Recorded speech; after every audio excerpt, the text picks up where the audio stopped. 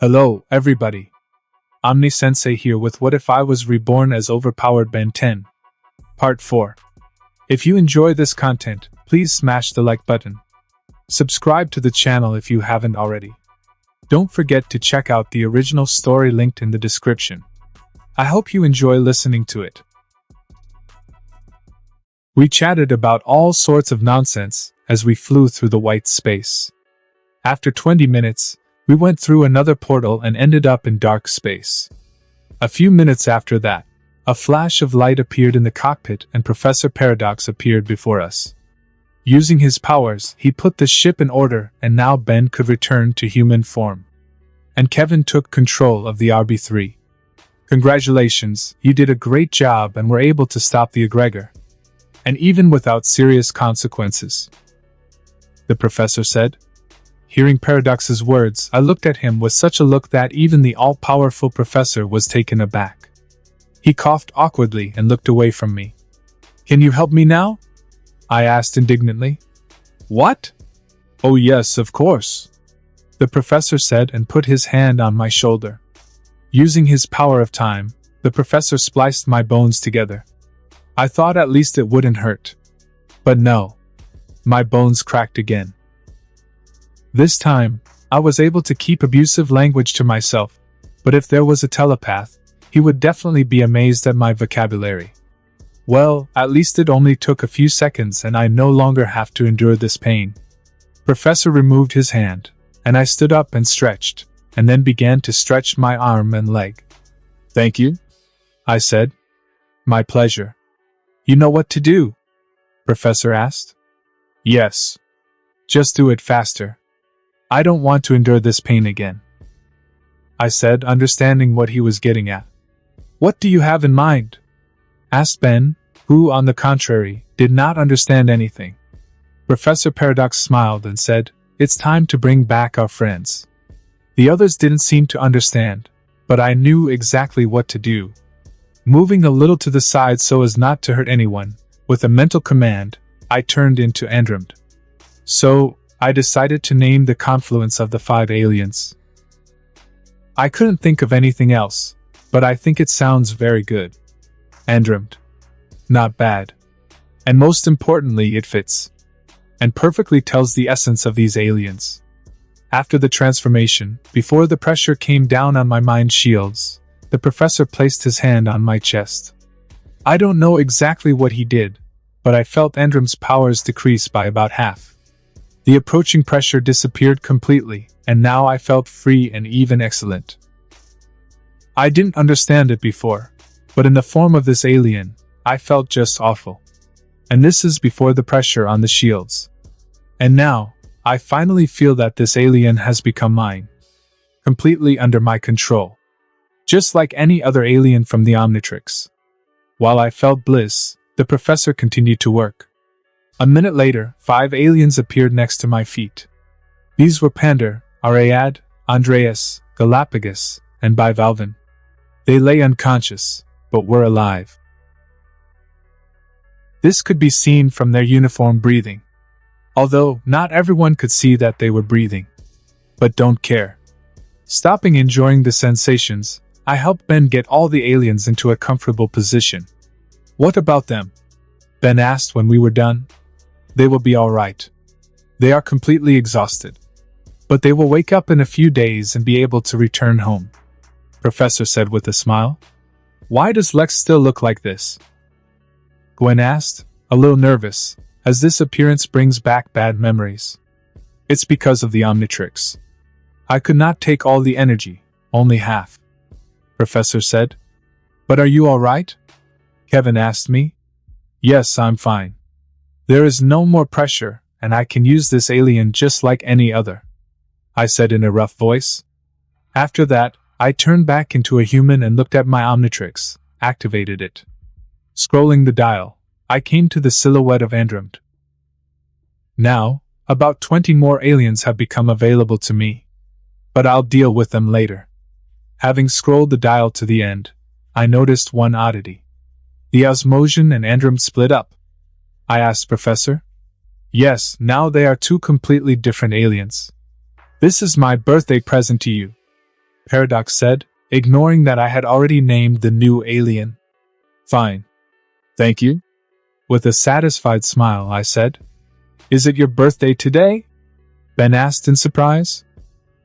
I don't know what your day is today, but when I fell asleep in my bed before they pulled me out here, I had July 7th. My 16th birthday. I said. Well, you have a holiday, Kevin said with a laugh. Here you are right. I agreed. Unfortunately, it's time for you to say goodbye, said the professor, interrupting us. What? But why so fast? We could spend some more time together. Lex could meet our father, Ben said. It's pretty sweet that he thought about it. It's better for Alexander not to appear in your reality. And who knows what might disappear there, Paradox said with a smile. You sound like I'm some kind of kleptomaniac. I take only what I can use, from those who do not need it. Mostly criminals, I said, rolling my eyes. And that's why you robbed the castle of the Forever Knights? The professor asked with a raised eyebrow. Just a couple of times. In addition, the knights of them, like a ballerina out of me. Ordinary smugglers, I said, snorting. You did it in 2 different realities, Paradox noted. Well, yes, but I took something that they definitely won't need. Because they didn't know what to do with it, I said. What about those 2 spaceships? One belonged to crazy cultists, and the other, in fact, to a slave owner. They are not sorry. What about Element X? Professor asked again with a sigh. Those idiots can't be trusted. And stop following me so closely. Give me some freedom, I said unhappily. Professor, having heard my words, decided to remain silent and not continue this conversation. Looking at Kevin, Ben and Gwen, I saw them looking at me with wide eyes. After a few seconds, Ben finally asked, Did you really do all this? I decided that I should ignore this question and said, like Professor said, it's time for me to say goodbye. Did he just ignore you? Kevin asked Ben. Ignoring Kevin's words, I said, well, it was a pleasure to meet you. And although I suffered, it was a good adventure. Take care of yourself. And if so, call for help. How can I help? Having finished, I nodded to the professor. He again put his hand on my shoulder and I was teleported back. Third POV. After the departure of our main character. Did he just run away? Gwen asked. Yes, looks like it. Ben and Kevin said. Forget about it. I will return you, the egregor, and our friends to Galvan Prime. But first, where is the map of infinity? Paradox asked. Hearing the professor's question, the trio's eyes widened. They looked at each other, after which Ben said, We do not know. When Lex defeated the egregor, we were not up to it. Especially when Lex screamed in pain, we completely forgot about the map. Then, we quickly boarded the ship and flew away. Clear. Should have figured it out right away. Okay, he deserves a reward for his help. I'll deal with that later. Perhaps that's even better. Now there is no map in this reality. Professor said with a sigh. So Lex took the map? Gwen asked. Who else? I like this guy, Kevin said with a laugh. Forget it. Let's go, said Professor, after which he teleported everyone to Galvan Prime. At Azimuth Tower on Galvan Prime, Azimuth paced back and forth in his office. He was very worried, because if the egregor wins, no one will be greeted. But he stopped when a flash of light appeared in the office. Azimuth shielded his eyes from the bright light. When the light disappeared, he looked at its source. Ben, Gwen and Kevin appeared there, holding the egregor's body on his shoulder. Standing next to them was Professor Paradox. And in front of them, on the floor, sat 5 aliens from the Andromeda Galaxy. They were unconscious. Seeing them, Azimuth quickly understood the whole situation and breathed a sigh of relief.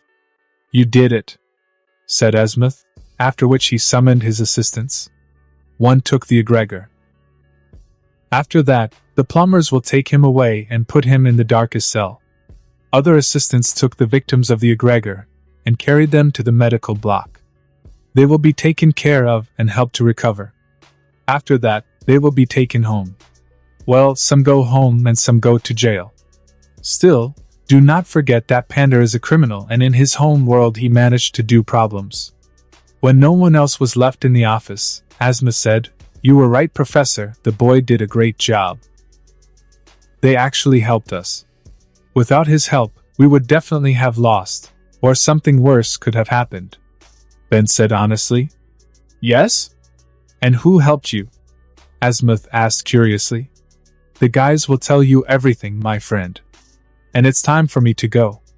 I need to visit our friend," said Professor, and disappeared with a bright flash of light. "Tell me," Asmuth said. What followed was a long story of what happened. And then, Asmuth released the guys and they returned to Earth. Home Dimension Lex 13. July 7, 2010. I woke up in my bed in a Pittsburgh hotel. As far as I remember, I fell asleep in the living room. But it seems that Grandpa carried me to bed, and also covered me with a blanket. Looking under the blanket, I found that I was still dressed in my clothes. Apparently, he decided not to undress me, not that age after all. Well, it's good. I wouldn't want to fight the egregor in just underpants. This led me to believe that I hadn't put a supply of clothes into my spatial storage. This oversight will need to be corrected. Well, it doesn't really matter now. I got out of bed and stretched. Oh, how good I am. I feel just great. Nothing hurts anywhere. I am full of strength. It's just wonderful. The mood immediately lifted. Taking the phone out of inventory, I looked at the time. It was already 11 a.m. I slept so well. In fact, although I had a good night's sleep, I would still be happy to lie in bed. But I have to go. Today is my birthday and I must definitely celebrate it with my family. Getting up from the bed I was sitting on, I went to the bathroom, but there was a flash of light in the room and Professor Paradox appeared. "Professor? Something happened?" I asked him. "Nothing serious. Can you give me the map of infinity?" Paradox asked. "Map?" I asked in surprise. "Where does map come from?" I didn't even take it in my hands. If only. After looking into my spatial storage, I actually found the map infinity.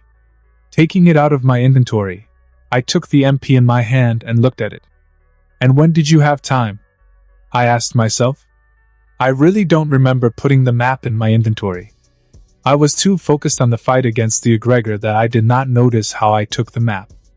It looks like it all happened on reflexes. Maybe you're right, Professor, about my tendencies, I said thoughtfully, handing the map to Paradox. Professor let out a chuckle and said, "Do not pay attention. You don't have any tendencies. It's just that you're very frugal and don't like to leave useful things idle. I was just joking like that."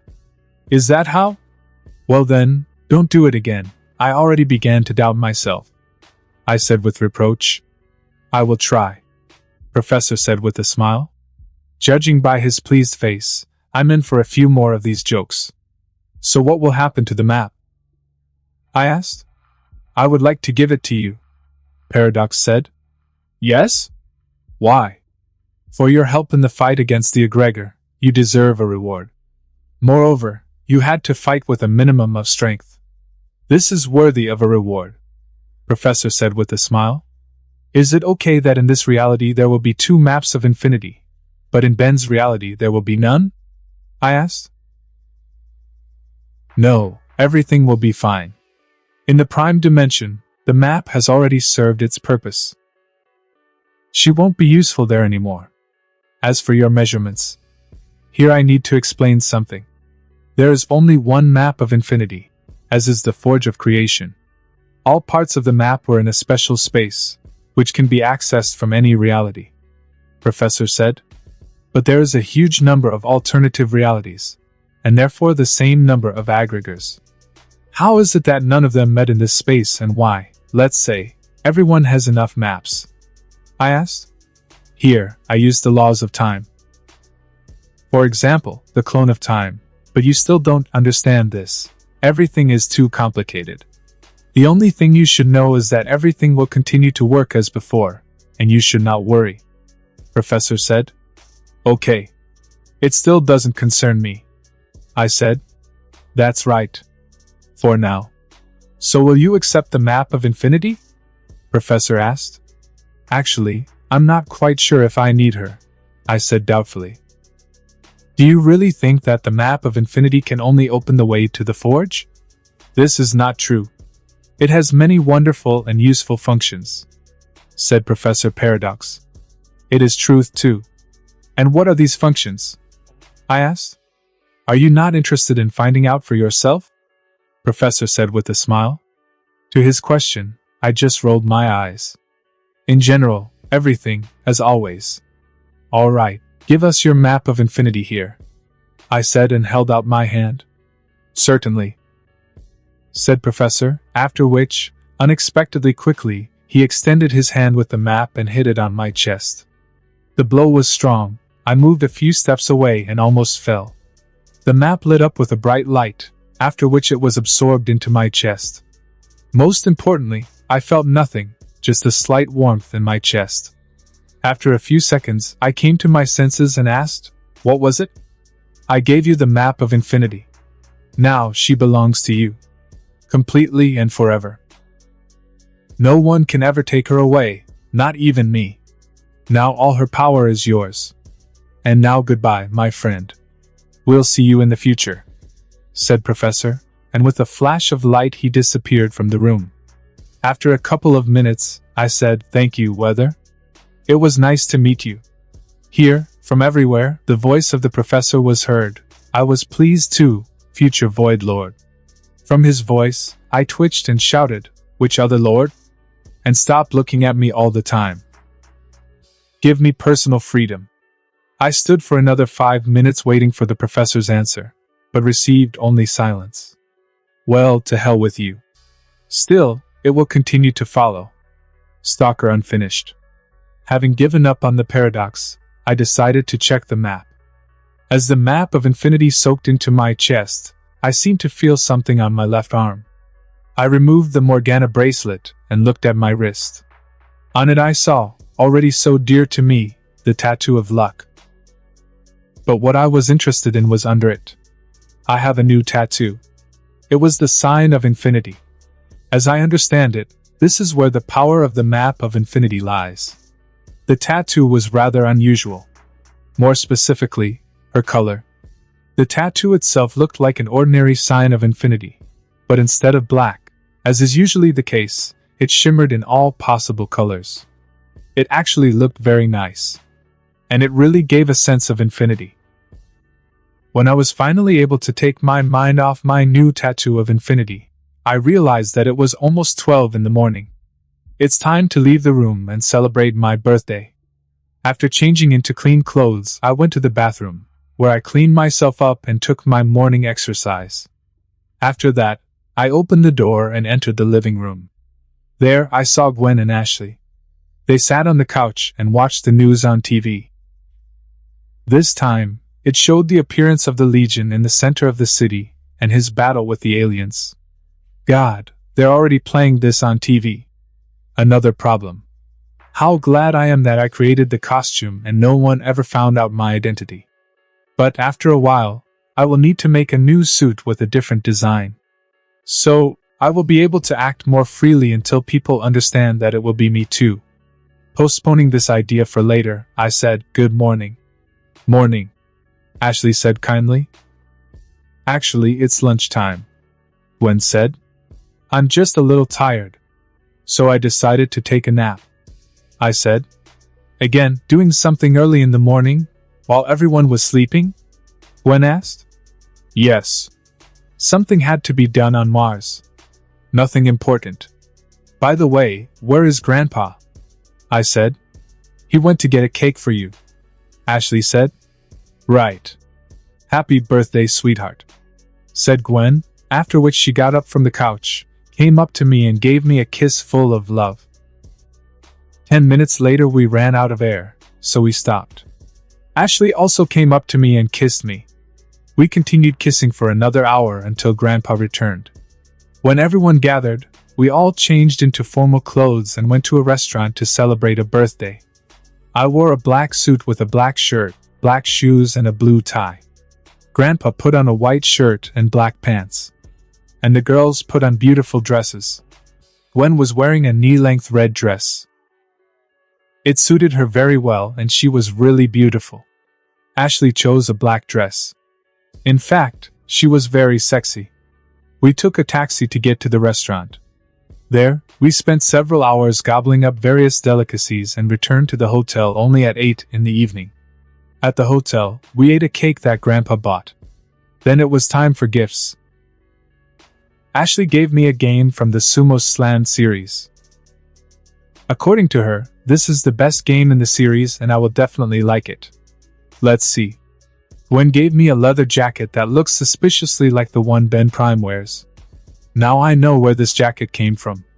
My jacket had the same design, but the main color was blue instead of green as usual. And instead of the number 10 at the heart, I had the number 13. Gwen knows my taste buds, so the jacket is totally my style and I was pleased. Now, I also have my own signature jacket. Grandpa was surprised. He gave me a car. Well, more precisely the keys to it. It was a 2009 Chevrolet Camaro. Dark blue with black stripe. The car itself is now in the garage of our house. This car, at the moment, is just a regular Camaro, without any upgrades. According to Max, I can do whatever I want with her. Make changes, add alien technology, and so on. But I can only ride it when I pass on the right. At least officially. It was a good gift, so I thanked him with all my heart. After that, we sat for another hour and Grandfather went to bed. And the girls and I kissed until midnight. We didn't go further because it's still too early. At least for Gwen, but Ashley doesn't want to hurt her, so we all tolerate it. At 12 o'clock in the morning we finally parted and went to bed. It was an extremely long and eventful day. July 8th, 2010, I woke up, as usual lately, early at 5 a.m. Grandfather already seemed to have got up, since he was not in the room. I felt fresh and rested, so I decided to go to Mars anyway. At first, I thought it was not worth going there for a couple of days, but I still decided that the sooner I finished dismantling the ship, the better. After tidying up in the bathroom and taking my morning exercise, I put on the new jacket Gwen had given me yesterday and walked out of my room into the living room. There, I saw Max's girl sitting on the couch watching TV while drinking fresh coffee. "Good morning," I said kindly. "Morning. Are you already up?" Grandpa asked. "Yes. I wanted to check the car before the girls wake up," I said. "Fine, but stay too long. I wanted to leave early today," Max said. "Good. I'll be there in 2 hours," I said and turned into the Two Tails, teleported to Mars. As always, after first protecting myself with a layer of magical energy from the harsh conditions of Mars, I ended up on this planet. There was no one here, except for a huge pile of drones. It looks like my clones dissipated when I left this universe. Still, it's too far away. And this is logical.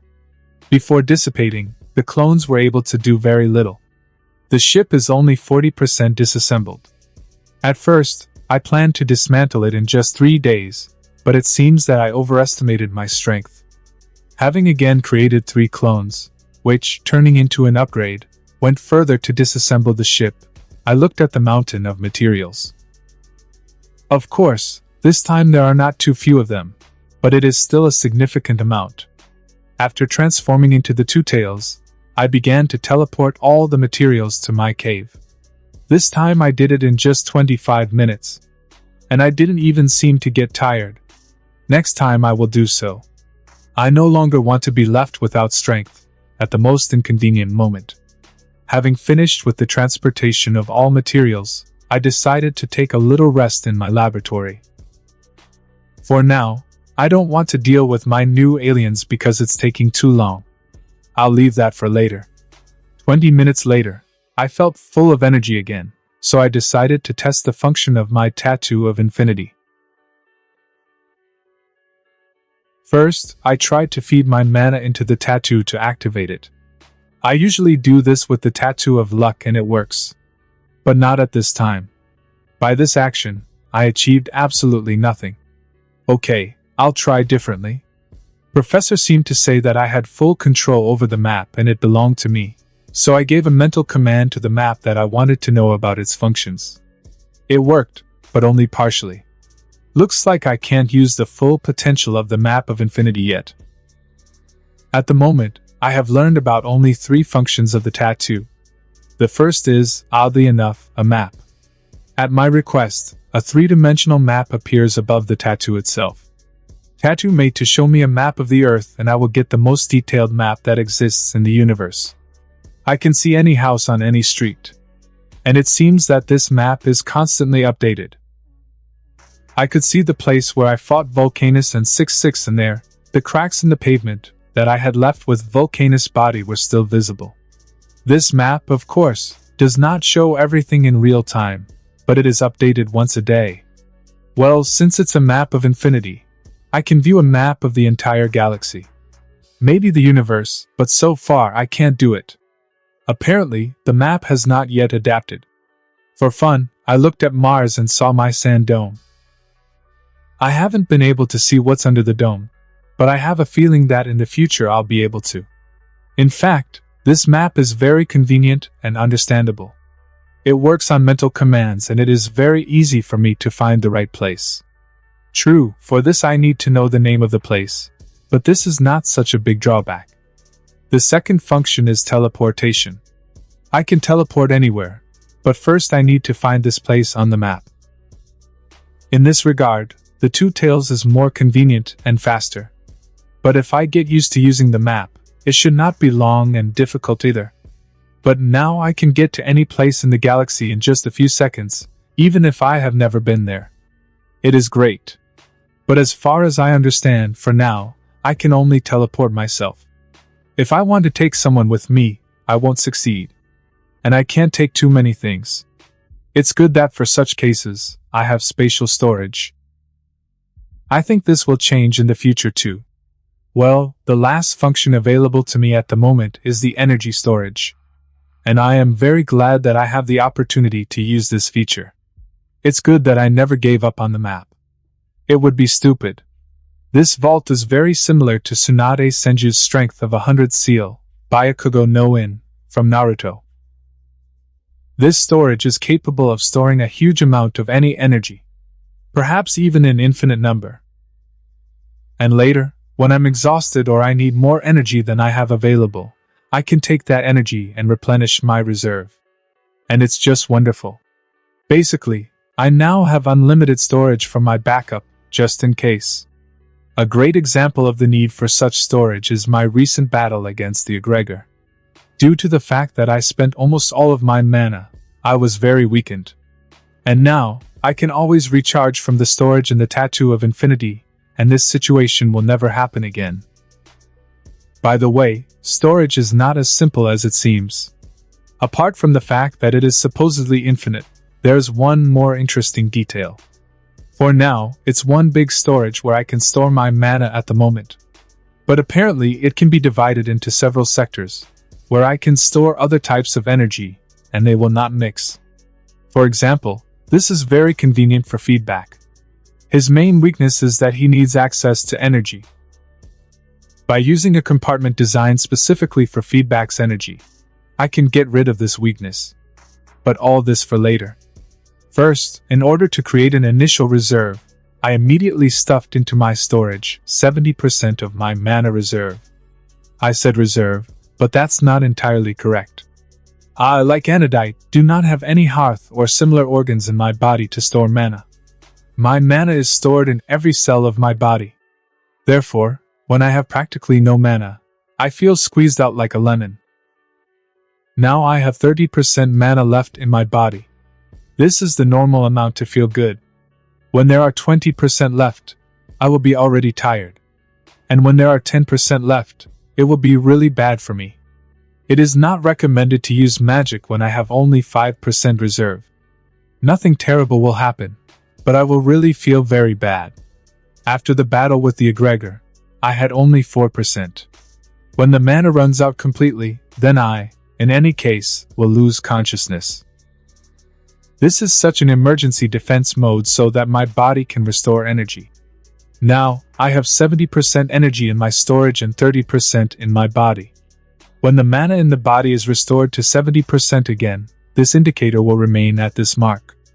From now on in my body, there will always be only 70%.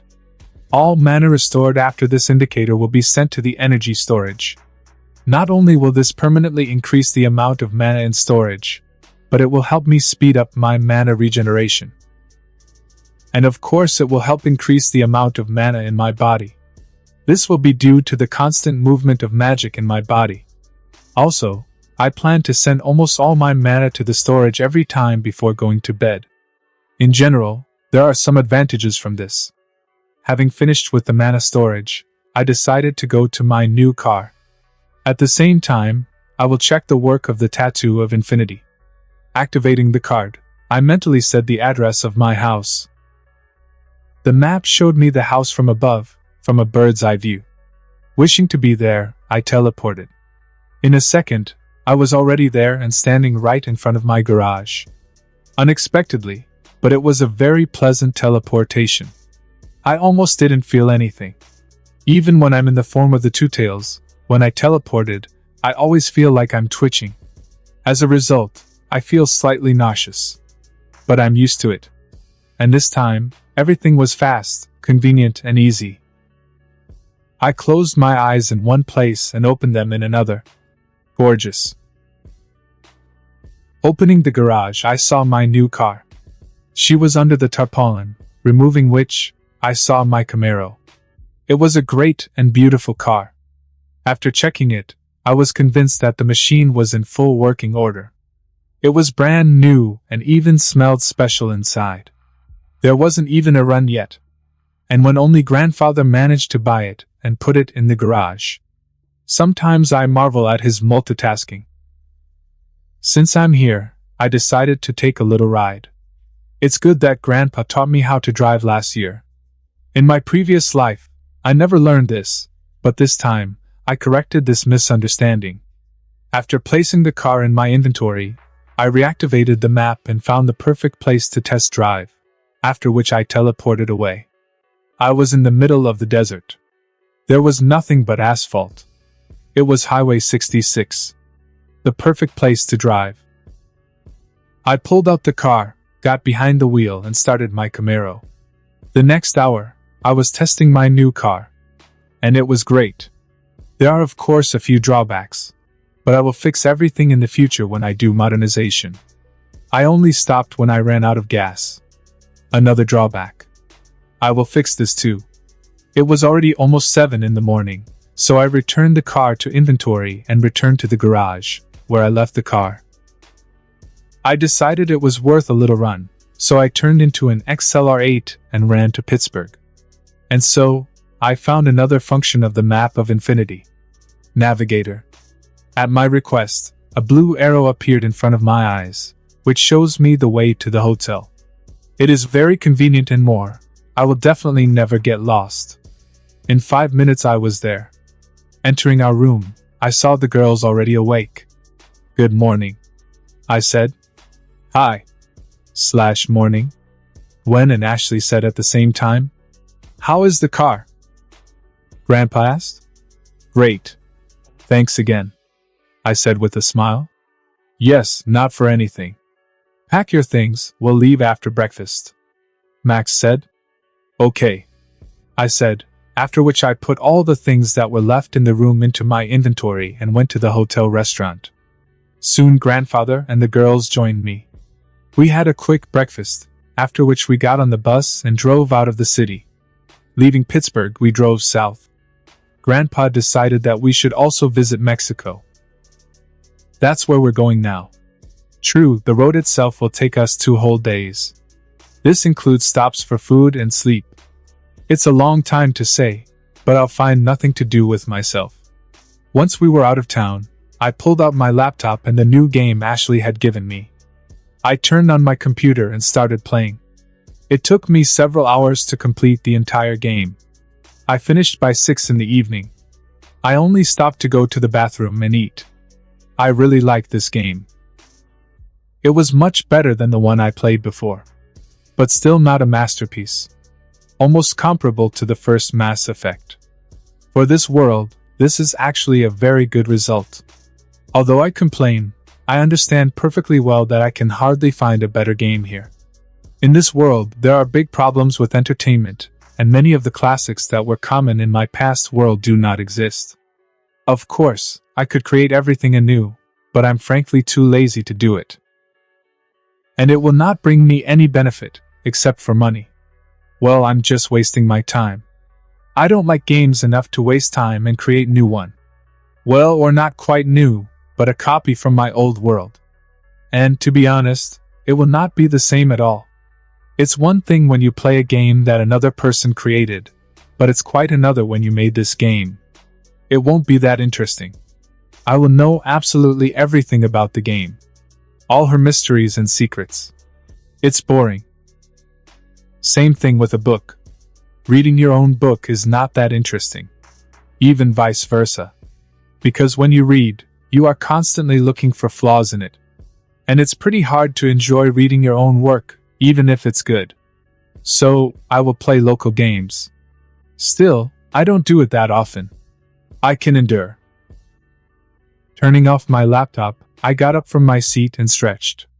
I sat up for something. Well, how? Ashley asked when she saw that I had beaten the game. Not bad. I like it. Better than the last game, I said honestly. Not bad? It's a masterpiece. And you speak not bad, Ashley yelled indignantly. I'm just not as big of a fan of the series as you are. Besides, I don't really like sumo slammers. To each his own, I said calmly.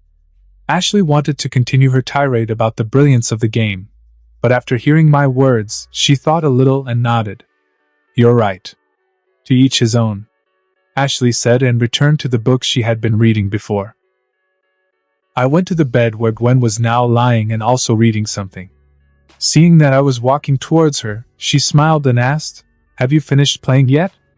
Can I take your laptop? I wanted to watch one new movie. You have your own computer. You can use it, I said sitting on the bed. My laptop has a small screen, so it is inconvenient to watch movies on it. And yours is big and comfortable. He's generally much better, Gwen said. Well, of course. I created it myself. He should be like this, I said with a grin. Gwen just rolled her eyes at my words and asked again, So can I take it? Certainly. Can use it as much as he wants. At least today, I won't need it anymore, I said. Thank you, Gwen said and got out of bed and went to my laptop. Taking her hand to stop her, I said softly, Later I'll make you the same laptop, maybe even better. This will be my gift. Gwen smiled brightly at me and kissed me on the lips. But so that grandfather does not see anything. Thanks again, Gwen said and walked on. I collapsed on the bed and looked at the omnitrix. Since I still have about 2 hours left to stop, I decided to check out all the aliens I got from Ben. I didn't do it before because I wanted to relax and have some fun. And now the time has come. The last time, before I got into the Forge of Creation and all this adventure with the egregor, I had 28 aliens. The most recent aliens I got were Ultimos and Squid. I checked their strength, but not very carefully, due to the fact that at that time I was very tired. I have never used them in battle either. We'll need to fix this in the future. After activating the watch, I looked at the dial, on which the silhouette of Heat Blast appeared. Everything is like the first time. It feels like I just haven't used the omnitrix the old-fashioned way for a huge amount of time. It seems that even a month and a half has not passed since I found this magic watch, but it seems that several years have passed. Using the watch in this way makes me feel nostalgic. I don't know why, but it's quite a pleasant feeling. So, I remember the whole past path and my achievements. I've achieved a lot. I don't even believe it. Found the omnitrix, learned magic, got 2 girls, beat up Vilgax, met Ben Prime and Professor Paradox, got 2 tattoos. And this is only the most important thing. At such moments, I feel like an old man, not a teenager who just turned 16 yesterday.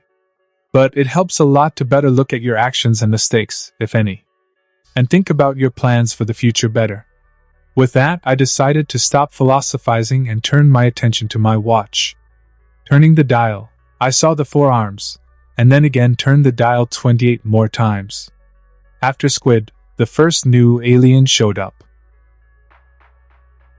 Judging by the silhouette, it was Swampfire, a representative of the Methanosian race from the planet Methanos. It's rather unusual to see aliens from the Alien Force and Ultimate Alien in the old-fashioned Omnitrix. Instead of a holographic silhouette like Ben had, I just have the shadow of an alien. Swampfire is a pretty good alien. Although, if you think about it, he's just a mixture of Heat Blast and Wildvine. I don't have access to the last one yet. Until I transformed into this alien, I couldn't say much about him, so I immediately moved on to the next alien. The 30th alien available to me was Big Chill. Pretty cool alien. Again, we can say that this is a mixture of 2 aliens, namely the Ghost Freak and Icepick. This is not entirely true, of course, but it's still an example. The 31st alien is the Brainstorm. An alien similar to a gray matter in terms of intelligence. But he is stronger, and with additional abilities. Alien number 32 is Chromastone. Exactly the alien that Tetrax was waiting for. It will be necessary to inform him later and help restore his planet. But it's not entirely clear how I got this alien.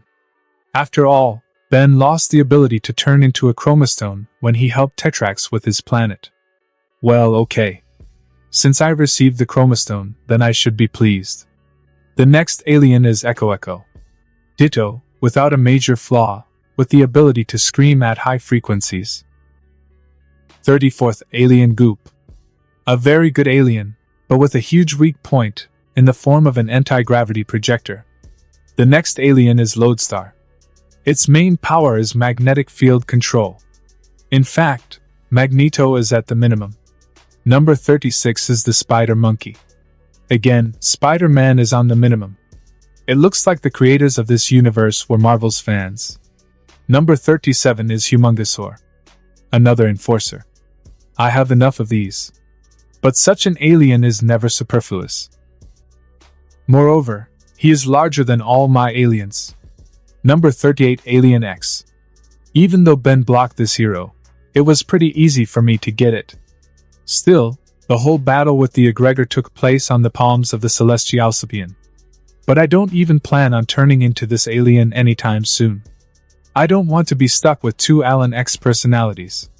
Number 39 is Chameleon. Useful alien. After all, I only have one hero with the invisibility ability. Although Chameleon's ability is not invisibility, but merging with the environment, which is implied by his nickname, but this is not too important. And again, it is not clear how I got it, because the event with Prisoner 775, from whom Ben took this DNA sample, occurred after the battle with the egregor. The only explanation is that it is not, and Ben's team met this alien earlier. More confirmation that I cannot rely on the knowledge of the series and always expect a catch. After all, this is the real world, not a cartoon for children. Okay, it doesn't matter, let's move on. The 40th and 41st aliens are very similar. They have a similar concept of forces. Upchuck and Edel. It's not entirely clear what kind of Upchuck I got. After all, there are 2 types of this alien, Perk Gourmand and Merc Gourmand. Well, when I change, I'll find out. Edel and Upchuck have almost the same abilities. They eat any garbage, digest it, and fire an energy blast. Edel does it from a horn on its head, and Upchuck does it from its mouth. And that's all. Alien number 42 Fast Track. In fact, the same speedster as the XLR-8. But Fast Track is slower, but physically stronger. It can carry a lot of weight, unlike the same XLR-8.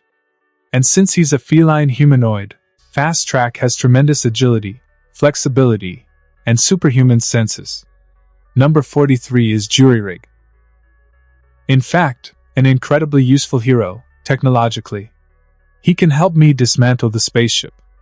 Aliens numbered 44, 45, 46, 47 and 48 are aliens from the Andromeda Galaxy who were kidnapped by the egregor. Water Hazard, Terraspin, NRG, Amphibian, Armadillo. I have already talked a little about them, so everything is clear. And I received an analog of the Water Hazard, in the form of Overflow, a month ago, and I am already perfectly familiar with this hero. The 49th alien is a mixture of these 5 aliens. And as I said, I decided to call him Andromeda. Despite the fact that the professor took 50% of Androm's strength, he is still incredibly strong and useful.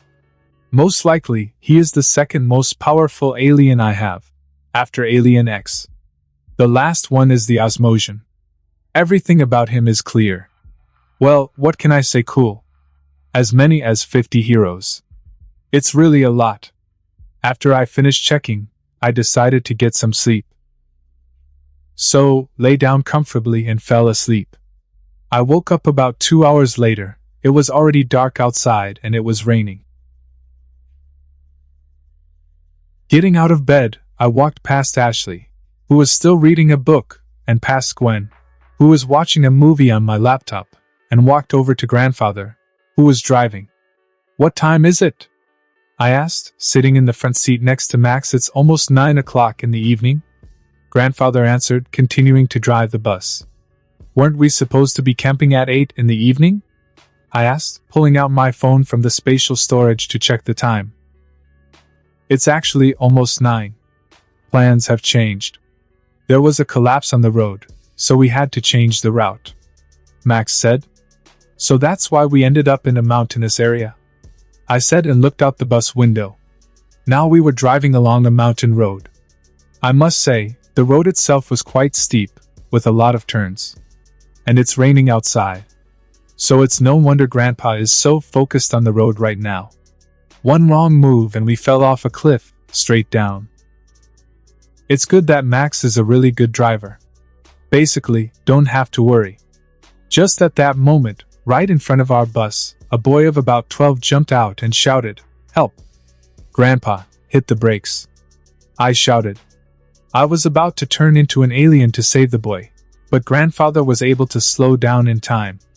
The bus spun a little, but we were all safe.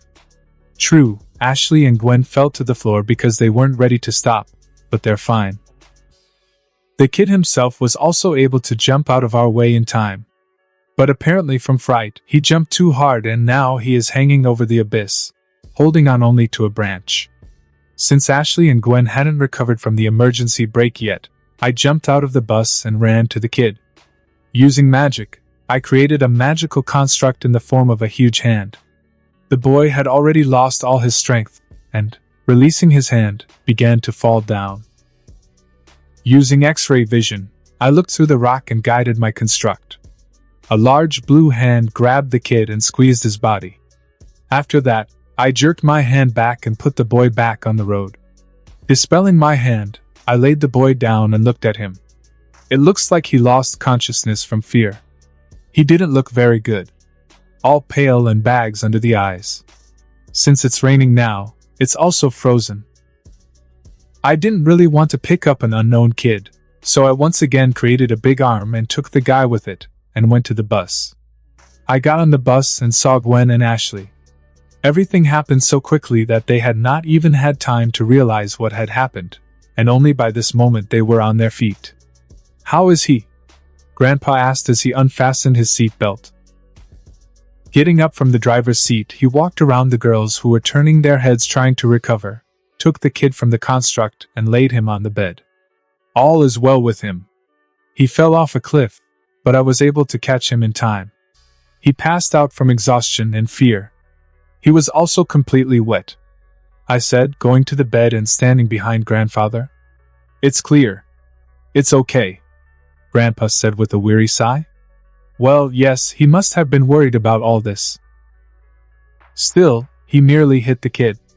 "His name is Gilbert," Gwen said as she approached and pointed to the name patch on the kid's shirt.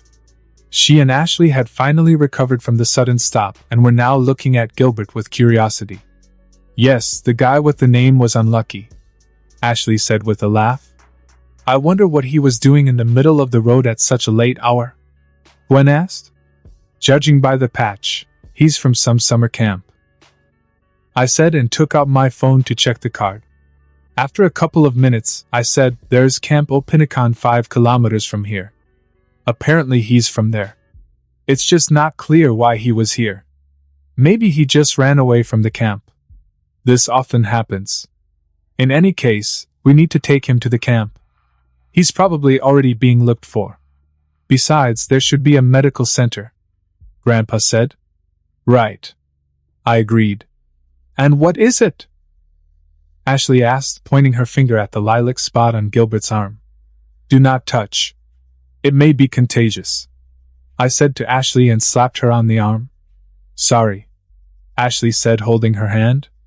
It's quite possible it's some kind of fungal infection, Gwen said, looking at Gilbert's hand.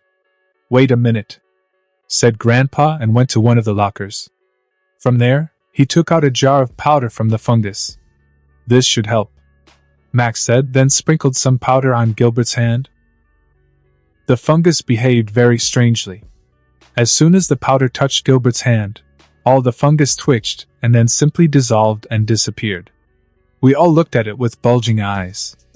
Oddly enough, Ashley was the first to recover from the shock. She quickly snatched the can of powder from Grandfather's hands and sprinkled it on her hands. After spending half a can, she finally calmed down and looked at us. Me, Grandpa, and Gwen looked at her with dumb shock. What? Is it really contagious? Ashley said. Paying no more attention to Ashley, I looked at Gilbert's hand and touched it a little, after which I said, it certainly wasn't an ordinary fungus. Perhaps this is again the tricks of aliens. We'd better go to the camp. That's right, we need to get there as soon as possible, said Grandpa and sat behind the wheel, drove to the camp, following the map. 5 minutes later we were at the camp. Grandpa drove in through the main entrance and stopped the bus in front of one of the buildings. Leaving Gilbert on the bus, we got off and went inside the building. It turned out to be a dining room. Inside was complete destruction. Tables and chairs were overturned and food left behind. Wow, everyone is running away, Ashley said, surveying the whole mess with curiosity. Yes, as if they were blown away by the wind, Gwen said. Grandpa walked over to one of the tables that was still standing and ran his hand over a bowl of spaghetti. The food is still hot, obviously they ran in a hurry, Max said. Just at that moment, there was a sound of thunder outside and the light was cut off. Grandfather took out 2 flashlights, which he, just in case, took on the bus. He kept one for himself and gave the other one to Ashley and Gwen. I took out my phone and turned on the light on it. From the direction of the kitchen there was a noise, so, lighting the way, we went there. Entering the kitchen, we saw a bunch of dirty dishes. And nothing more. Ashley and Gwen obviously didn't like the place and were trembling a little. It seems that they are already adult girls who have fought with aliens more than once, but are afraid of simple darkness. I don't understand them. So that they would not be so scared, I let them take my hand. Gwen grabbed my arm and Ashley grabbed my elbow. As we walked further into the kitchen, we saw 2 pairs of eyes that practically glowed in the dark. This scared Ashley and Gwen very much, and they screamed. I just lit up that place and saw 2 twins. They were a boy and a girl. They were about 8 years old. They hid in the closet. Grandfather, I found the children, I said to Max. He will deal with children better and be able to calm them down. They were clearly very scared. I paid attention to my girls. They were very frightened and were now trembling while holding my hand. Calm down. They are just scared kids. Pull yourself together, I said, stroking the girls on the back, so that they would come to their senses. After a couple of minutes, they were finally able to pull themselves together and no longer trembled. At least not as much as before. While I was comforting my girls, Grandpa came over and started talking to the kids in the pantry. Are you okay? Grandpa asked in a soothing tone. For now, yes. Leaving the pantry, these children said in turn. They seem to be the heirs of the Weasley twins and constantly take turns speaking after each other. What happened to you? And why are you hiding here? Grandfather asked, ignoring the manner of speech of the children. There was some noise outside, but, the boy began to say. We were scared to go out. And the girl finished. I'm Andy. The boy introduced himself. And I'm Mandy. The girl said. And we are twins. Andy and Mandy said at the same time, hugging each other. It seems to be their favorite representation. There was thunder outside, and the twins seemed to finally remember that they were scared. Shouting, they hid behind Max. Just at this point, I calmed down my girls and was able to pay attention to the children. Where is everyone else? I asked, waving my hands. Ashley and Gwen were still scared, so they grabbed and hung on my arms. Although, judging by their cunning faces, they are no longer so afraid. They really like the way I calm them down and protect them. Everybody left. Andy said, clutching Grandpa Max's leg. There is no one left here. Mandy said, repeating the steps after her brother.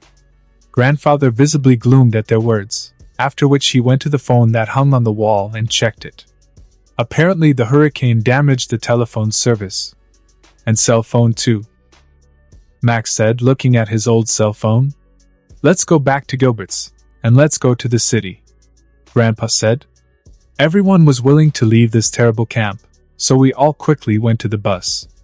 Once outside, I used telekinesis to create a shield over our heads to protect everyone from the rain. Oddly enough, the twins didn't even notice. Well, good. Going inside, Grandfather immediately got behind the wheel and tried to start the bus. But he didn't succeed. Frowning, Max got off the bus. The rain had completely stopped. It happened very quickly and unexpectedly. Raising the hood, Grandfather looked at the bus engine. A fungus sprouted on the entire motor, which is why the bus would not start. It looks like the whole motor is overgrown with some kind of fungus, said Max, carefully looking at the motor. Hearing his words, Ashley quickly ran into the bus and brought powder from there. Seeing what Ashley had brought, Grandpa said thoughtfully. Maybe this will work. Taking the powder from Ashley's hands, he began to sprinkle it on the motor. It really worked, and the fungus started to disappear. But the powder was only enough for half of the entire fungus. Not enough. Well, we'll have to stay here, Grandpa said. Taking Gilbert, we went to one of the cabins, following Andy and Mandy's directions. It turned out to be a living quarters, so we decided to stay here. Putting Gilbert on one of the beds, Grandfather said, Stay here, keep an eye on Gilbert. I'll go to the kitchen to get food. I will go with you, I immediately said. Good. Extra hands won't hurt, Max said and left the house. Before leaving, I took a serious look at Ashley and Gwen. Seeing my gaze, they immediately focused. While Ashley and Mandy were distracted, I approached them and pressed a special point on their neck. This prompted them to fall asleep. I did the same with Gilbert so that he would not wake up early. There is definitely something wrong with this camp. Stay here and protect the children. Let them sleep better. They shouldn't know about aliens. Gwen, cover the door and window with your magic shields, I ordered and went out. Good, Gwen said. They know when to joke and when to obey me implicitly. As I walked out the door, using my supervision, I saw Gwen put up her magical shields. Since Gwen listened to me, I cannot worry about them and focus on the case. Moving away from the house, I saw how several humanoid mushrooms attacked Grandfather. He was quickly tied up and dragged into the forest. I was about to save Max, but I stopped. Judging by the eyes, he saw me and knows that I am near. So Grandfather wants to be taken to the lair of these mushrooms. There I will save him and solve the local problem. Just in case, I use telepathy. And yes, I was right. This is his plan. It is clear that Max has long understood that this camp is not so simple. Of course, I could find the fungus den myself and decide everything, but since Grandfather wants it so, I will act according to his plan. I quickly turned into a chameleon and, merging with the terrain, ran after the kidnappers. I had little time to examine myself, but I noticed that I was still wearing pants. Thank God. I wouldn't want to be naked. 5 minutes later, we were in a strange area. Here everything was in strange luminous mushrooms. It must be said that it was quite a beautiful sight, but I could not be distracted. Max was dragged into a cave. Going after him, I saw that the humanoid mushrooms had already gone somewhere. And grandfather's body is entwined with roots. Since I knew what to do next, I quickly turned into Ditto and created a clone, which turned into the Two Tails and freed Grandpa from captivity, teleported back to the camp. I, on the other hand, turned into an XLR8 and ran inside the cave. I moved so fast that the roots couldn't catch me. After a couple of minutes, I arrived at the very heart of the cave. There was a mycelium here. I must say it's a nasty thing. Something like a brain. Also with teeth. When I got close to the mycelium, the omnitrix glowed yellow. Apparently, I got the wild vine. It's rather strange, but I'm not up to it. The whole earth shook. It looks like the mycelium wants to grow mushrooms with its spores. I would not like to allow this.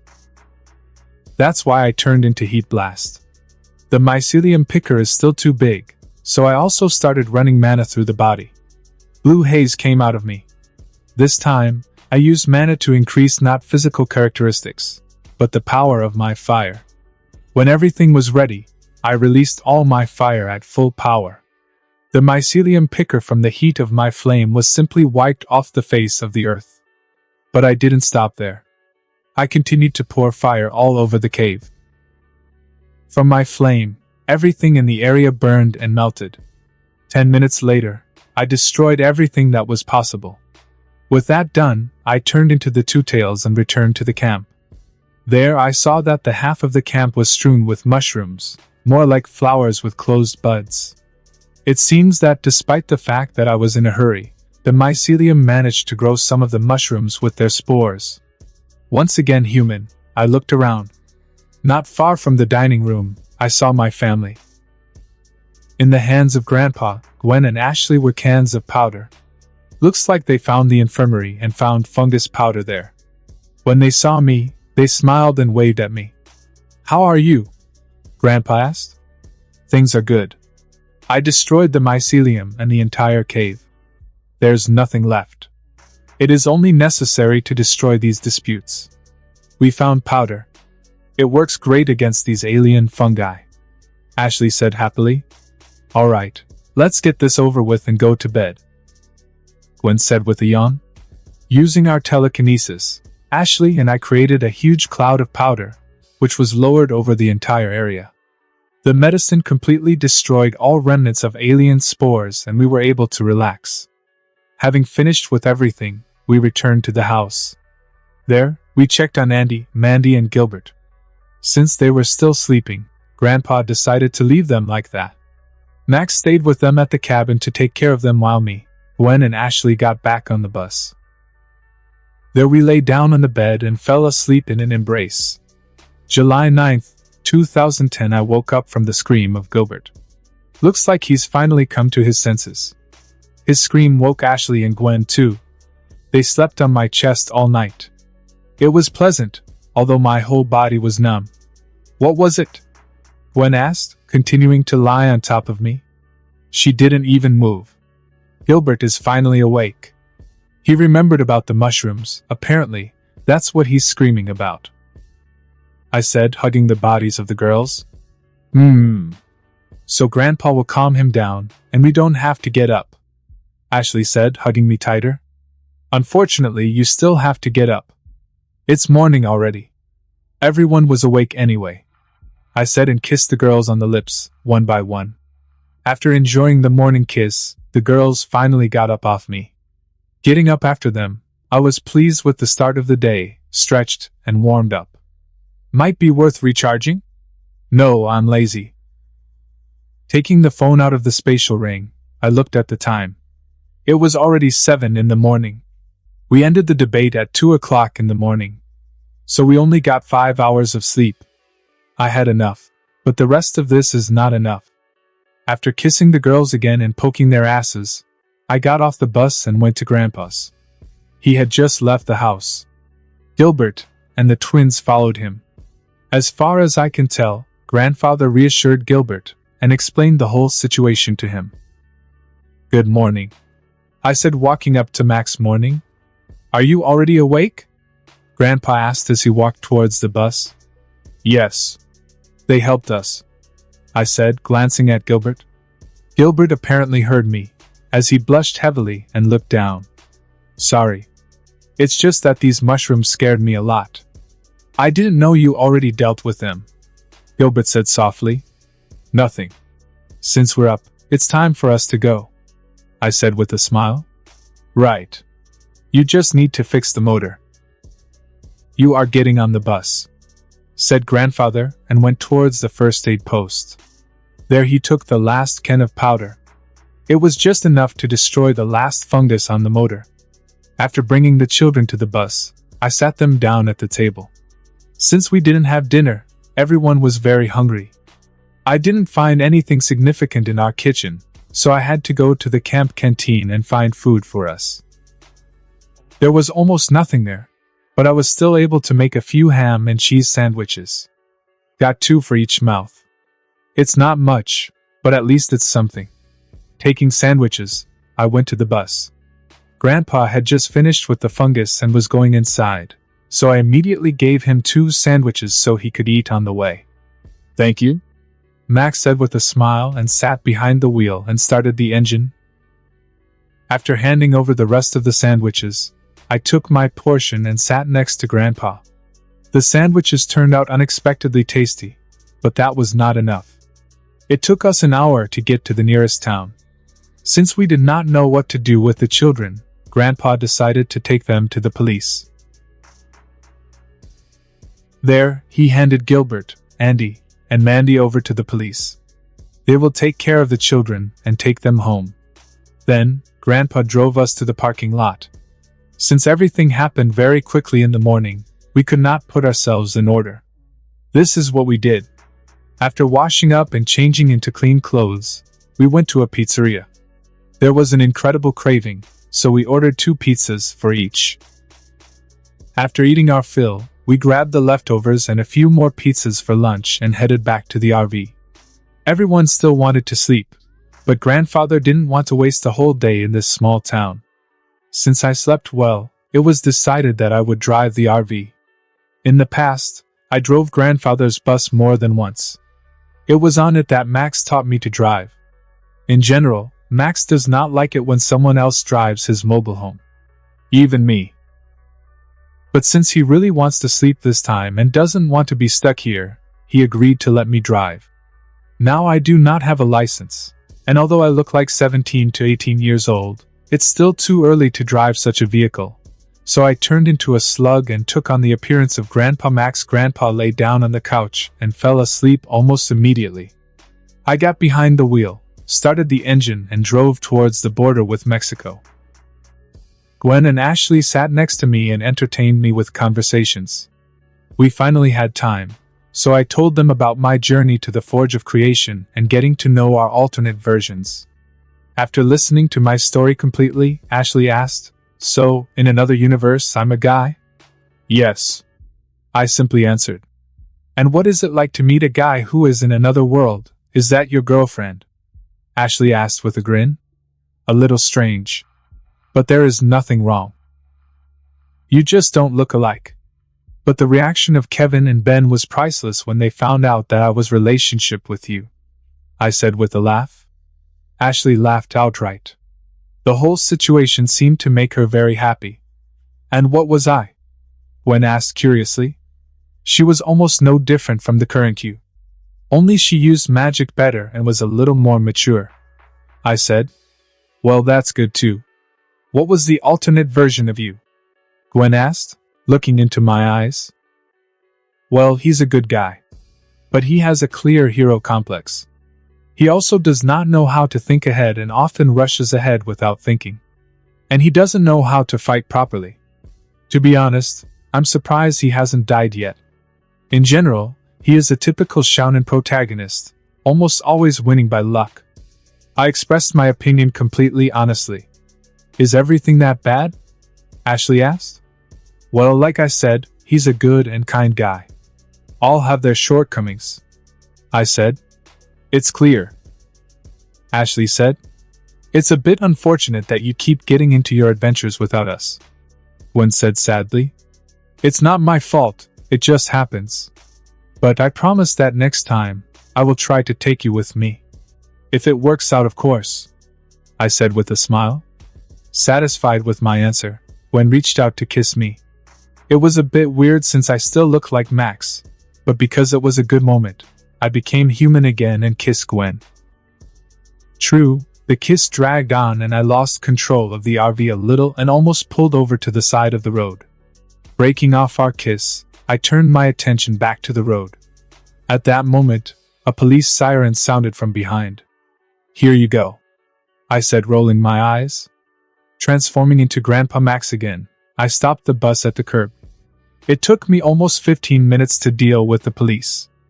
I got pulled over because my taillight didn't work. I will need to tell Grandpa about this. Max never woke up, so I got behind the wheel again and drove on. Then the girls and I talked a bit about alien mushrooms and stuff like that. After a couple of hours they decided to get some sleep and I was left alone.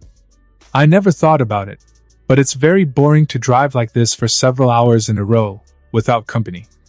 I don't understand how Max does it. Taking out my phone and headphones, I turned on the music and drove on contentedly. 3 hours later we were already near the border. I stopped the bus at one of the gas stations to fill up the bus. Becoming myself, I went outside and paid for gasoline, began to fill the tank of our old bus. By the way, now I have been in the form of an alien for the longest time. For so long, I've never turned before.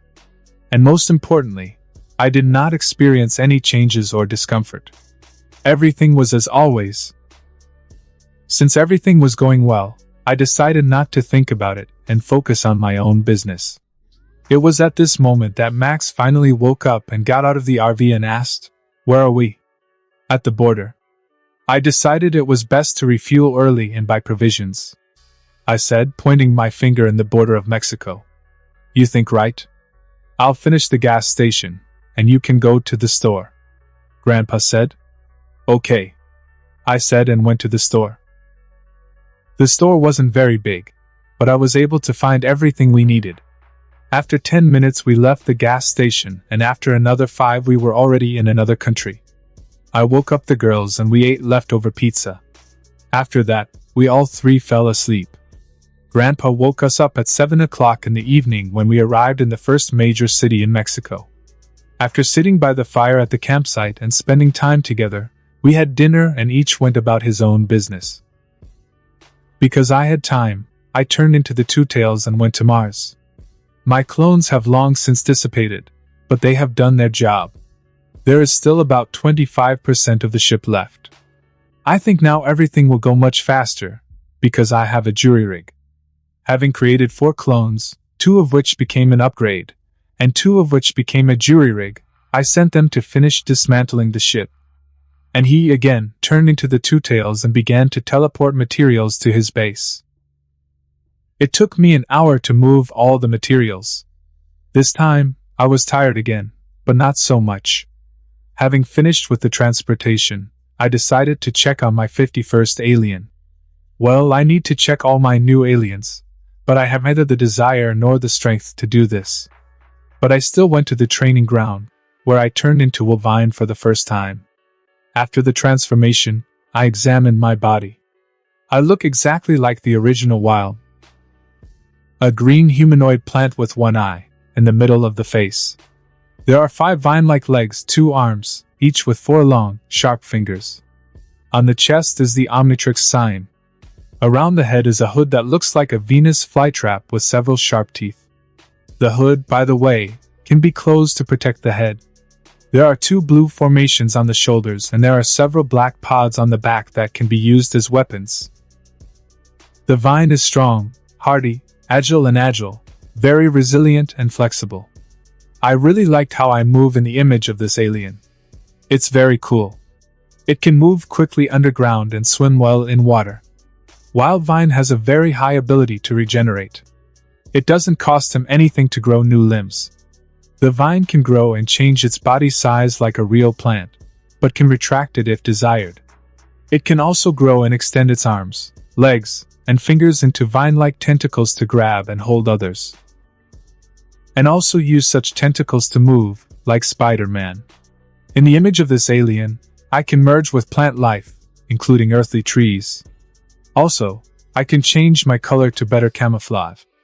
The wild vine can grow black fruits on its back, such as pods containing a variety of substances, lethal and non-lethal, allowing it to be used as explosives or smoke bombs, as mentioned above. Its pods can also grow vines. Using fantasy, you can use the powers of the vine in a wide variety of ways. But now, it doesn't really matter. After some more training, I turned back into the Two Tails and teleported to the RV. I had little strength left, so I went back to sleep. July 10th, 2010. I woke up because I felt my clones dispersed. Something happened? Need to check. I thought as I opened my eyes. Getting out of bed, I did my morning routine and put on clean clothes. I did all this as quietly as possible so as not to wake my family. After completing all my morning chores, I finally looked at the time. It was still only 4 a.m. Somehow too early. I seem to have slept well, but I still don't really want to do serious things. If something really serious happened on Mars, Morgana would warn me.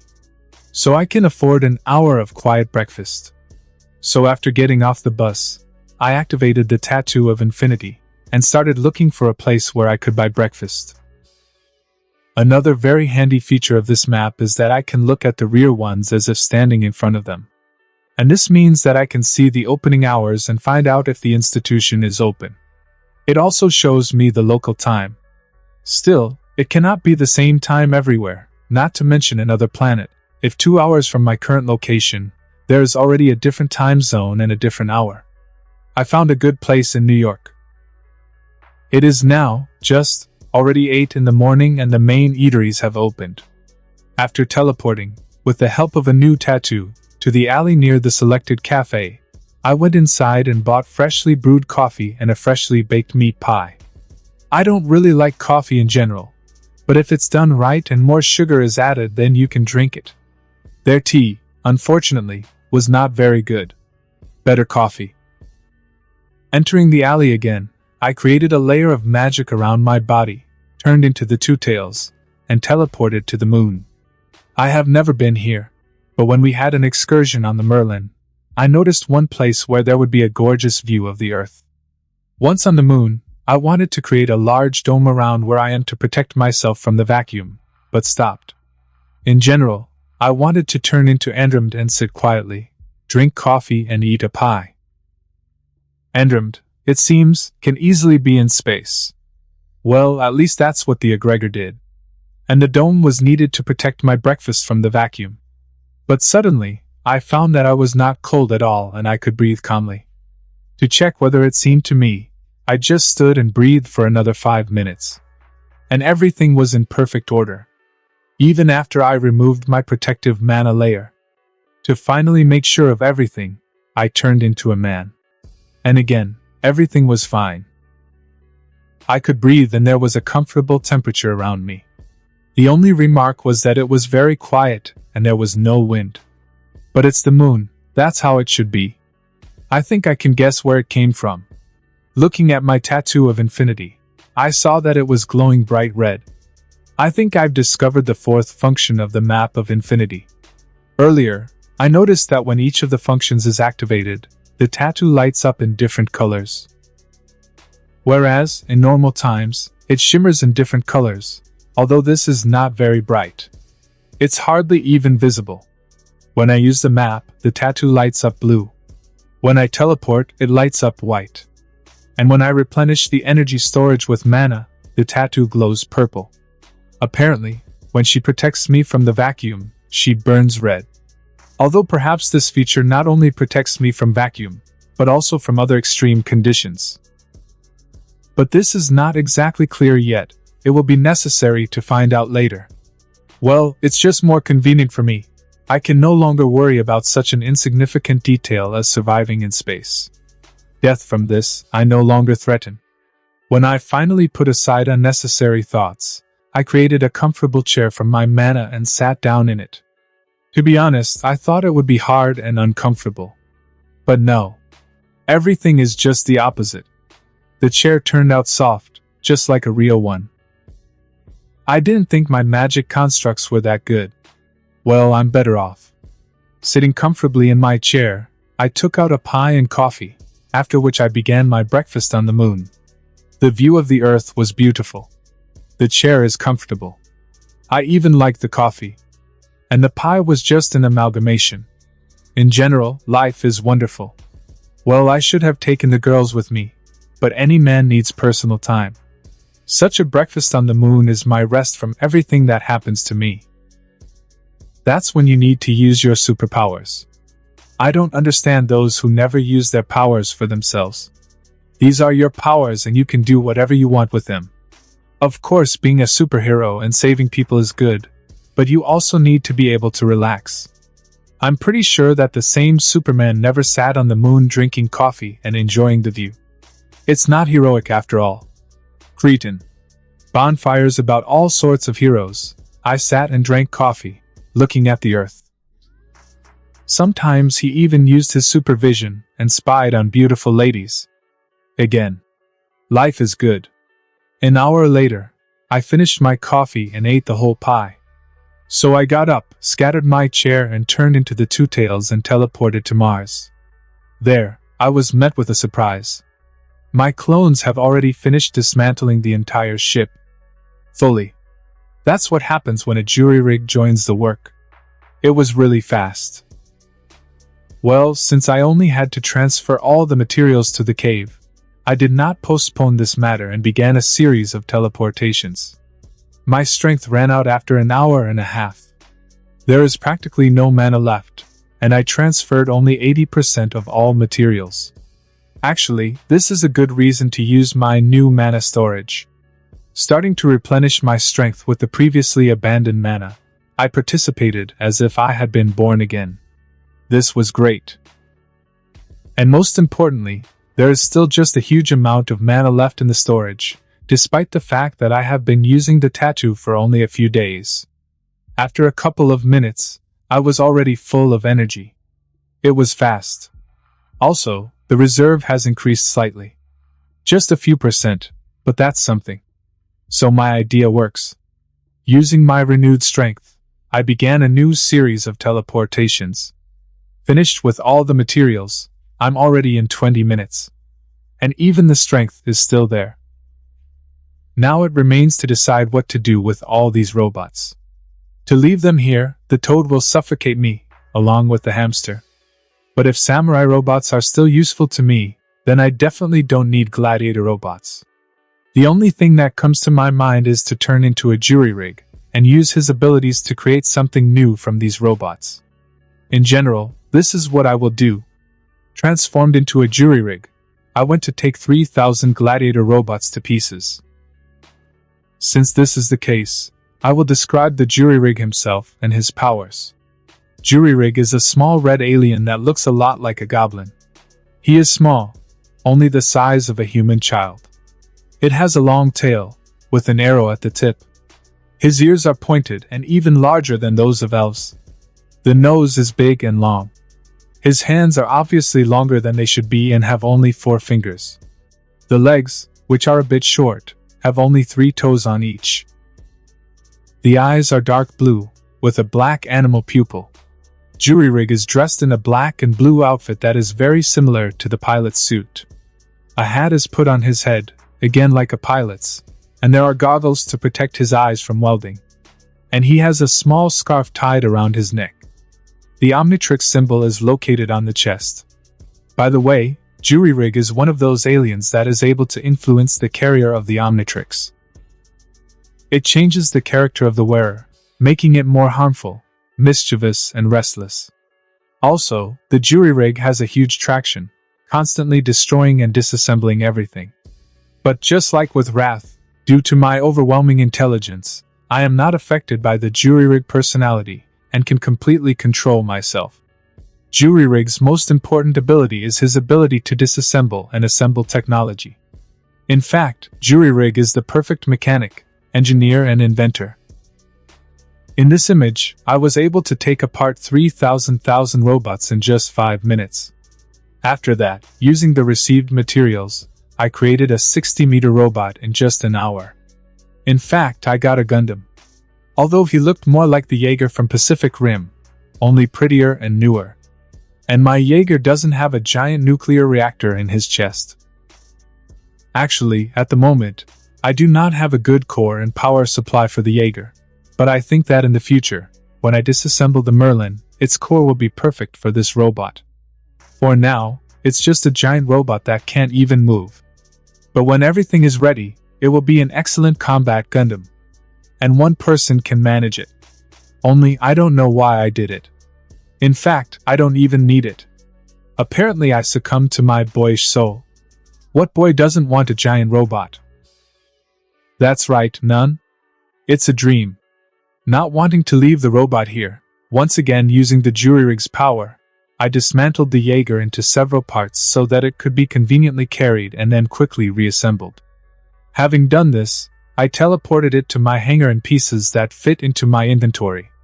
When the entire Jaeger was in place, I became the jury-rig again and fully assembled it again, and left it lying on the floor of the hangar. With samurai robots, I acted differently. Having completely freed up space in my inventory, I returned to Mars, where I put the robots in my spatial storage. 50 robots fit inside at once, therefore, in 10 teleportations, I transferred them all. For now, I've left them in stock. Then, I returned to Mars again and turning into the Sandman, I destroyed the dome of sand. Shouldn't leave him. Returning to the base once again, I took all my things, after which I teleported to my family. I arrived just in time for everyone to wake up. No one asked me where I was, because everyone knows that usually early in the morning, I go about my business. And if it were something serious, I would immediately tell about it. And since I don't say anything, you don't have to worry.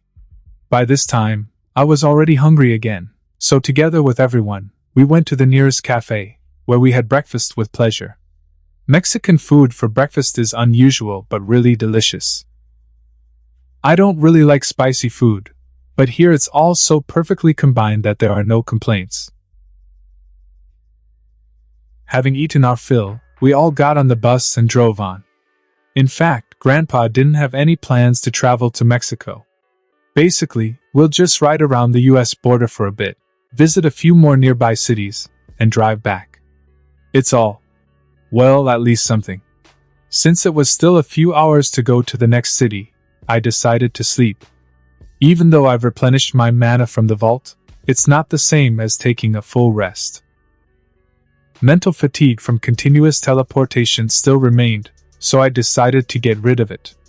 After telling everyone that I wanted to get some rest, I went to bed. As soon as I lay down, I fell asleep almost immediately. I had a very strange dream. I dreamed of Las Vegas. There was the Keystone and Hex. And what is the strangest thing? I saw the charm caster. When I looked at her, my magic just raged all over my body. It is very strange. Of course, I know what will happen in Las Vegas, but I have never seen the charm caster live. And she was real in the dream. Not drawn, but really real. Like everyone else I've met in this world. But what confuses me the most is the reaction of my magic. As if my magic was drawn to the magic of the charm caster. Unclear. All questions and no answers. Well, nothing. Soon we will arrive in Las Vegas and I will find out everything. I hope so. When woke me up for dinner. We did not have time to get to the city, but everyone already wanted to eat, so grandfather stopped in a desert area. There was nothing here. Only the road and the power line. And the desert. And it's all. However, the view here is beautiful. This time, Grandpa decided to cook another culinary masterpiece, namely fried beetles. In fact, it turned out even well. If you do not think that these are bugs. but they are very cool crunchy. Gwen and Ashley quietly ate these bugs until they were told what they were. After that, they never touched them again. Here's how it happens. Although, I'd rather eat pizza than bugs too. But who asks me? Just as breakfast was over, one of Grandpa's devices built into the bus beeped. Hearing this signal, Grandpa dropped all his playfulness and put on a super serious face. Pressing a button under the table, Grandfather brought up a monitor that showed images of an ugly stone mask. "No," Grandfather said incredulously, looking at the monitor. He seems to have put on an even more serious face than before. "Grandpa, what is it?" Gwen asked when she saw the picture of the mask. "Ancient Mask of Ah Punch. This is the key to most powerful and destructive weapon that has ever existed," Grandpa said. "Yeah, how, the most powerful and destructive? Sitting next to you is a 16-year-old boy with an omnitrix. In my opinion, this is more terrible than some kind of sword that the ancient Indians made. Even if it was alien technology. We urgently need to go," said Max, and abruptly getting up from the table, went to the driver's seat. Sitting behind the wheel, Grandpa quickly started the engine and activated the map on the dashboard, drove to the place where this mask was stored. "Since this is the case, I want to get rid of all the trouble. So I asked Morgana to hack every site on the internet that mentions the mask. According to the information that I found, this mask was found in Mexico near the border with Texas. The workers drilled the earth in search of oil, but instead of oil they found this mask. The mask itself was taken to the nearest museum. The funny thing is that this museum is 20 minutes away from us. So, I asked Morgana to change a few details. For example, the mask was found in Texas and taken to the Texas Museum. When all those who are looking for the mask realize that this information is fake, we will take it away a long time ago. To be honest, I don't want to meet the Eternal Knights. They are certainly weaklings, but they are worse than cockroaches. So, I want to postpone our official acquaintance as long as possible." Morgana completed my assignment in just a couple of minutes. "And now you don't have to worry about your opponents. Of course, I know very well that this powerful and destructive weapon is complete bullshit, but Grandpa has been looking for this sword for 30 years. Let him see for himself the stupidity of his search." When I finished with all my business, Ashley finally could not contain her curiosity and asked, "So what is this weapon?" "Sacred weapon, sword of Ekchuj." Plumbers searched for him, but did not find him, Grandpa said as he continued to drive the bus, following the map. "Ekchuj? Is it an alien?" Gwen asked. "Not. He is an Indian. He was the Mayan god of war. According to legend, one blow of this sword could destroy an entire city," Max said. "Wow," Ashley said, impressed. "That's it.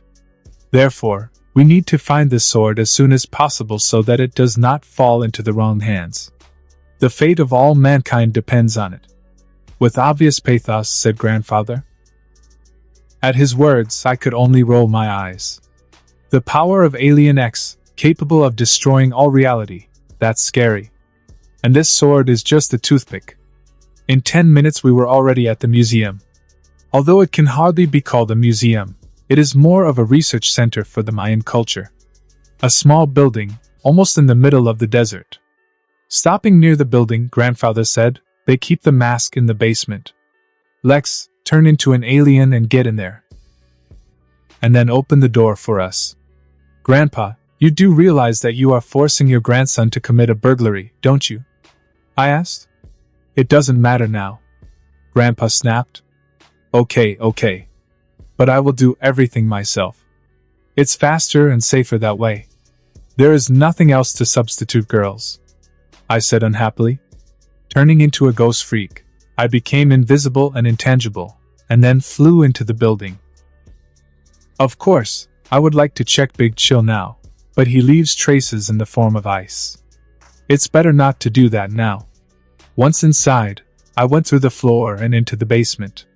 It took me only a few seconds to find the safe where the mask is kept. Once near the safe, I put my hands inside, grabbed the mask and flew back.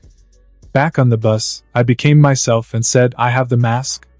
Let's get out of here quickly before anyone notices the loss." Grandpa listened to me right away and we quickly drove out of here.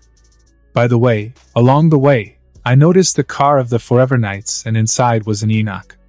Wow. They work fast. Literally just 10 minutes late. It's also disinformation. Apparently they have a lot of their spies who found out the truth. Never mind. Enoch does not shine this time. We stopped only after 40 kilometers. As soon as the bus stopped, Grandpa immediately jumped out of his seat and snatched the mask from my hands. "Mask of Puk. I've been looking for her for 30 years, said Grandpa with abnormal obsession. That's what treasure hunts do to people. I didn't think my grandfather would fall for it. But apparently we are all imperfect. For the next 5 minutes, Max tried to find clues to the location of Sword of Ekchuj. I got fed up with his attempts, so I said, "Give it to me." I took the mask and brought it up to my face. As soon as I looked at the green lenses of the mask, they shone and a beam of light appeared from the eyes, which created a hologram of the ancient Mayan temple. An explanation of how to get there immediately popped into my head. Conveniently. "This is a map of the Ekchuj Indian temple door. We need to go," said Grandfather and already wanted to get back behind the wheel, but I stopped him. "Stop, Grandpa. It's 500 kilometers to get there. In addition, this temple is located in the middle of the jungle. Your bus won't get there," I said. Grandpa wanted to argue with me and protect his precious RV, but he didn't. Because he knows perfectly well that I'm right. "And what should we do?" Ashley asked. "Use my Quinjet," I said, and putting the mask in my inventory, I got off the bus. Transforming into Upgrade, I took the form of a Quinjet. Although Gwen and Ashley had never seen him, they were too accustomed to my tricks, so they were not even surprised. Grandpa now was not up to it. Before going out, he decided to put on his old plumber uniform. To be honest, he didn't look very good in it. Although, what's the difference? Activating the bus disguise mode, Grandpa boarded the Quinjet, along with the girls. When everyone was in their seats, I closed the door, activated the engine, and took off. It took us only half an hour to get to the temple. And it was not the maximum speed. I landed right next to the main entrance to the temple. Apparently, the temple is under some kind of camouflage field, and the temple itself can only be seen by those who have seen the Mask of Puk in live. At the moment, it's us, a few workers and employees of that museum. And it's all. So, you cannot expect unexpected guests.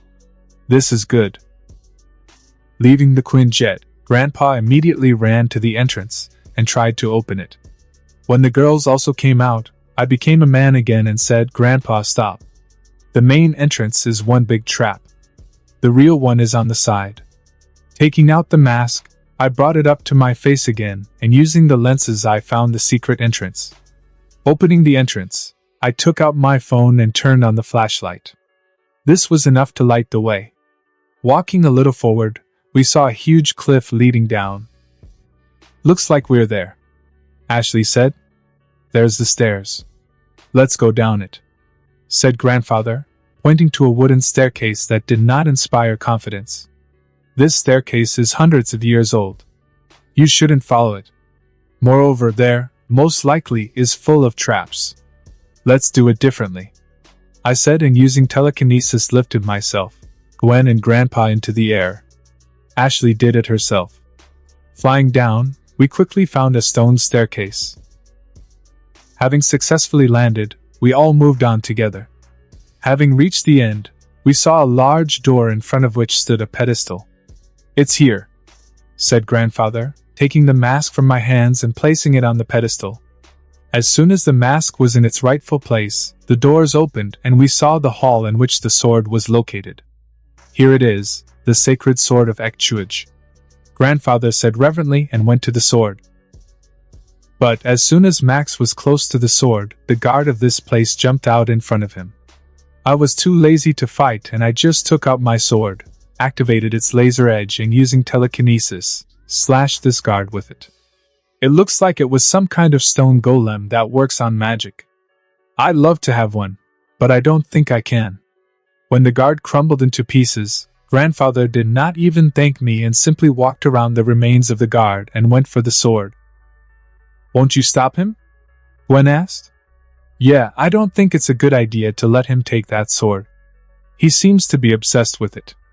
I think something bad is about to happen," Ashley said. "Do not worry. I have everything under control.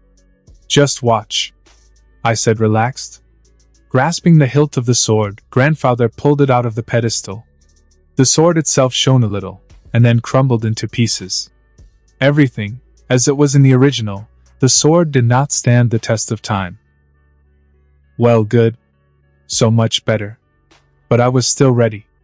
If the sword still had its power, I would immediately take it from Grandfather. And so, he can keep the handle in memory of 30 years of meaningless searches. Seeing what happened to the sword, Grandfather looked at us and saw our displeased faces. He seemed to understand how he had been behaving lately, and looked at us with deep regret. Finally it came to him. Well, it's good that it's over. Need to get out of here. Third POV, Hex Castle. Bedroom of the Charmcaster. In a large room, on a 4-poster bed, lay a beautiful girl of 16 years. She had long hair, a very unusual color even for this world. She was a platinum blonde. Her eyes were pink, and the girl herself was short, only 165 centimeters. She had a very beautiful and sexy figure. Chest of the 3rd size, thin waist, and gorgeous ass. It was the Charmcaster. She is a magician, apprentice and niece of the famous sorcerer Hex. Her real name is Hope, but she gave it up. Also, she is the daughter of the former ruler of Ledger Domain. Her father was the one who ruled over this magical dimension before being killed by the dark sorcerer Adwaita, who took over Ledger Domain and now rules the place. The Charmcaster herself was born and raised in this beautiful dimension, but after the death of her father, she was forced to flee her home. Since then, she has been raised by Hex. And of course, he did it for a reason. Hope was a truly talented sorceress. Hex raised and trained her in order to take her powers in the future and become even more powerful. Of course, Hope didn't know about it, although she guesses that Hex is up to something nefarious. But it was important for her to take revenge on Adwaita and return Ledger Domain. And this requires strength. And since Hex teaches her, she is grateful to him and does not notice his nefarious plans. Although, she does not mind spoiling him, because she does not have any warm feelings for him at all. Hex, on the other hand, uses Hope's thirst for revenge for his plans and raises her in his own image and likeness. Because of this, Hope grew up to be a power-hungry person. But she remembers her father's teachings very well and still tries to be a good person. She hasn't done anything really bad in her life, but if someone doesn't protect her from Hex, she'll change forever and no longer be the good girl she is at heart. Now, the Charmcaster was asleep and had a very strange dream. She dreamed of her Uncle Hex's plan. According to his plan, she must get Hex out of the prison, which he got into by some unknown means, and together with him find the keystone. Charmcaster accidentally found an ancient scroll that described several spells from the Arcamata Book of Spells. How to find the keystone, and how to restore charms of bezels, which Hex thinks have been destroyed. Using a solar eclipse that will take place in Las Vegas and spells, Hex will be able to recreate charms and gain even more power. It was this plan that Hope was dreaming about now, at least part of it. She saw the keystone, Las Vegas itself and the eclipse, and how Hex tries to perform the ritual and restore the charms. She saw all this in her dream, before he appeared. Incredibly handsome guy, 16 years old. He had dark blue eyes and completely black hair. When Hope saw him, she involuntarily held her breath and couldn't take her eyes off him. But the strangest thing happened to her magic. It just raged through her body. And I was drawn to this guy. When Hope wanted to succumb to the dictates of her magic and approach the guy, she suddenly woke up. What was it? Hope asked herself when she woke up. Holding her head, she remembered the face of a guy she didn't know. Who was that? Hope asked herself again. Judging by the dream, Uncle's plan will succeed and he will be able to get the keystone. That's good, maybe I'll have a chance to take it. Most likely, I can see this handsome man there. And I can understand why I dreamed about him, and why my magic reacts to him like that, Hope said. Getting up from her bed, Hope said to the void, in the meantime, we need to get my uncle out of jail. I wonder who defeated him and took all his things. But it was incredibly funny. And most importantly, this unknown made the Staff of Ages useless for several weeks. It is worthy of respect. Saying all this, Hope dressed in her clothes, after which she went to breakfast, because she would need strength. Lex POV, Lex, Gwen, Ashley, forgive me. I don't know what came over me and why I behaved this way, Grandfather said, holding the hilt from the crumbling sword of Ekchuij in his hands. Just at that moment, the ceiling began to shake.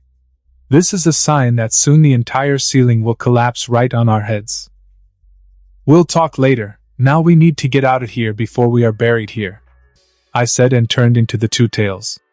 Having wrapped one tail around the girls, and the second around Grandfather, I teleported to our bus. Still, I never stopped praising myself for breaking into the castle of the Eternal Knights and robbing them. Without it, I would never have such a useful alien. If there were no two tails, we would have to save our lives from the falling ceiling of the temple for a long time. And so, once and for all, we have already escaped and are near the RV. Having released the girls and Grandfather, I became a man again. Grandpa immediately turned off the camouflage field of the bus and went into it to take off his suit. We silently waited for him outside, because at first we wanted to talk to Grandfather. Leaving the bus, Grandpa looked at us with a guilty expression and said, "Excuse me. I acted very stupidly. By chasing a pig in a poke, I put you in danger. Grandfather, you scared us a lot with your behavior. You were like a crazy treasure hunter who would sacrifice everything for a treasure," Gwen said. "Yes, it was really creepy. Also, you made Lex commit a crime. But you are an adult, and should take care of us. And certainly not to indulge in crime," said Ashley. "It's good that you realize your mistake. But you have no idea how much you could set us up," I said with a frown on my face. "What do you mean?" Grandpa asked. "Do you really think that only you knew about the mask and the sword? Using Morgana, I was able to throw off a few treasure hunters. If I didn't, we'd still be chased by all the bad guys. But that's not all. You didn't notice it, but we literally missed the Forever Knights. They may not be very serious opponents, but they are a headache," I said. "I didn't think about it," Grandfather said, clutching his head. "We understand how important this sword was to you. After all, you spent 30 years of your life trying to find him. But you acted differently than someone who wanted to hide the sword from dangerous individuals. More like someone who wants to use this sword," Gwen said. "Most likely it was some kind of trap. After all, the sword just crumbled in your hands. Or was it a curse? It is unknown, and now it does not matter. But I honestly thought you were better than that. You are indeed a smart and strong person. But apparently, everyone can be lured into a trap. So just be careful and don't forget what's really important to you," I said. "Yes, Lex, you're right. Because of this sword, I forgot what is most important to me in this life.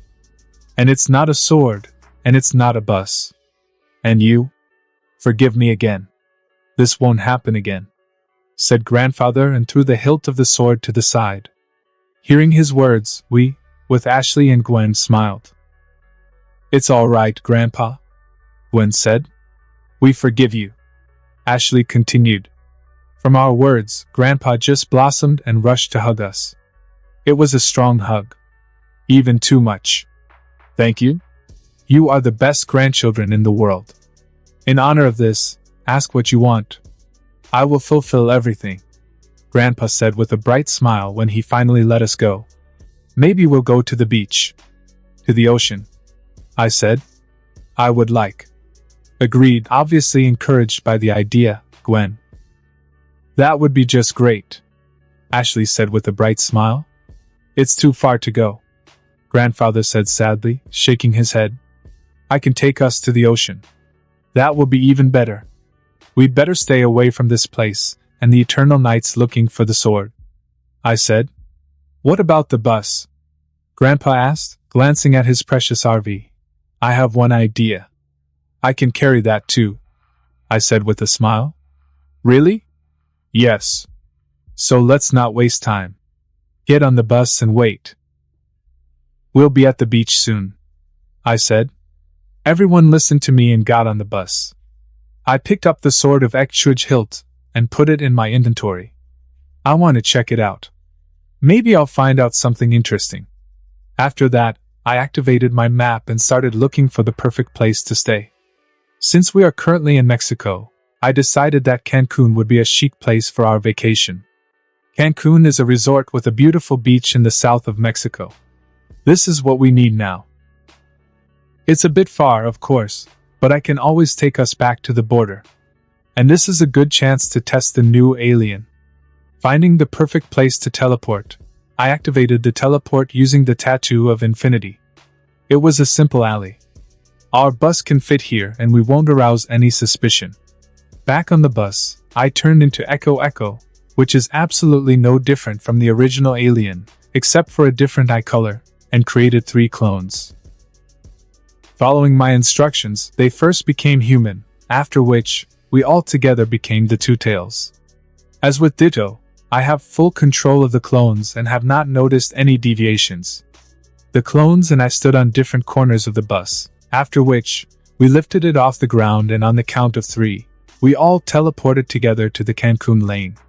And everything worked. Everything is fine with the bus and there are no deviations. I tried to dispel the clones, as I usually do with Ditto, and everything worked out. And I noticed one surprise. I got the memories of all the clones.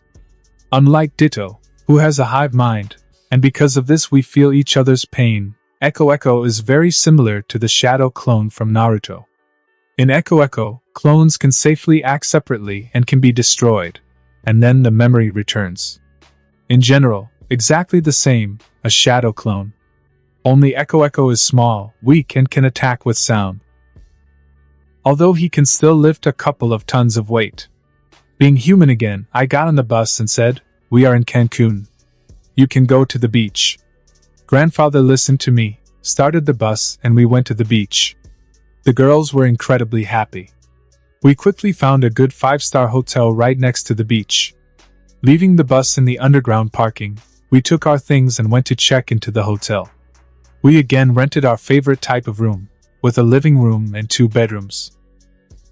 This time, Grandfather paid for everything, because he wanted to pamper us and in this way atone for his guilt.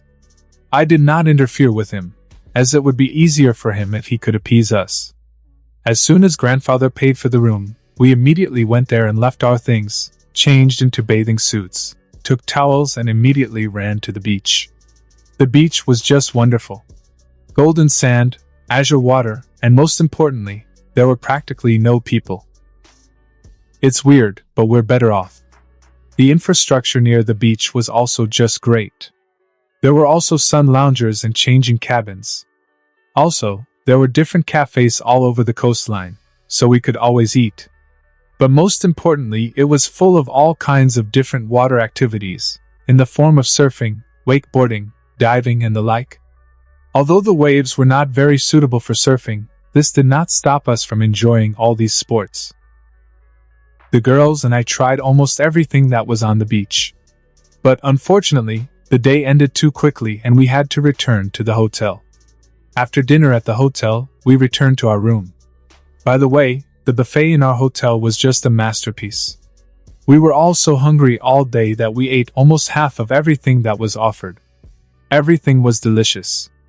Entering the room, we all immediately relaxed and finally realized how tired we were today. I was more cheerful than everyone, but not by much.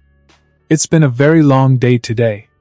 We were all only strong enough to take turns showering and falling asleep in our beds. I was standing on the roof of a skyscraper in the middle of Las Vegas. A solar eclipse began in the sky, and on a neighboring, higher building, Hex stood holding the keystone in his hands. All this seemed to stop in time and absolutely nothing moved. Ignoring my surroundings, I looked ahead. In front of me stood a 16-year-old girl in a crimson cloak. It was the Charmcaster. She also looked at me very carefully.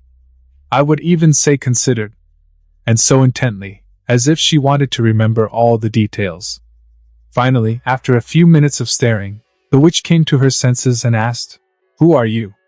"My name is Lex," I replied. "Lex then? And what are you doing here?" the Charmcaster asked, looking into my eyes. "It's like my dream." So, counter question, "Who are you, and what are you doing in my dream?" I said. "Oh yes. I forgot to introduce myself. My name is Charmcaster," said the Charmcaster, with slight pride in her voice. "Seriously? Is your name Charmcaster? Who called you that?" I asked doubtfully. Hearing me, the Charmcaster blushed visibly and muttered something. "I'm sorry, what? I didn't hear you," I said, putting my hand to my ear. "My real name is Hope," Hope said more loudly. "Hope. Hope. Beautiful name," with a smile I said. "Wow," she blushed even more. As sometimes happens just with girls. It seems that he told the truth, but she has already melted all over. To dispel this awkward atmosphere, I said, "So what are you doing in my dream?" After hearing my question, Hope finally came to her senses and said, "Actually, this is also my dream." "So this is some kind of shared dream? For two?" I asked, tilting my head. "Apparently," Hope said thoughtfully. "And why is this happening? Why with us?" I asked. "I'm not sure. Something familiar somewhere, I heard about it." Hope bit her lip thoughtfully. "Uncle Hex? Are you that Skullface's niece?" I asked, pretending not to know about it. "Skullface? Good said," Hope said with a laugh. After a bit of laughter, Hope finally calmed down and asked, "So, you know my uncle?" "I met him once. He broke into the museum I was in," I said casually. "To the museum? So you beat him up and took all his stuff?" Hope asked in shock. "He ruined my excursion," I said unhappily. "Oh, I have to thank you for that. It was incredibly funny," Hope said contentedly. "I see you don't have a good relationship," I said. "He is my magic teacher, and I am grateful to him for that. But I don't really like him. Too much force hit him in the head. It should have been dropped from heaven long ago." "In all seriousness," Hope said. "Very wise and mature words," I said in surprise. "That's how my father taught me. With power comes responsibility. And there are always bigger fish. Under no circumstances should you lose yourself." With a sad smile, said the Charmcaster. "Looks like your father raised you well." With a smile, I said. Hope was clearly pleased with my words, but since this is a sore subject for her, she decided to change the direction of the conversation. "And what did you do with the Staff of Ages?" Hope asked. "I was sorry to break it, but I couldn't leave the staff like that, because Hex would have escaped. So I just absorbed all the staff's magic," I said with a smile. "So are you a magician? And what does absorb mean? How did you do this? I've never heard magicians do that." Hope bombarded me with questions. "I'm not really a magician. I'm just learning. I know, just a couple of spells. And I was able to do so, only because of my anodite heritage," I said. "Anodite? Something familiar, but I'm not sure," Hope said thoughtfully. "They are such a magical race. My grandmother was an anodite, so I'm trying to develop this gift," I said. "Yes? And how it turns out?" Hope asked curiously. "Here," I said and made a magical construct in the form of a rosebud, threw it to Hope. Hope caught the bud and looked at it carefully. After a couple of seconds she exclaimed, it's a magical construct. I have never seen such a perfect design. You have almost perfect control. Well, if you say so. As I said, it is with ordinary magic that I have problems. I only know a few spells and that's it. It's not easy to find books on real magic. With a smile, I said. But it's still amazing. Before Hope could continue, our magical energy behaved very strangely. Our bodies began to emit mana. Mine was blue and Hope was pink. What's happening? I asked. Our magic reacts to each other. It's like she wants us to be around. Hope said and walked over to me. When we were a step away from each other, the magic raged even more and I woke up. Hope POV. I woke up abruptly. Now I was in a hotel room in Las Vegas. The plan is to get my uncle out of jail on the day of the solar eclipse. That's why I arrived here early. Remembering my dream, I thought about Lex. All this is very strange. Why do we meet in a dream and our magic reacts this way? While there is time, I should look for this whole situation in books. Yes, that's a good idea. But still, Lex is a very nice guy. I've only seen him a couple of times, and then in my dreams, but I already want to see him again. Especially Liv. I really enjoyed talking to him. Also, he said he liked my name. I haven't been in such a good mood for a long time. I feel so uplifted. Is it because of Lex? Does that mean I like him? Does he like me? He has a girlfriend? Maybe we can start dating? Blushing at the thought, I shook my head and pushed those thoughts away. Now it doesn't matter. Getting out of bed, I was about to go to my things, when I noticed that something had fallen on the floor.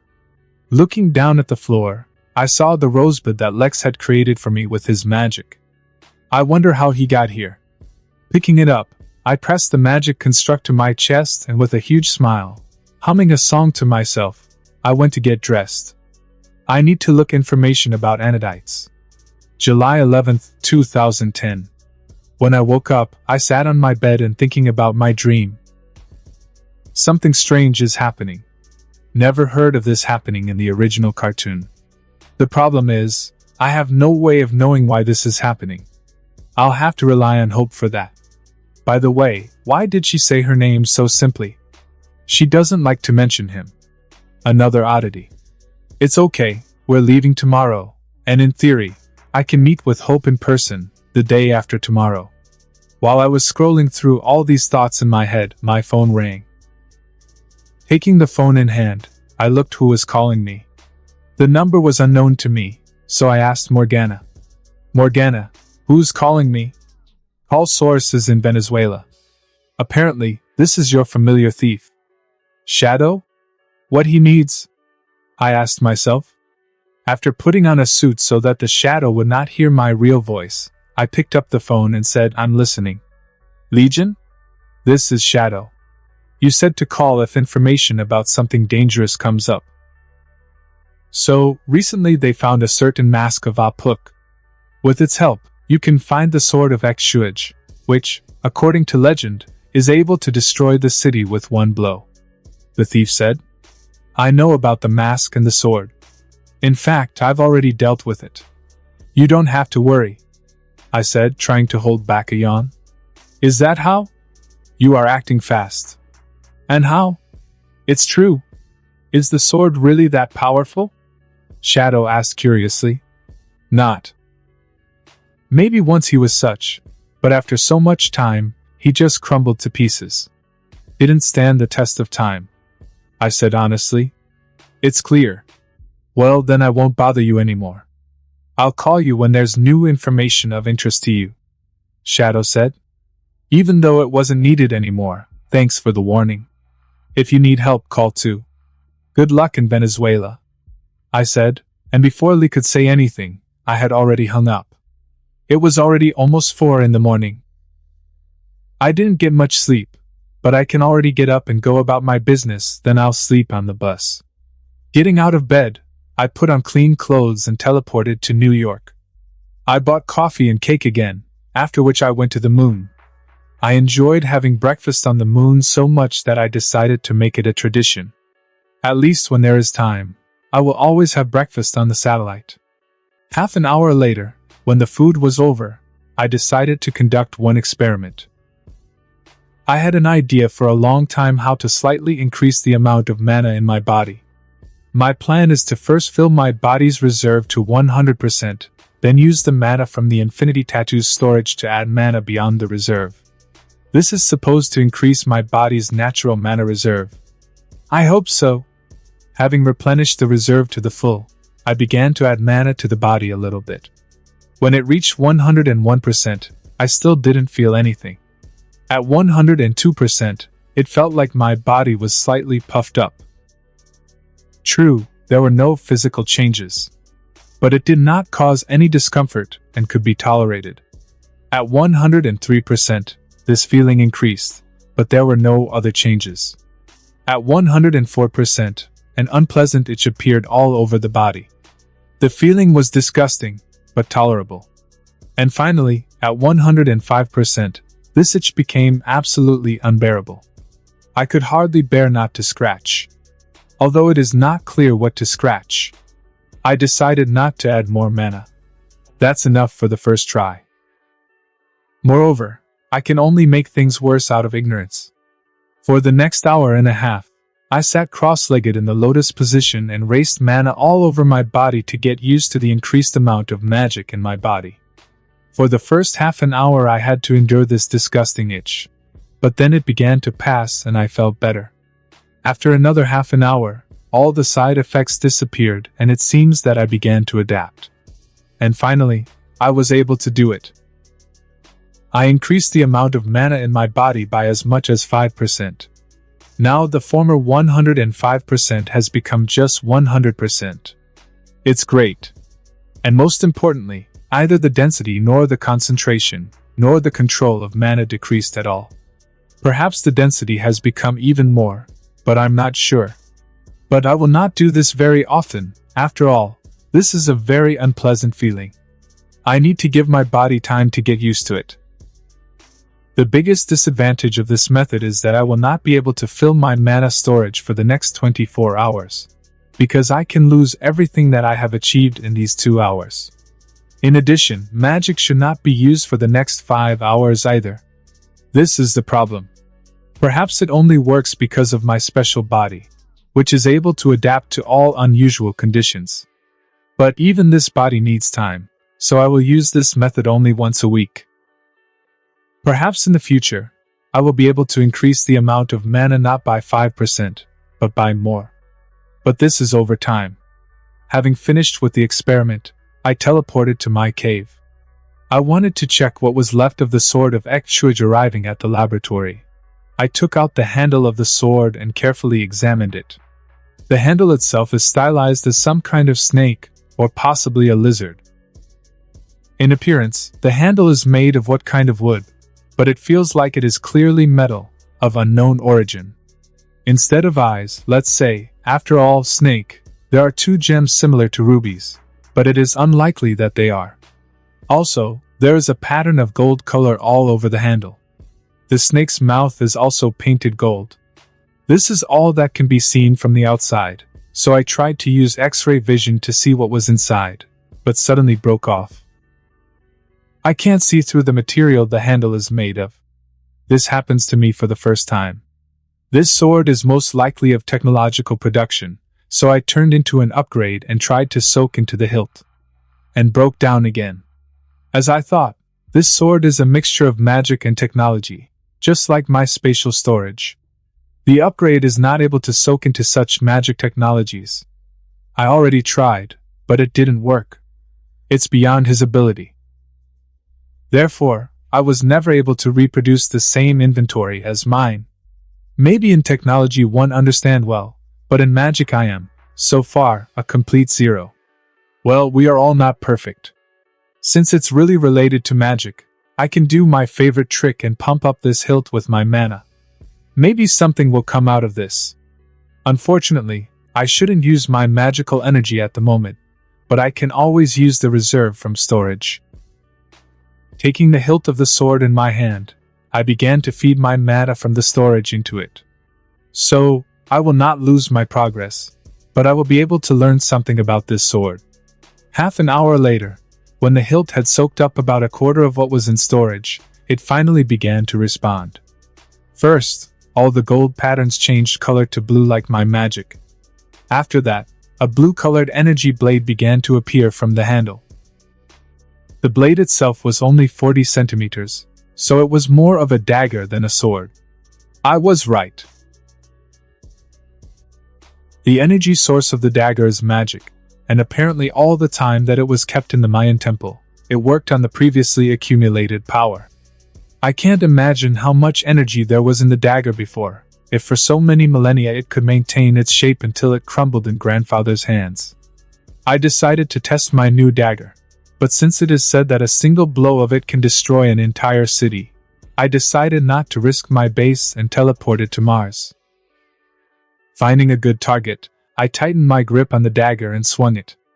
The dagger shone blue, after which, a meter-long blue slash escaped from the blade. Slash flew several meters, then crashed into a rock and completely destroyed it. Pretty powerful, but not like in the legends. Maybe it's just not enough energy. Well, I'll find out about it in the future. By the way, as soon as I released the slash, some information about this dagger came to my mind. However, I love all things magical. Always all the information comes immediately to the head. In general, this dagger is able to cut through everything magical. The sword that I created before is not capable of cutting through my magic constructs, only destroying it with bare force, and this despite the laser edge. And this dagger can cut everything, absolutely everything, magical.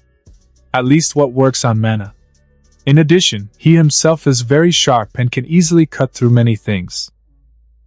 The same big tick this dagger would cut without problems. And that's not counting the power of the slash. The slash itself can cut through an entire building. True, this is in the future, when the dagger gets used to me and absorbs more mana. And the best thing is, from now on, this dagger belongs only to me. Only I can use it, and only in my hands will it work. Even if it was stolen, it will be able to return to me. It's not really clear how. In fact, this dagger is very dangerous in my hands. After all, I studied knife fighting and I know how to use just such a dagger. And if I use aliens who have a physique close to me, like the Osmosian, for example, then the dagger will become even more dangerous. For example, the same Fast Track. He is strong, agile, flexible, and most importantly very fast. With a combination of Fast Track and a dagger, I can become incredibly deadly. This is what I decided to check. Turning into Fast Track, the first thing I did was carefully examine myself. Surprisingly, I was very different from Ben's Fast Track. Firstly, I was 2 meters and the figure was quite powerful, like a swimmer. Even more powerful than mine. Ben's Fast Track was lower, and his figure was frail. In fact, my alien no longer looks like Ben's Fast Track, but Ben's 23 Fast Cat. But again, mine is clearly stronger. The arms also have spikes similar to Batman's, and they are quite sharp. They are light blue. There are some on the legs too. The main body of Fast Track itself is blue and I am wearing only black shorts. On the chest there is wool of light blue color. It also has a not very long tail. Taking the dagger in a reverse grip, I began to use my Fast Track abilities to the fullest, along with my knife fighting skills. As I predicted, it was powerful and deadly. I really like this combination, so I will try to use it more often in the future somehow. I spent another hour on Mars, after which I teleported to the hotel. Everyone was already awake, so we took our things and left them on the bus. After that, we had breakfast at the hotel and again returned to the beach. By common agreement, we will stay on the beach until 6 in the evening, after which I will return us to the border, and we will return to the USA and continue travel to Las Vegas. So we did, but the girls got a little carried away and we were able to return to the bus only at 7 in the evening. With the help of the map, I found the perfect place to teleport, near the city of Mexicali. Unfortunately, you can't teleport directly to the USA, otherwise there will be a lot of uncomfortable questions for us. So, using Echo, I created clones and together we teleported the RV. Once near the border, I returned to the bus, Grandpa started it, and we went to Las Vegas, where we arrived at midnight. Quickly finding a good hotel, we rented our favorite room and immediately went to bed. I wonder if our shared dream with Hope will repeat again today? Opening my eyes, I found myself back on the roof of the skyscraper. This place seems to be close to my hotel. In general, the whole scene from yesterday's dream was repeated. The same beginning eclipse, the same hex with the keystone, on the neighboring building. And Hope is standing in front of me. The only difference was that Hope used to be about 10 paces away from me, now she's 6 paces away. I wonder if there is some hidden meaning in this? Seeing me, Hope just exploded with embarrassment, and her whole face turned bright red.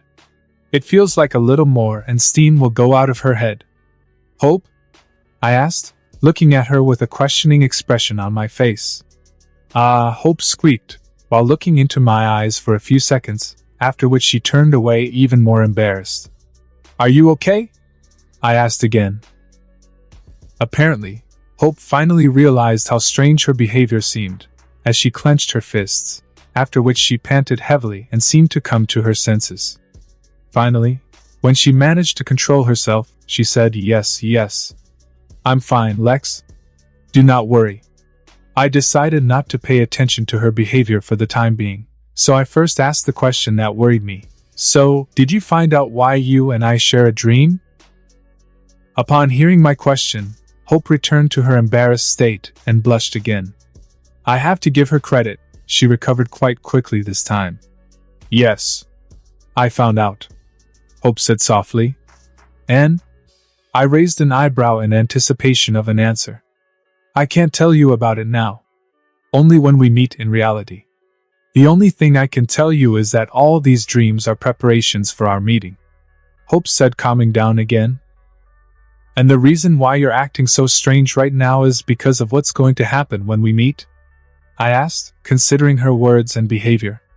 Looks like I got to the point. Hope again went into the astral from embarrassment, and seems to be even going to faint.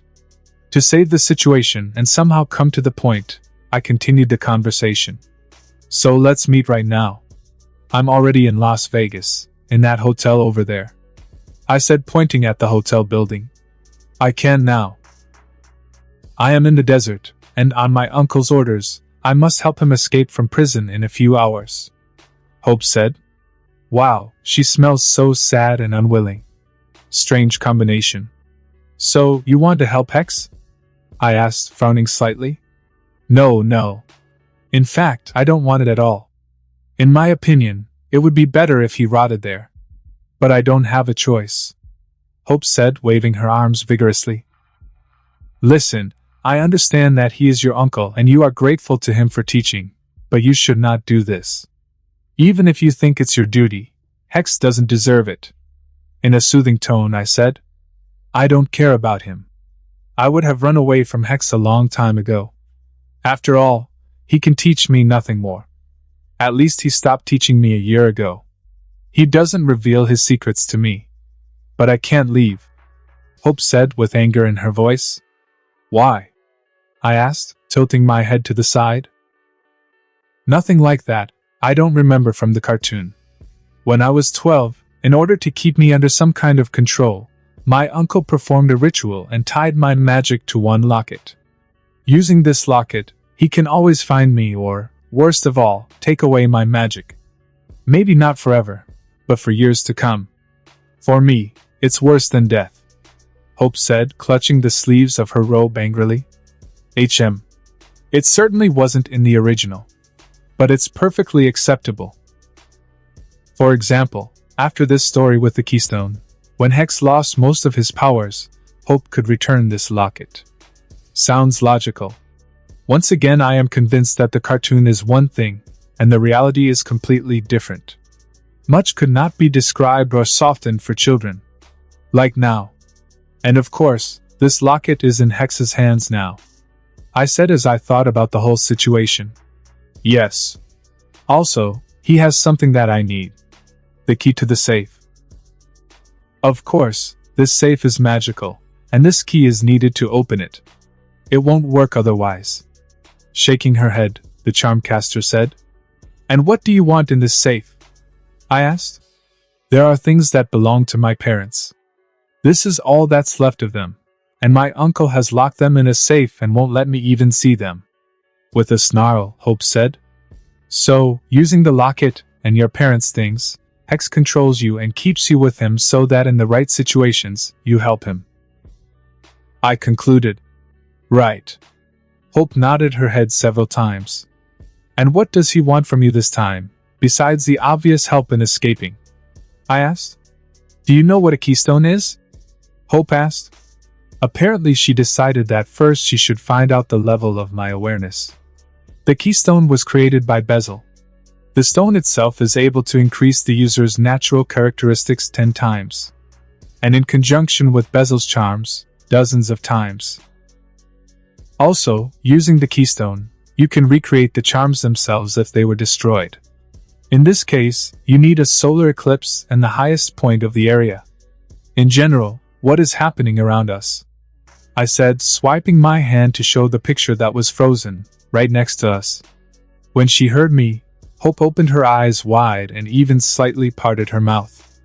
Apparently, I did not expect that I knew so much. After a few seconds, Hope came to her senses and said in amazement. Amazing level of awareness. I thought you said you were new to magic. This information is not easy to find. The Arcamida Book of Spells is now in my possession. With a sly smirk I said, So you took her? Will you let me read it? Hope asked with delight in her voice. Maybe later. Now, let's get back to our business, I said, trying to get the girl back on topic. What? Oh yes, you're right. So, as you probably understood, Hex wants me to help him escape from prison, after which, with the help of spells written out from the Arcamida book, which I accidentally found from one junk dealer, first find the keystone, and only then with his help and ritual to restore Bezel's charms you destroyed. Using them, Hex gains even more power, Hope said solemnly. She clearly knows how to escalate the situation. And yourself, why didn't you try to find this stone? I asked. Clearly embarrassed, Hope replied, I tried. But I didn't have enough magical powers to find it. I could only find out that he was in Nevada. And that's it. But this just converged with the uncle's plans, because he is in prison, not far from Las Vegas. I arrived here a few days ago to prepare and help him escape. And now, in a few hours, the escape should take place. Hope said. It's clear. And what's your plan? I asked after a couple of seconds, carefully considering her words. In terms of? Hope tilted her head sweetly. I mean, what would you like to do after getting Hex out? I understand that you certainly do not want the person who actually keeps you on a leash to receive powerful powers. Looking into Hope's eyes, I said. Hope gave me a bright smile and then said, You understood me well. You're right. In general, I would have gladly gone far away from him, as soon as I pulled him out, but most likely, Hex would not let me leave and drag me with him. According to the plan, I wanted to prevent the ritual from ending. This would hurt Hex very much, and he would catch a backlash. This often happens in magic. If it didn't work, I would try to steal the amulets and fight my uncle. But how do you understand too many if? But I drawled. But you showed up, Lex. I know that you are strong. Most likely very much, since he defeated his uncle almost instantly. And I'm asking for your help.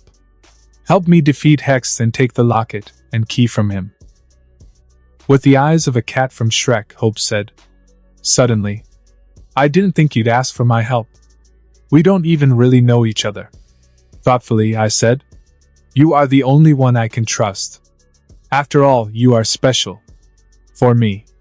With flushed cheeks, Hope said. Does your trust have something to do with all these dreams and this situation? I asked with narrowed eyes. Hope didn't answer. But she blushed a little more and nodded her head several times. Phew. Okay. How can I refuse such a beauty who trusted me? I said, letting out a sigh and rubbing the bridge of my nose. At the compliment, Hope blushed bright red again. God, she's on the verge of fainting again. I never thought that someone like the Charmcaster could behave like this. But she's still a girl, what else to expect? Discarding unnecessary thoughts, I made a sly grin and said, "But do you really think that the one who had the Arcamida book in his hands for a whole month, in which all possible information is written, including about the keystone, did not take care of it a long time ago?" When she heard me, Hope quickly raised her head down in embarrassment and looked into my eyes and asked, "So have you taken the keystone yet? What about a detection spell? The stone has been hidden in another space for a long time, in the same place as a fake. And your spell found only a residual trace." With a smart look I said, "Actually, of course, I haven't taken the keystone yet. I plan to do this when I wake up. But Hope doesn't need to know that. It's not that I don't trust her or think she's cheating on me. Although we only talked twice, I already managed to understand and get to know her enough. In addition, telepathy in this dream, oddly enough, works great. I didn't read her mind completely. Only superficial, and checked whether she was lying to me or not. Everything Hope said is true. And she was completely honest with me. In all our conversations, she never lied to me. The only thing that puzzles me is that with the help of telepathy, I was never able to find out about this whole dream situation. All I've learned is that our magic is involved. This is what I understood myself. And the reason why I lied about the keystone is pretty trivial. I just wanted to look cooler. I have to show off in front of the beauty. In truth, in fact, I almost forgot about this pebble. Lately I've been more interested in my new dagger. But it is not important. This is good. So Hex won't succeed. What about the locket? Hope said thoughtfully. Follow Hex's plan. When you wake up, help Hex escape and accompany him. When he comes for a fake, he will most likely again do everything noisily and attract attention. The city will quickly stop him. I have heard that the Legion have arrived in the city. Hex won't be free for long. With a smile I said, "Legion," Hope muttered, then her eyes widened and she looked at me in shock. But before Hope could say anything, I continued. "But one detail needs to be changed. Before entering the prison, you should disguise yourself. You shouldn't show your face. No matter how powerful you are, you can always be caught." A great example, the same Hex, who has been in prison for a month and is not able to escape without your help. But it was you who defeated him.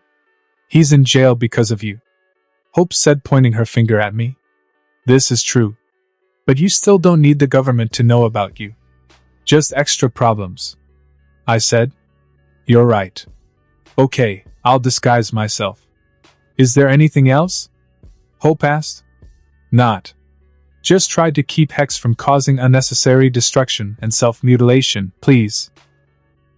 We don't need this. Thoughtfully, I added. Okay, I'll try, but I can't promise anything, Hope said with a smile.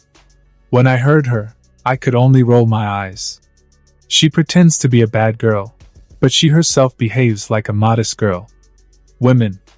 I wanted to ask, did you really destroy Bezel's charms? Hex is sure it is, but is it true? Hope asked after a while. I didn't answer. He just rolled my eyes and smiled. Hope didn't seem to be satisfied with my silence, so she was about to ask more questions, but suddenly, our magic went berserk again. Looks like we'll wake up soon. Hope decided not to waste her time. She ran up to me and kissed me on the lips. I did not even have time to enjoy her lips, as the world around collapsed, and I opened my eyes already in a Las Vegas hotel. July 12, 2010. When I woke up in my hotel bed, I looked around. Judging by the clock, it was already 5 in the morning. I need to get up and go for the keystone. Well, I should have done this a few weeks ago, but I was too lazy, and there was not enough time. But still, this is a pretty serious omission. I rely too much on knowing the canon.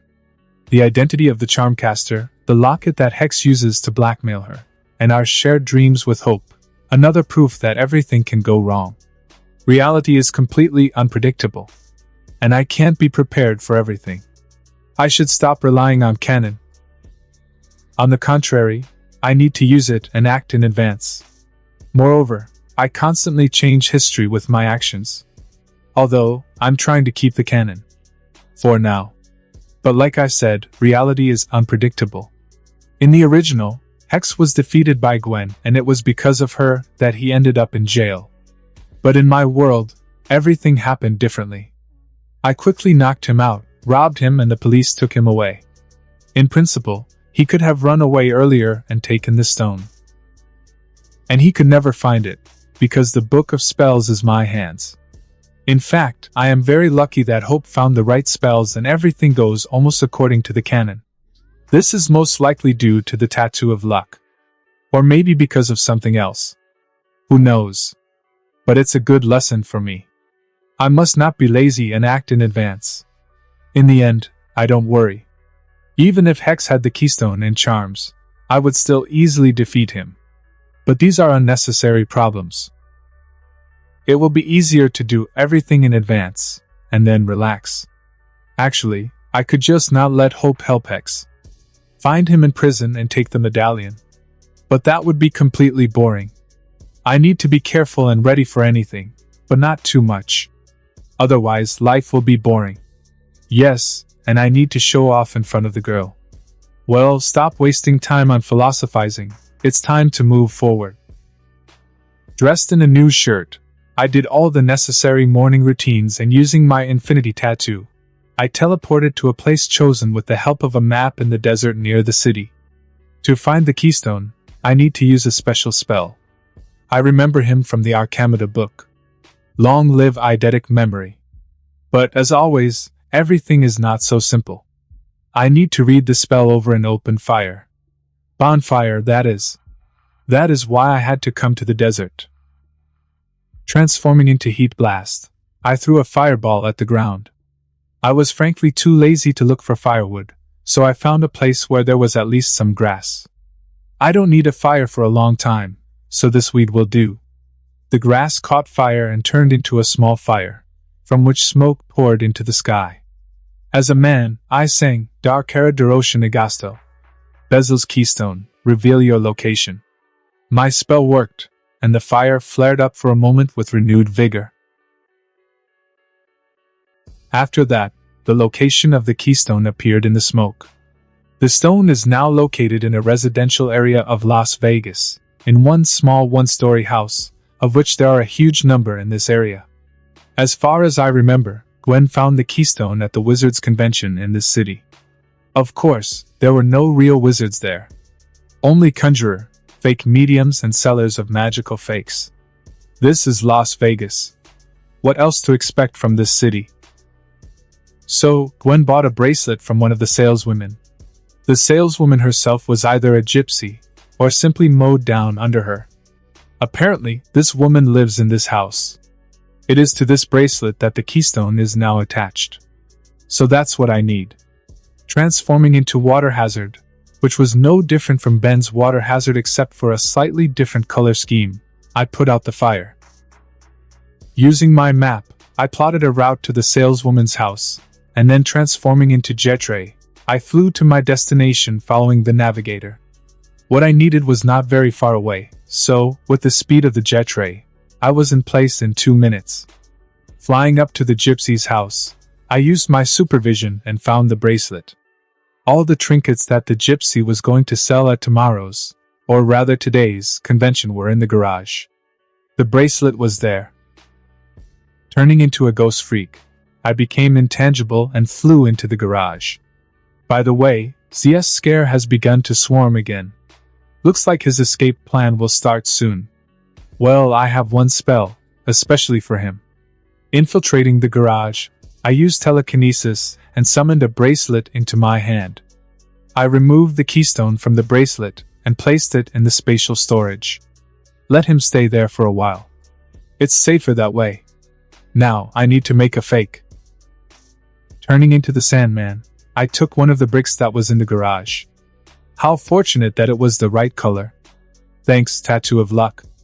Using the power of this alien, I turned the brick into sand. Then I shaped this sand into the shape of a keystone.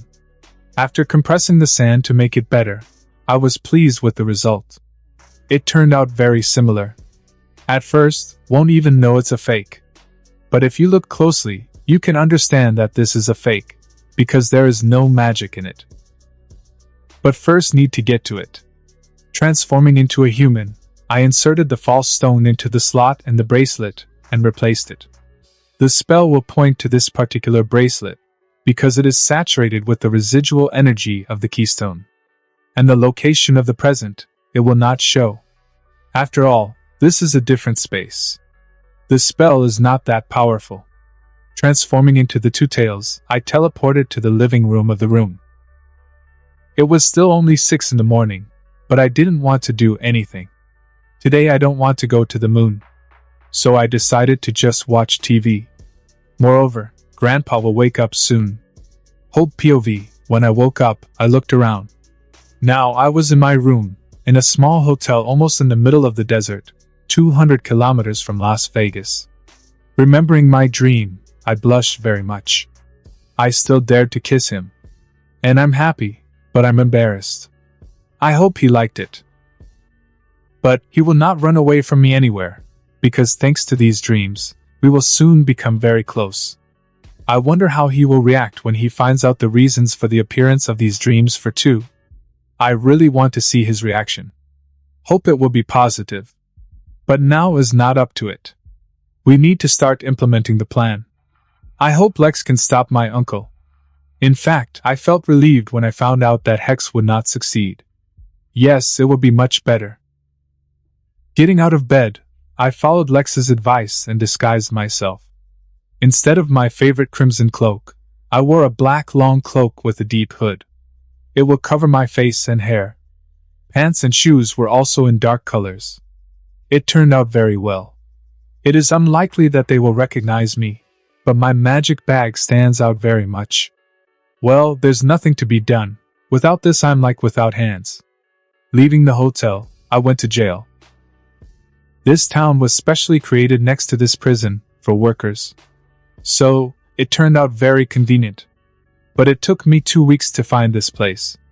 This is a secret government prison. All sorts of widows are put here, like my uncle. 20 minutes later, I was standing in front of the entrance to the prison.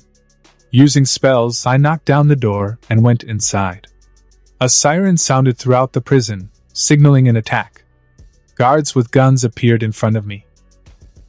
I took out a magic bomb from my bag and threw it towards the guards. One such bomb knocked out several guards at once and I was able to go further. 10 bombs later, and about 30 guards who were now knocked out, I walked up to the cell where my uncle was sitting. Looking through the small bars, inside, I saw Hex sitting with his back to the door and apparently meditating. Phalum Corca Dominican. I read a spell that blew the door off its hinges and I was able to go inside. Charmcaster, how long have I been waiting for you? Uncle said. Well, of course, for a long time. I wouldn't even come here if I could. But instead I said, Uncle, it took time to organize your escape from prison. Treat me with respect, niece. Otherwise, you won't get well. Hex said. Bastard.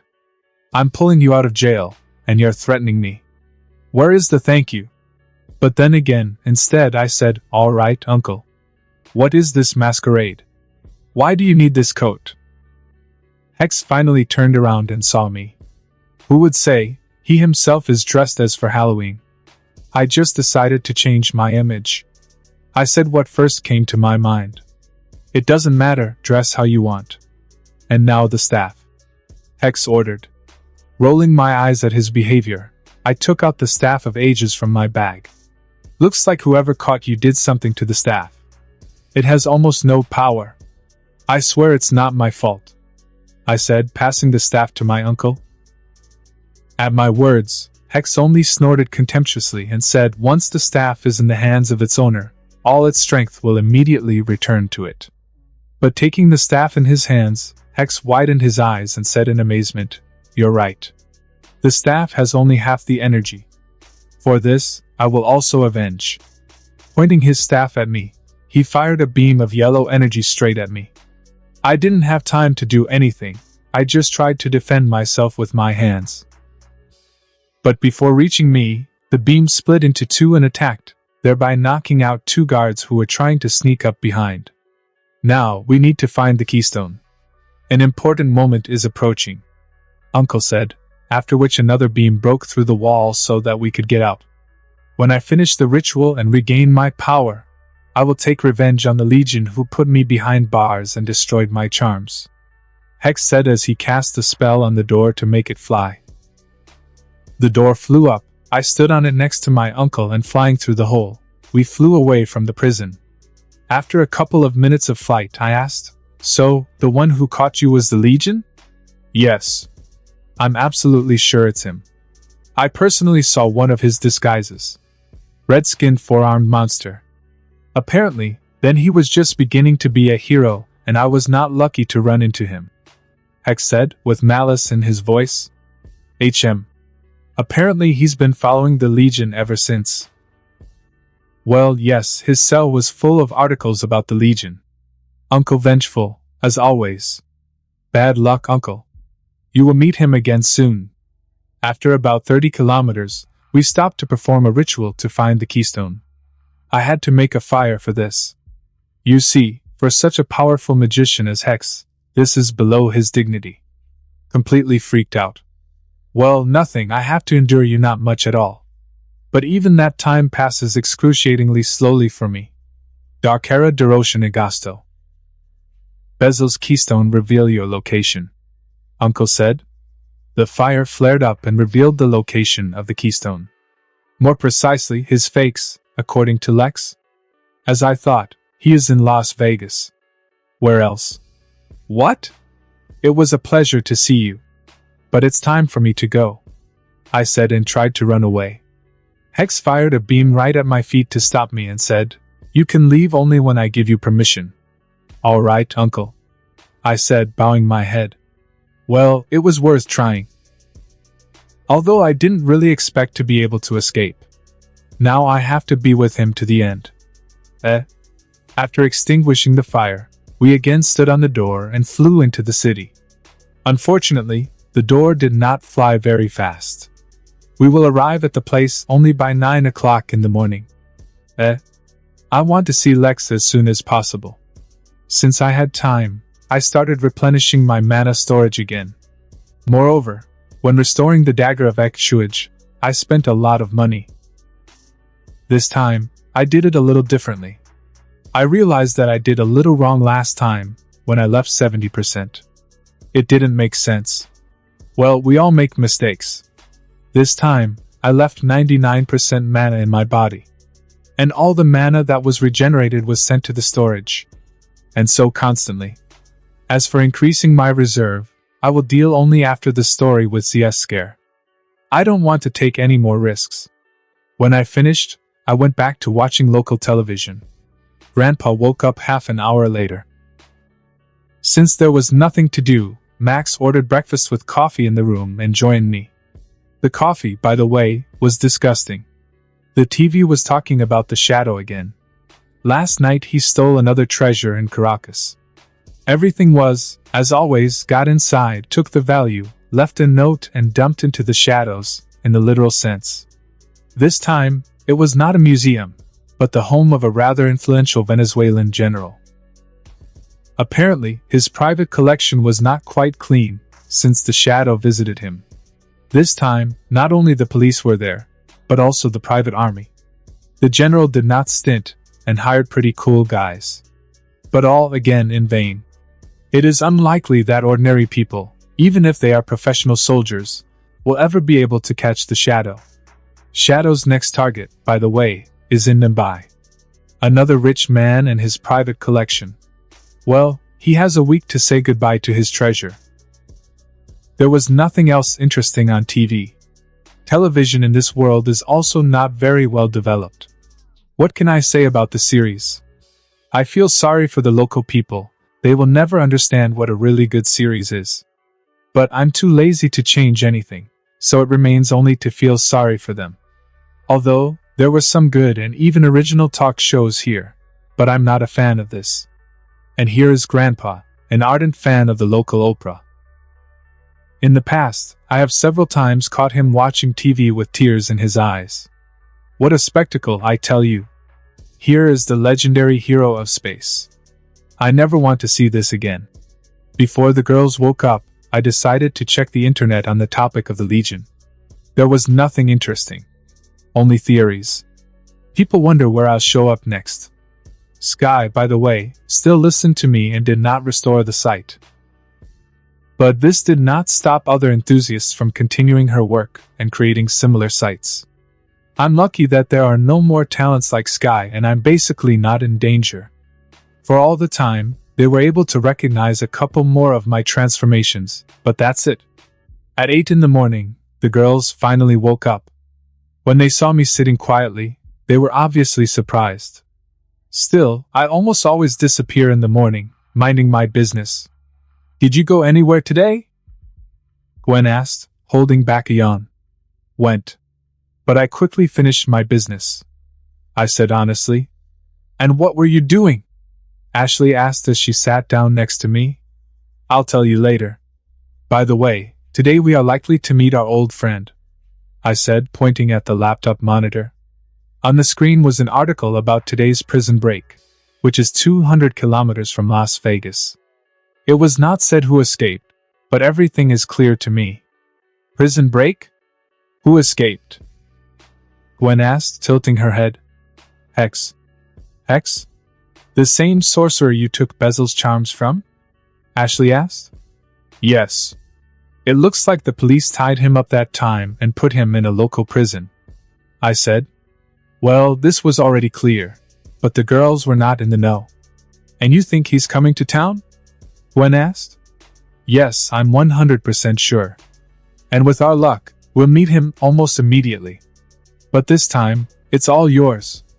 I won't even interfere. Hex is the perfect opponent for you, and you can try out all your techniques and skills on him. This is a very good chance for you, I said with a serious face.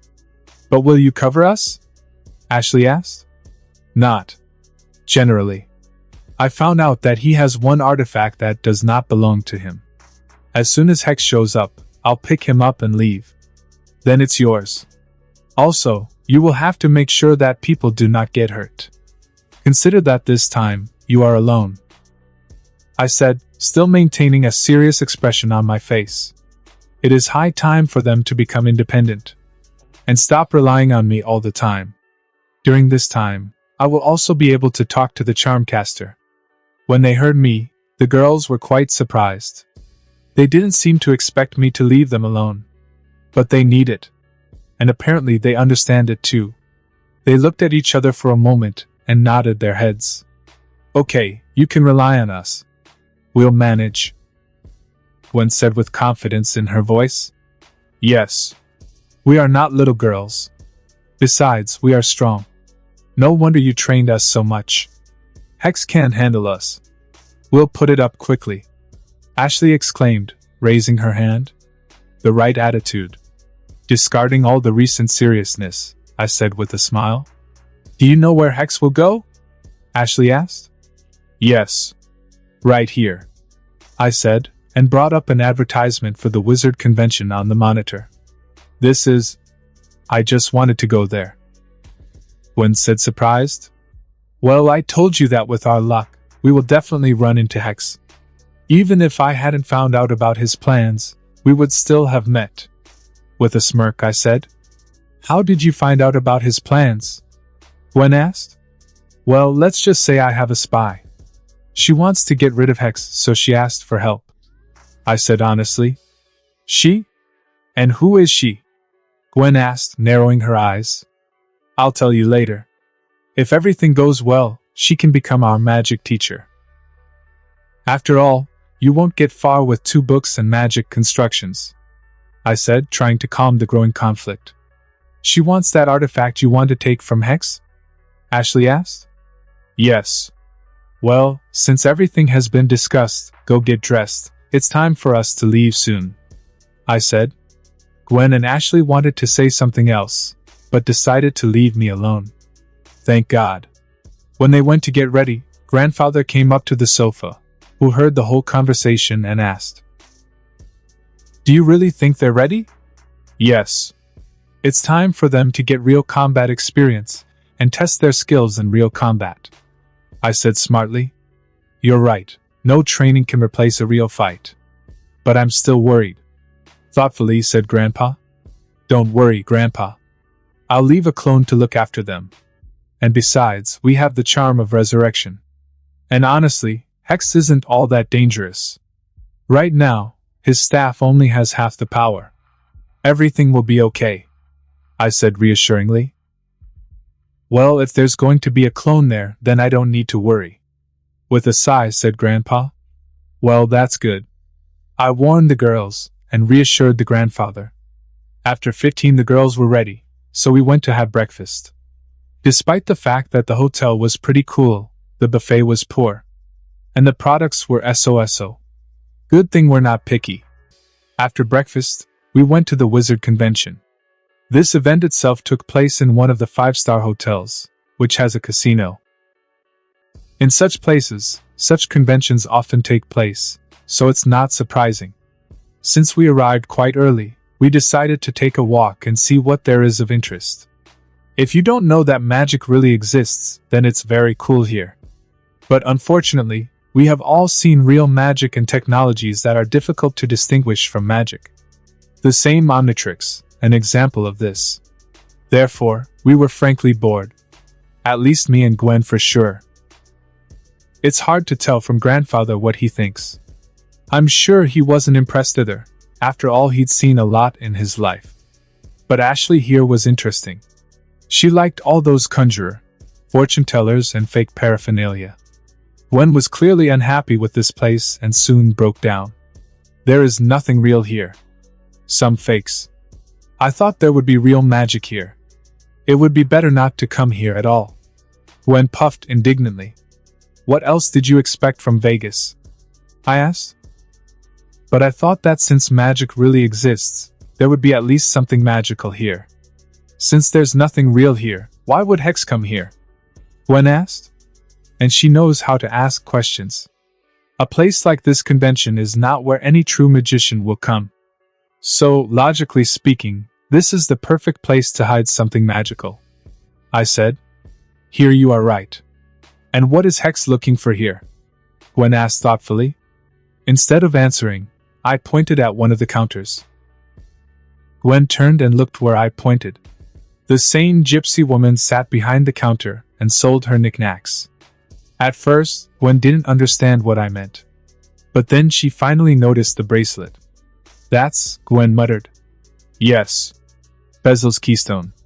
It's just the same and looking for Hex. I said. Of course, Gwen knows what that thing is. She did read the Arcamata book of spells, after all. He is real? Not. Of course, it's fake.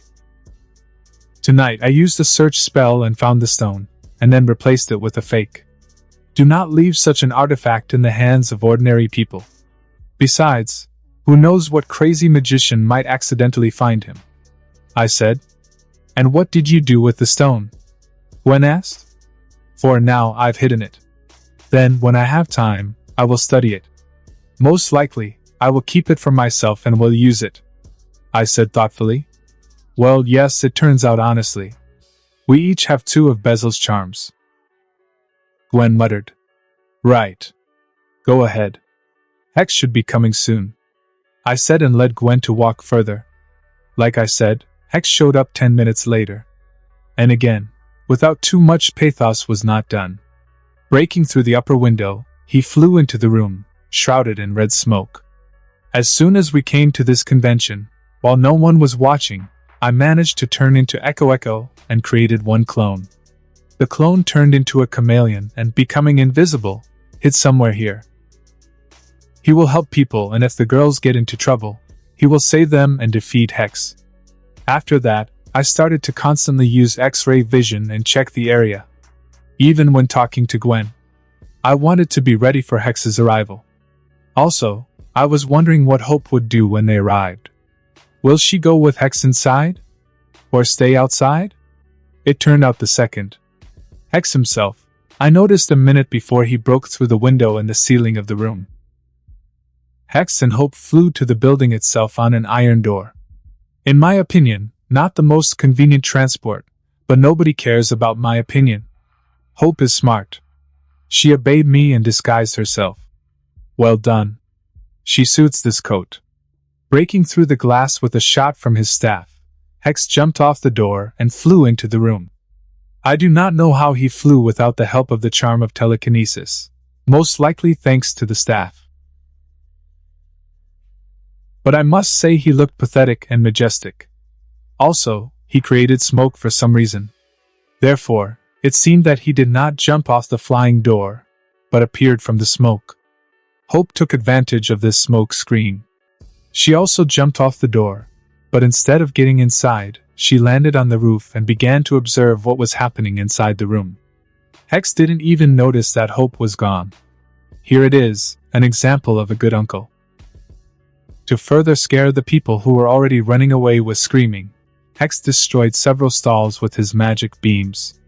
While Hex was having fun scaring people, the girls and I managed to hide and put on our costumes.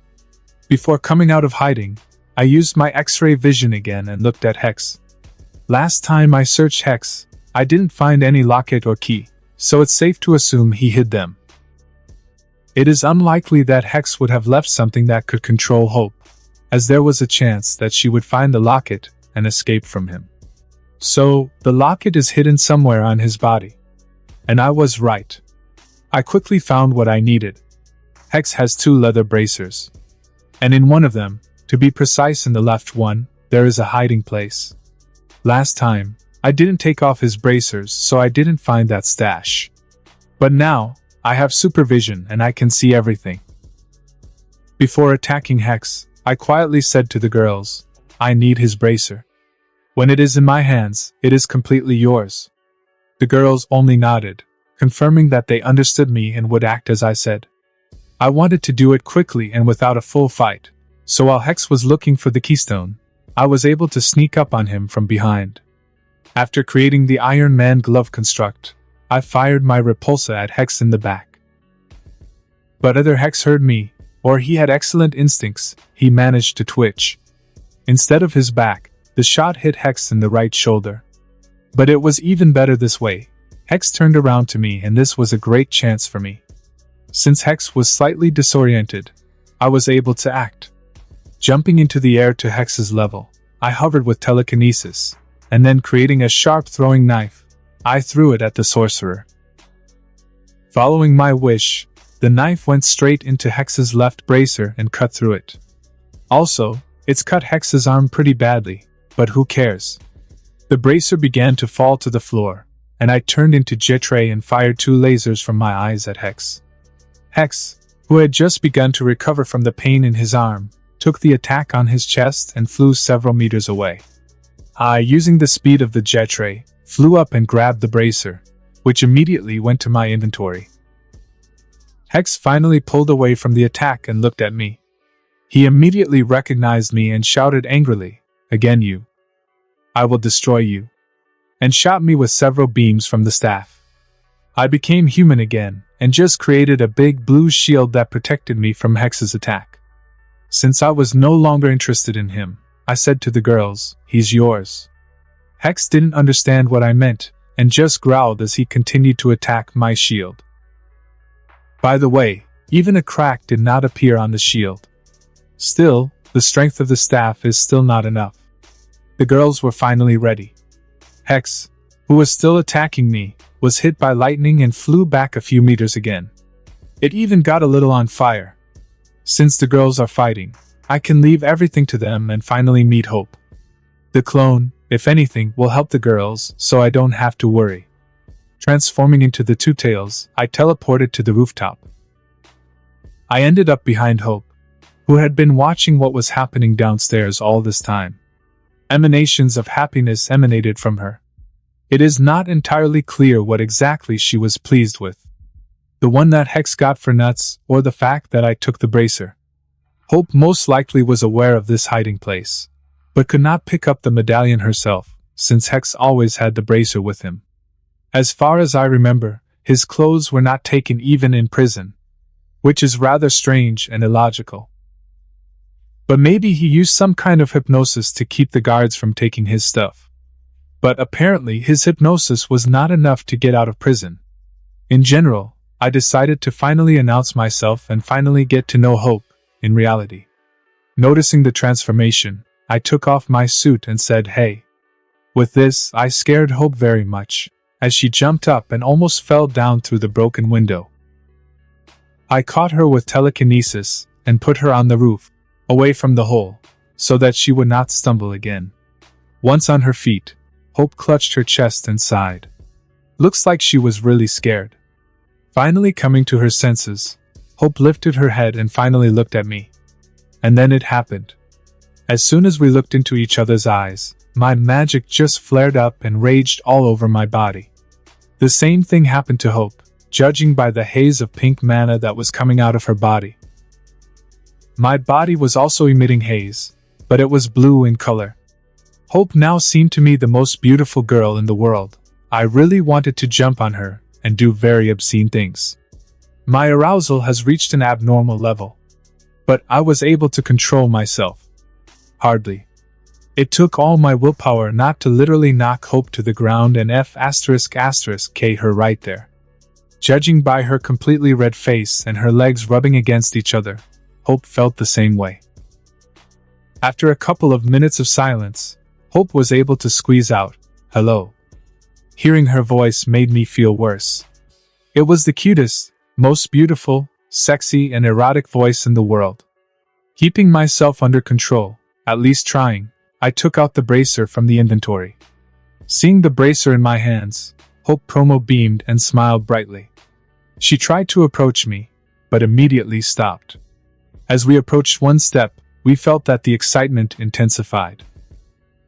Using all my inner strength not to rush to Hope, I opened the cache and bracer and took out the locket and key. Throwing the bracer away, I carefully looked at the things that Hope needed so much. The key was clearly made of magical metal. Small runes were carved all over its surface. I didn't know them, so that's all I could figure out about this key. I threw the key to Hope. She caught it and put it to her chest. And again she gave me a bright smile, after which she put the key in her creepy magical purse. I understand that you are glad, but do not smile. So it's only worse. Shaking my head, pushing aside my excitement, I looked at the locket. The medallion itself was small, the size of a coin. It was red, I would even say bloody. And again, it had a lot of runes on it. True to others, but to me, it means practically nothing. Until recently, I would not have known what to do with the medallion, because I do not know how to properly destroy such things. Still, it can be really dangerous, and will only make things worse. But now, I have what I need. Taking out my new dagger, I activated it with my mana and tossed the locket up, and then, in one swift motion, I cut the locket in half exactly. The dagger that can cut through everything magical has shown itself just fine. It's good that I took it. A wave of red magical energy emerged from the cut locket. When the wave touched Hope, she was engulfed with energy, and the sound of breaking glass thundered. Hope closed her eyes for a moment, then the haze of magic around her intensified. "I'm free." "Thank you," Hope said with a bright smile and tears in her eyes. Apparently, she was no longer going to endure the excitement. Running up to me, Hope jumped into my arms and kissed me on the lips. Hope wrapped her legs around my waist and tightly clung to me, continuing the kiss. Holding Hope, I kissed back too. We both understood that all this would not end with a simple kiss, and we would go to the end. But Hope didn't seem to mind at all. She was only too happy to continue. And who am I to refuse a sexy girl? Moreover, due to the state of our magic, we definitely wouldn't stop. Therefore, I didn't think too much and decided to enjoy the situation. I grabbed Hope's ass with my hands and tightened my grip on her soft buttocks. At this, Hope groaned erotically and stopped the kiss, said in an excited voice, "Lex, take me." This completely blew my mind, and knocking her to the ground, I began to kiss her more aggressively. At the same time, I also began to knead her chest. Hope kept moaning and flailing her hips at my touch. On the last of my sanity, I realized that we can't have sex on the roof of some building, so using the infinity tattoo, I transported us to a safe place. Lex's clone POV. After being created, I turned into a chameleon, and merging with the environment, I climbed to the ceiling. From here, I have an excellent view of the entire convention, so I can safely watch the subsequent battle of the girls against Hex. If anything, I can always come to the rescue. Half an hour later, Hex finally showed up and immediately wreaked chaos. I had to act quickly, and first of all, I protected a couple kissing behind one of the souvenir tents from the glass that fell from the ceiling after Hex broke it. Next, I had to deal with the crush that was about to form at the exit, as ordinary people wanted to be as far away as possible from the terrible magician that was destroying the stalls throughout the room. Transforming into a spider monkey, I went to the door and with all my might destroyed half of the entire wall so that all people could run out into the street without trampling each other. Although, nevertheless, there were a couple of individuals who managed to fall to the floor and I had to save them already from the fate of turning into a flapjack. Fortunately, with the help of the web, this was not difficult to do. Unfortunately, this led to the fact that some people noticed me and even managed to take a photo. Here fans of Legion will be happy. I don't have Morgana with me, so I can't do anything about it.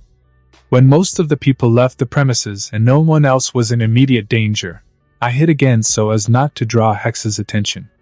It was at this point that the original decided to act and entered into a short-term confrontation with the evil sorcerer.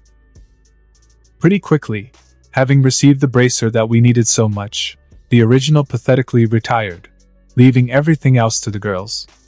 After recovering from Ashley's attack, Hex with a crazy look began to search for the one who attacked him. And since there was no one else in the room except Gwen and Ashley, he quickly found his opponents. The problem was that the original made him very angry, and now Hex was in a real rage. It no longer mattered to him that his hated enemy had managed to leave somewhere. Now he just needed to throw out his anger, and in front of him, there were two excellent goals. Animo cataractum. Hex called out, raising his staff before Gwen and Ashley could attack the sorcerer again. By the will of Hex, all the nearby water that was in the pipes and sewers collected in the room, and turned into a huge water monster, which immediately began to attack Gwen, who was clearly surprised by such a demonstration of magic. It looks like Hex decided to even the odds and called in an assistant to keep Gwen busy while the sorcerer himself deals with Ashley. This time, Hex had the opportunity to show why he is a real magic master, and why he was so arrogant. To be honest, last time, everything went so fast that I forgot that Hex is really a strong magician, quite capable of destroying an entire city. But now, it has become a real test for girls. They clearly expected that everything would be much easier. Well, it will be a great lesson for them not to be overconfident, and not just stand there and let the enemy prepare an attack. I hope they remember this day for a long time and this will not happen again. Although, we must praise the girls for the quick reaction. They immediately decided to split up, and each took up his enemy. Gwen, using her charm of pyrokinesis, flew into the air and dodged the water monster's attack, then sent a flurry of fire at him, which evaporated some of the water. Unfortunately, this did not help much, and the monster continued to attack. Ashley, at the same time, using the charm of telekinesis, picked up all the surrounding debris and threw it at Hex, who was in the process of casting a new offensive spell.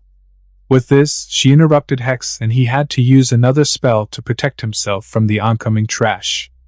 A Bioexorior. Hex hurriedly said, and a yellow spherical dome formed around him. However, unlike Ashley's expectations, it was not a defensive spell, but a teleportation spell.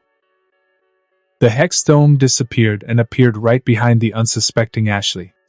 I already wanted to act and protect my girlfriend, but at the last moment I decided to trust her and rely on the protection of the suit. Once behind the enemy, Hex shot Ashley with a strong magic beam from his staff. Fortunately, at the last moment, Ashley felt something and moved her cover from her hands to her back, and this saved her from any damage. But she was still slammed into the floor. I don't know who you are, but given your costumes, I'm guessing you're with the brat who put me in jail. I don't know where he went, but you will regret contacting me. I will destroy you, and then I will return my Bezel's charms and take revenge on the Legion. A painful end awaits you all. This I promise you, heroes. Hex said, eyes red with anger, as Ashley rose to her feet. Dream on, psycho. Ashley said confidently as she rose into the air again. You! The sorcerer shouted and raised his staff of ages, starting to prepare a new magic shot, but he was interrupted by a Gwen voice. Kudzatek. Gwen sang, creating a huge fire tsunami that almost instantly vaporized the water monster. This spell, Hex said in shock, looking at the death of his assistant. Before the sorcerer had time to say anything else, he received a blow right on the nose from Ashley, who flew up to him. This momentarily disorientated the sorcerer, but he quickly came to his senses and roared like a rabid beast, "My charms! You have had them all this time. Return them. Return immediately. They are not yours," said Gwen as she flew up. "Yes, you lost them in battle and now they belong to us," Ashley said, hovering in the air next to her friend. You! How dare you! Hex roared even louder. A huge amount of magical power began to emanate from him, and now he was bathed in his own magic. Looks like he won't hold back this time. I will kill you. Not even a speck of dust will be left of you. Somehow too calmly, the sorcerer said and pointed his staff at the girls. Now, it has become too dangerous. Who knows what this crazy psychopath is up to? My way out. Just when I wanted to transform, something unexpected happened. All the magical power emitted by Hex simply evaporated, and he himself flopped to the ground, with a rather nasty sound. This was not expected by anyone, and now all of us were simply shocked. Recovering faster than anyone else, I descended from the ceiling to the ground and ran to the magician to check on him. The girls weren't overly surprised at my appearance, and soon came up to me, just as I finished checking what had caused such a disappointing outcome of the battle. What about him? He died? Gwen asked, taking off her mask, looking at Hex's body. No, he just passed out, I said, still in my spider monkey form. So what happened? Ashley asked, also removing her mask. Blood loss. See, I said and pointed to Hex's hand, which was covered in blood. But how? When I cut off the bracer, I cut his arm too badly, and this is the result. All this time, he was losing blood and he just didn't seem to notice it. As a result, due to overexertion during the battle, his body refused to work further and he passed out.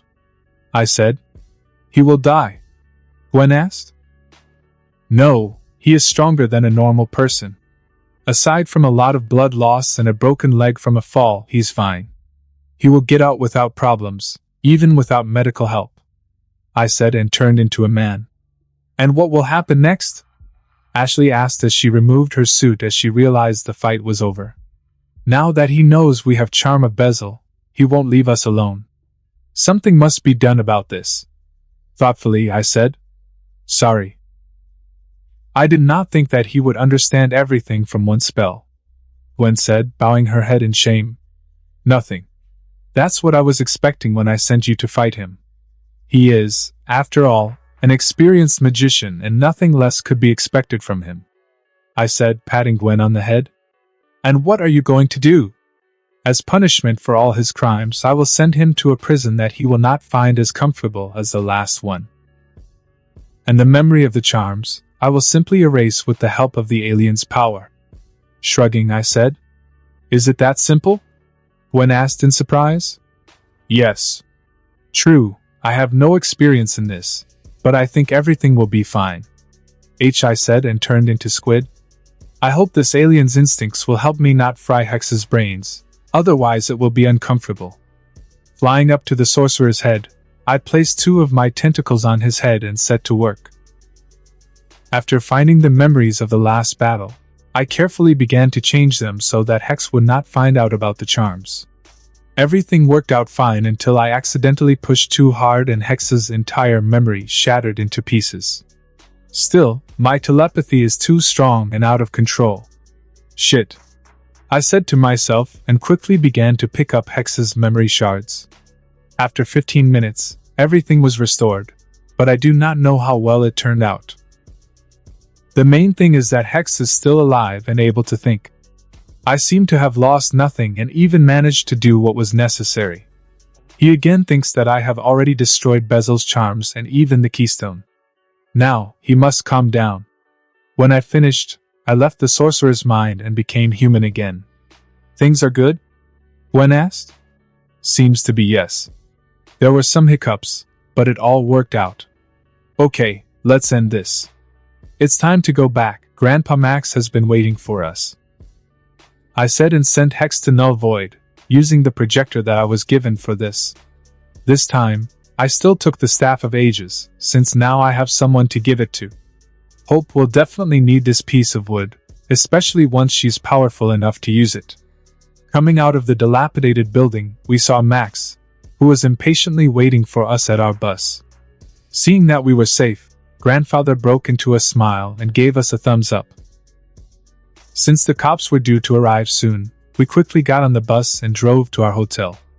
Along the way, the girls talked about the past battle and received well-deserved praise from Grandfather. I wonder where the original went? Something he long. I hope nothing happened. Looks like for a while, I'll have to replace it. I thought at last July 13th, 2010. Hearing the ringtone, I sleepily opened my eyes, took the phone in my hand and answered the call. Listen? It's me. Where did you disappear to? According to the plan, you were supposed to be back by now. I heard my own voice on the phone. Realizing that a clone was calling me, I looked at the time and saw that it was already 1 hour in the morning the next day. Remembering what happened after meeting Hope, I looked to my left and saw this same girl lying naked with me in bed, while clinging to me with a stupid smile on her face. I'm in a cave. With Hope. Everything didn't go as expected. I need a little more time to figure everything out. I'll try to be back by lunchtime, so cover me for now, I said, carefully getting out of bed, trying not to wake the Charmcaster. Understood, my clone said. How did it go with Hex? I asked, putting on the underwear which I found under the bed. Not as good as we would like, but the girls did great.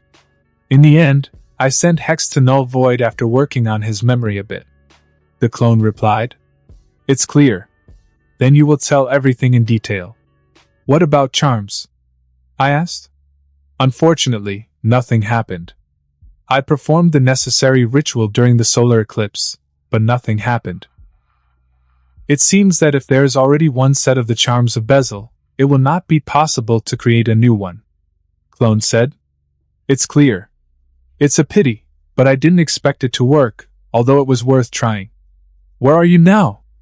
I asked. Still at the hotel in Las Vegas, but we're leaving in the morning. In the evening, an old friend of Grandfather called and invited us all to an underwater resort in the Bermuda Triangle. So tomorrow we fly to Miami in a private jet. The clone reported. So it's time for this adventure, huh? Okay, I'll try to get there before you get into this underwater trap, I said, remembering the upcoming event. Understood, the clone said and hung up. Turning off the phone, I was again glad that I got Echo. Unlike Ditto's hive mind, Echo has a self-awareness of his own that is no different from mine, so he is able to act quite independently without my guidance. At the same time, the clone is completely devoted to the main body. In general, as they say, if you want to do something well, entrust it to the loyal clone. Lex? Hope's voice was heard, who nevertheless woke up after hearing the noise. I'm here. You can sleep for now, it's late at night, I said, walking up to the girl. Where are we? The girl asked, looking around the interior. We are on my spaceship. In the captain's cabin, I said, and opened the portholes through which one could see the hangar. Hearing my words, Hope opened her eyes wide and wrapped herself in a blanket, quickly walked to the porthole to look at the huge room in which the Merlin stood. Do you have a starship? Hope asked softly. Yes. True, this is a temporary option. Soon I'm going to build a new one that will be much better. With a smile, I said. Where did you get it from? Hope asked, turning to face me. It's a long story. Although, we have time and we can finally get to know each other properly. You do not mind? At my words, Hope blushed slightly, apparently remembering the consequences of our acquaintance, and then happily nodded her head. Well, that's good. Then get dressed and go to the kitchen. We'll talk over food. I said and left the cabin to give the girls some privacy. Arriving in the kitchen, I began to prepare snacks that should dull our hunger. Just as I was done, Hope arrived. She was wearing only my wrinkled shirt and pink panties. Right now, she looked damn hot, but it wasn't up to that, so I put aside the obscene thoughts. Sit down, food is served. With a smile, I said. Thank you, said the girl, sitting down at the table and starting to eat sandwiches. Then let me begin my story. It all started at the beginning of the summer, when my family and I went on a trip around the country. I began to tell Hope the whole story. After what happened between us earlier, it just doesn't make sense to hide anything from Hope.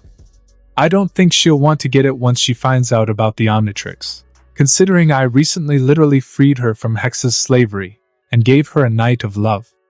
Although, of course, I did not tell quite everything and kept silent about some points. But even the girls and Max don't know everything, so there's nothing to worry about. Everyone has a right to their secrets.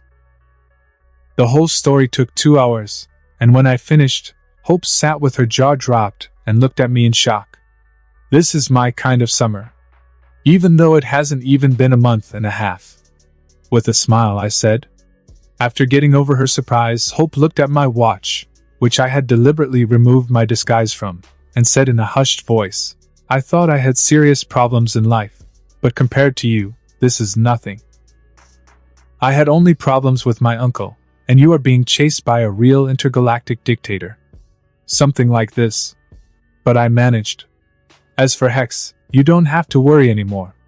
I said. Did you kill him? Hope asked a little sadly. No, what are you? I've locked him up in the prison dimension so he won't be back anytime soon. This time, he won't be able to escape so easily. I said. Is that how? This is good. Hope said with a sigh. You have a strange reaction. I thought you hated him. Raising an eyebrow, I said. I hate it, of course. It's just. He's the only one I have left. After my parents died, my uncle took care and protected me. Before, he was a completely different person. He was an explorer, and his main passion was magic. He devoted his life to the study of old grimoires and wizards of the past. There was no this stupid skull tattoo, nickname, and other dark paraphernalia. Uncle Gregor was a simple and good man. Hope said with her head down. Yes? Didn't expect this. And what has changed? I asked in surprise. Didn't expect Hex's real name to be Gregor. Although it suits him.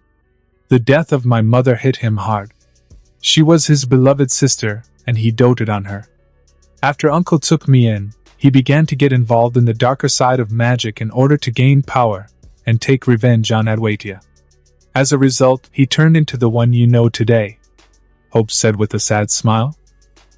It turns out that because of the thirst for revenge, he was ready to sacrifice even you, his own niece, the daughter of his adored sister? I asked, frowning. It turns out that way. And I kind of understand it. For the last 10 years, I myself have been obsessed with a thirst for revenge, and there have been moments when I myself was ready to do anything to get more power. The only thing that stopped me was the upbringing of my parents, who would not want me to stoop so low. But a couple more years and I wouldn't care anymore, especially when my uncle stopped really teaching me. Hope said honestly. Thirst for revenge is such, yes, all-consuming and relentless. But still there is something strange in this story, I said thoughtfully. What do you mean? Hope asked, looking up at me. The way Hex has changed. I still understand the fascination with dark magic and the thirst for revenge, but the way he treated you is not included in any framework. He literally put you on a chain and most likely was going to use you as a victim to get even more strength. Why didn't he find another wizard? Why did he raise and take care of you for 10 years when everything could be done so much easier? It seems to me that it could not have been done without outside help. I told my thoughts. Hearing my words, Hope thought for a moment, and then said, "You're right. Sounds very logical. Why didn't I think of this myself?" "You were a child. Do not blame yourself for inattention," I said with comfort in my voice. "And who do you think could have done this with Uncle? According to what you say, this Adwaita killed your parents, so it is logical to assume that this is also his work," I said calmly. "This parasite. It wasn't enough for him to kill my parents and usurp the throne of Legerdemain, so he decided to ruin my life here on Earth as well." Hope hissed in anger and started pacing back and forth. "Don't worry, I'll help you deal with this, as you say, parasite. I'm still a hero, and protecting an entire magical dimension from a cruel dictator is just my job." With a dazzling smile, I said. "You don't have to," Hope said modestly. "Not worth it. I don't mind helping you either. Moreover, after everything that happened between us, I have to take responsibility. Especially when I locked your only relative in another dimension." With a smile, I said. At the mention of our intercourse, Hope blushed like a boiled crayfish, but quickly took herself in her hand and said, "Don't worry, I'm not mad at you for what happened to your uncle. Even if Adwaita really influenced him, Uncle Gregor still did a lot of bad things and he needs to answer for it. Actually, Null Void isn't such a bad place. Although, there will have to fight for survival. It is possible that he will be re-educated and become better." I patted Hope on the head. "It's truth. Well, you should always hope for the best," I said with a wry smile, and then added, "Let's stop talking about sad things and talk about you. Why don't you tell your story?" "Okay, why not? Well, I was born into the royal family of Legerdemain, so I can still be considered a real princess," Hope said with a smile, after which she began to talk about her childhood, her home dimension, her parents, her uncle and magical training. At some points she was a little hard, but when talking about her home, she directly beamed and was very inspired. At that moment, I really wanted to go to Legerdemain and tear this freaking turtle to pieces. When Hope finished her story, she was in a more positive mood than before, so I decided not to ignore the pig in a poke anymore and asked bluntly, "Can we finally talk about what happened between us?" My question obviously unnerved Hope, but she must be commended. This time she did not blush like an innocent schoolgirl. Clenching her hands into fists, the girl nodded and said with determination, "You're right, it's time for us to talk about what happened. I should explain the whole situation." "Right. We really should have done it before it even happened," I said with an uncertain smile. Showing the exact same smile, Hope nodded timidly and continued.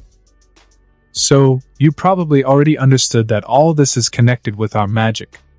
It's hard not to guess, especially if we remember our common dreams and what happened on the roof," I said. "Right.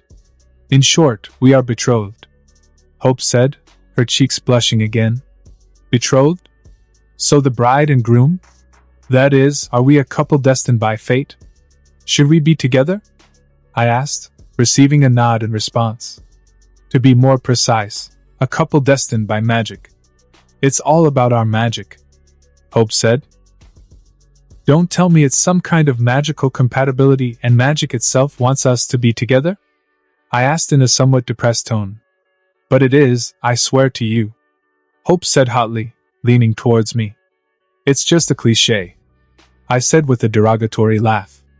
"What?" Not understanding me, asked the Charmcaster. I was expecting some kind of terrible secret or riddle, but it turned out that we just have to be together, because we are suitable for each other. Magic decided everything for us.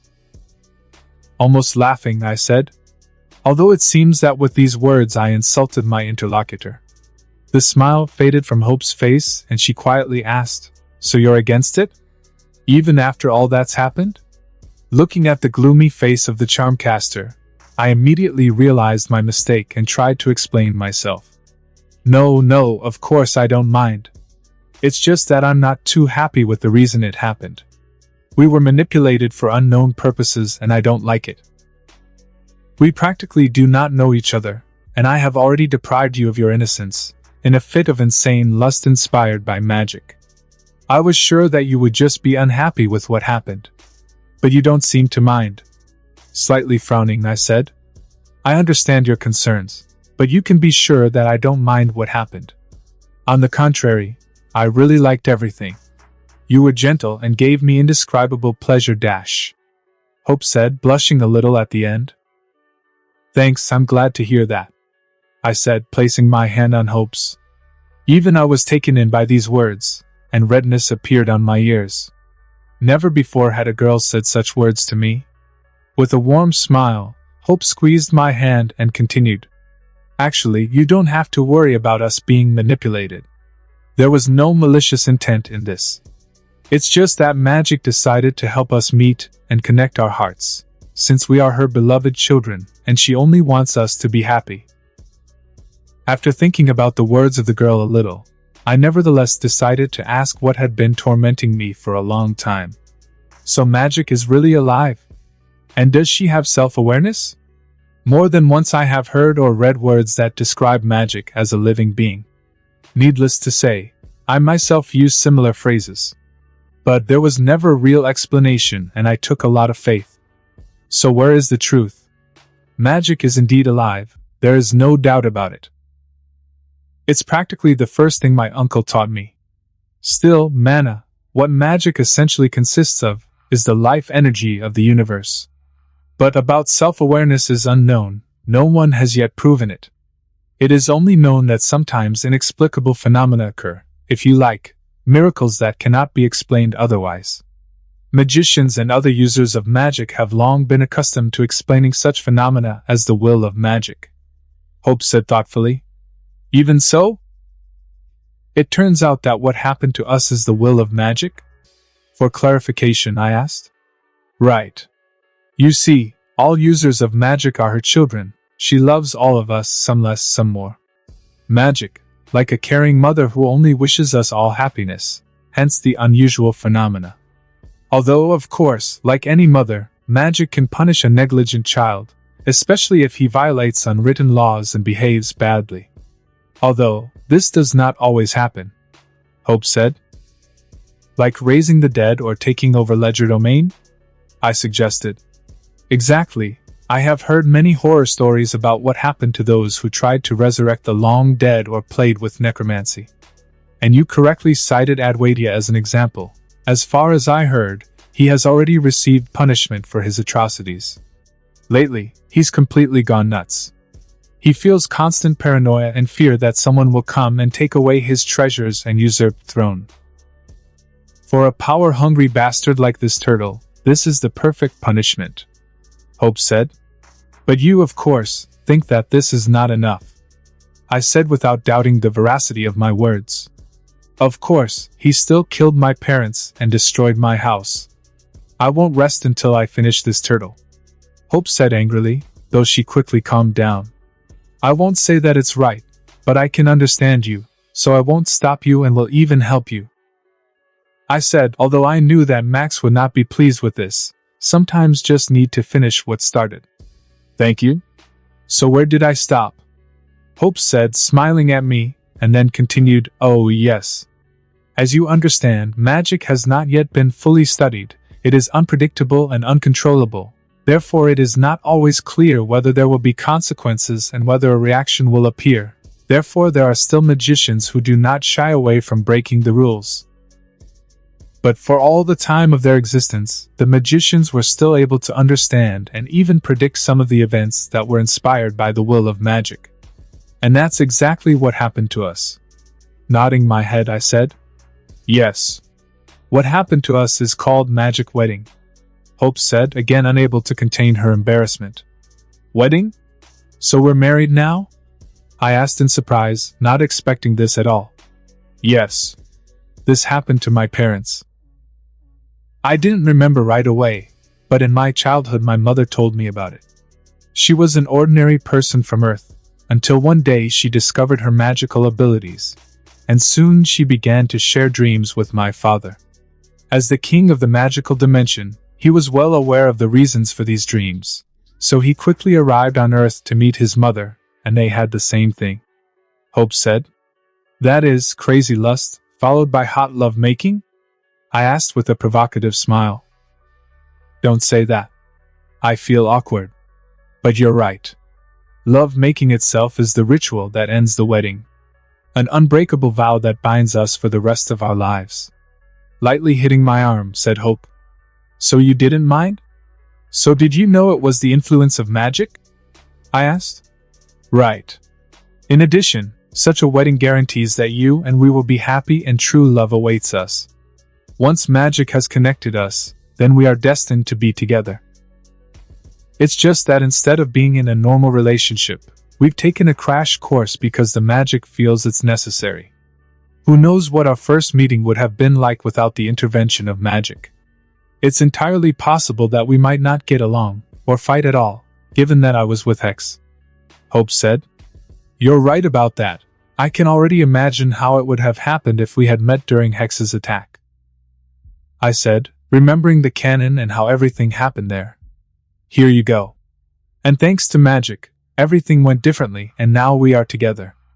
Hope said, blushing again. Stop blushing already. After what you did in bed, it's too late to be shy. I couldn't resist. At my reaction, Hope only blushed even more and covered her face in shame. Okay, I'm kidding. I understood the whole situation, and although it's still hard for me to accept it, I understand that it's all for the best, and now we are together. True, there is another problem, I said. Which problem? Hope asked after listening carefully. I have a girlfriend. More precisely, even two. And they will be very unhappy with what happened to us, especially when they find out about baby making and a magical wedding. I said honestly. Are you talking about Gwen and Ashley? Hope asked calmly. What? How do you know? I asked, not expecting such a turn. Anyway, during the process, I had a vision about the romantic relationship you are in. This is also part of the wedding. Hope said. Yes? I didn't have anything like that. I said thoughtfully. That makes sense. After all, I haven't had any romantic relationship with anyone. Hope said proudly. All clear. So what do you think of Gwen and Ashley? I asked, looking strangely at Hope's proud face. Don't forget that I'm from another dimension, and I was a member of the royal family, so there is nothing strange for me in harems.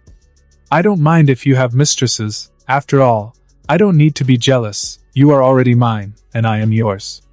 Nothing in this world can separate us. Absolutely confidently said Hope. Of course, this greatly facilitates the whole situation, since I am not going to leave Gwen and Ashley. But now I have to tell them about all this and hope that they will not kill me when they find out that I actually cheated on them, and I also managed to get married.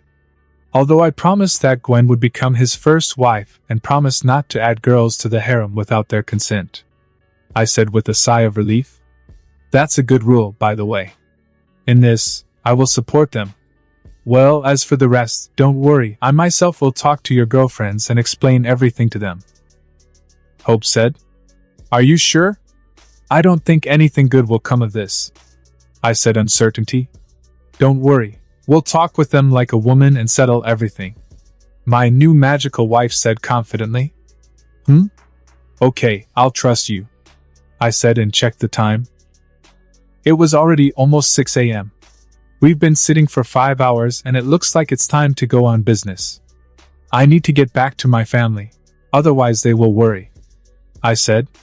Is it time for us to part? Hope asked sadly. I still have time before dinner, so we can go get your parents' things. I said after some thought. I completely forgot about it. Where is the key to the safe? Somewhere in the cabin, don't worry, Let's go, we need to get dressed and can go. Let's fly the Merlin. Where is the safe located? I said as I left the kitchen. Hope followed me. In Hex's private bedroom, in his castle. Hope said as she began to collect her belongings scattered around the cabin. And what is the destination? I asked as I pulled out a new set of clothes from my storage. Salem. Does he really have to be so banal? I involuntarily asked, looking at the typical Dark Lord's castle that was home to Hex and the Charmcaster. It was a classic Gothic dark stone castle that stood on top of a hill with thunderclouds wrapped around it. Just like in some cartoon about a villain who wants to take over the world. Well, like in Scooby-Doo. Uncle loves pathos, so it's no surprise that he built such a castle. Hope calmly said that she was now standing next to me. Now we were on the captain's bridge of the Merlin, watching Hex's castle. The place where he was also utterly banal. And to be more precise, 4 kilometers from the center of Salem, Massachusetts, on the banks of the Crane River. Although it is correct, where else to build the castle of the Dark Magician, if not near the city, which was famous for its witch hunt. Okay, damn this. We're going down. Will you go alone or will I go with you? I asked, while ordering Morgana to land near the castle. I would be glad if you were with me at this moment. Hope said, taking my hand. I'm not against. But can I get in? Is there any protection against intruders here or something like that? I asked, squeezing the girl's hand in support. Yes, but as long as you're with me, you're considered a guest. Later, I can add you to the list of tenants so that you can visit me at any time. Hope said with a smile. Okay, then let's go. I said and led the girl to the ladder so that we could go outside. We landed on the beach of the river, so it was not far to go. After leaving the ship, I ordered Morgana to activate stealth mode so that no one accidentally stumbles upon my spaceship. And how do the locals react to such a masterpiece of architecture? I asked as we walked slowly along the beach. Ordinary people cannot see the castle. Uncle imposed a special ward that does not allow people without magic to see what is in this territory. For everyone who is not a magician, this place is a ruined, abandoned country club. So no one cares about this place. Hope said. Is that how? Clever. Useful ward. I said, surveying the territory, which had its own unusual, mystical charm. Yes, it's a pity that my uncle didn't teach it to me. Old asshole. Hope said, frowning. Do not pay attention. You still have your whole life ahead of you. I'm sure you'll completely surpass Hex soon. Thank you. Showing me a beautiful smile, said the girl. At this point, we finally climbed the hill and appeared in front of a 4-meter gate that protected the castle grounds. Sesame, open up, Hope said with her hands up. At her command, the gates opened on their own, letting us inside. Seriously? I couldn't help but ask anyway. I know it's silly, but charming the gate was my first serious magic assignment. At the time, I was only 9, and had just recently read Ali Baba and the 40 Thieves. And this is what came out of it. Hope said awkwardly. I don't say anything. Very suit. Trying not to offend the girl, I said. Deciding not to push the subject further, Hope silently led me inside. The interior of the castle fully corresponded to the surroundings, so we walked along a huge corridor of dark stone. Old paintings were planted on the walls, knightly armor stood in the corners, a long red carpet lay on the floor, and all this was illuminated by candelabra with candles, although obviously magical. After passing the corridor, we reached the stairs and climbed to the 3rd floor. Hex's room was the only room on the floor, so we were immediately in front of the doors leading in. They were also huge and majestic, like those at the entrance, but these were also decorated with jewels. Hope put her hand on the door and hesitated a bit before pushing them. The doors opened without problems, and we saw the interior, which could only be compared with the chambers of kings. I was never allowed to come in here, Hope said, explaining her nervousness. Understand. And where is the safe? I asked, looking around the room. Behind the painting, Hope said, looking at the key that hovered over her hand and pointed to a huge, full-length portrait of Hex. What else did I expect? I asked rhetorically, tearing the painting out with telekinesis and tossing it aside. As Hope had said, behind the portrait was a gigantic, wall-mounted, golden safe inscribed with a huge number of different runes. It seems that in this safe, Hex kept all his goods. Going to the vault, Hope held the key to the door, which had soaked into the safe. The safe itself shone yellow for a moment, after which there was a sound of unlocking the lock and the door itself opened. Pushing the door to the end, inside we saw a huge room, which was clearly artificially enlarged with the help of magic. All the walls were occupied with shelves with thousands and thousands of books. There were several wooden chests on the floor, where apparently all the valuables were located. Inside, one could also see what looked like a chemistry lab and a wizard's workplace. Looks like this safe not only acted as storage for Hex's things, but also as his personal library and laboratory. Looking around, I made a logical conclusion. You're right. And I kept wondering where the library is in the castle. Looked all over, but couldn't find anything. As a result, I had to be content with books that my uncle gave me every half a year. The girl grumbled angrily, examining the books on the shelves. Well, now your hands are untied and you can at least choke on these books. Where are your parents' things? I said, looking around carefully. Here they are. Hope yelled happily as she rushed to the locker next to the wooden table. Nearby was also a mannequin, which was wearing something between a witch's robe and a woman's dress. It seems to be exactly what the Charmcaster wore in the Omniverse. Approaching the girl, I saw how she sorted through various things that lay in the locker. There, I saw a photo album, a teddy bear, a gold pendant, an antique pocket watch, and a host of other memorabilia for Hope. Strange, there is no grimoire here. Where did he go? Hope said, picking things over carefully. Grimoire? Such a small red book on elementary magic? I asked, realizing that it could not have done without me. Yes, that's right. Do you know where he is? Hope asked, looking at me carefully. I have it. More specifically, Gwen. During our first meeting with Hex, I took it from him along with Charms of Bezel. Even then, I wondered why Hex, the master of magic, would carry around a book on elementary magic. I said honestly. This grimoire belonged to my mother. She accidentally found him in a thrift shop, and it was thanks to him that she learned magic. After that, she initiated her uncle into magic, and after that she met my father. Further you know. Hope said a little sadly. That's how. Then I will return it to you, at the next meeting. I said. Now I understand why the grimoire was with Hex. He wore it as a reminder of his sister, and the time they first studied magic. Thank you. For me, this is really important. Here, you can take this book as compensation. It has everything you need to become a full-fledged magician. I taught myself from it. H. Hope said with a smile, handing me a huge and thick black book that was lying on one of the shelves. Picking up the book, I looked at the cover and saw the pentagram symbol, as well as the inscription Magic for Dummies. Author Bezel. Thank you, I said awkwardly, not quite understanding how to react to this. My pleasure, Hope said with a smile, obviously not seeing anything strange in this. Moving away from the fact that the father of magic created a book with that title, I said, I can bring the Staff of Ages if you like. I still don't need him. Do you have it too? I'll be glad if you give it to me, although I won't be able to use it until I become a master. Hope said a little sad in the last part. Don't worry, now you have all the resources you need to quickly become one, I said and stroked the girl on the head.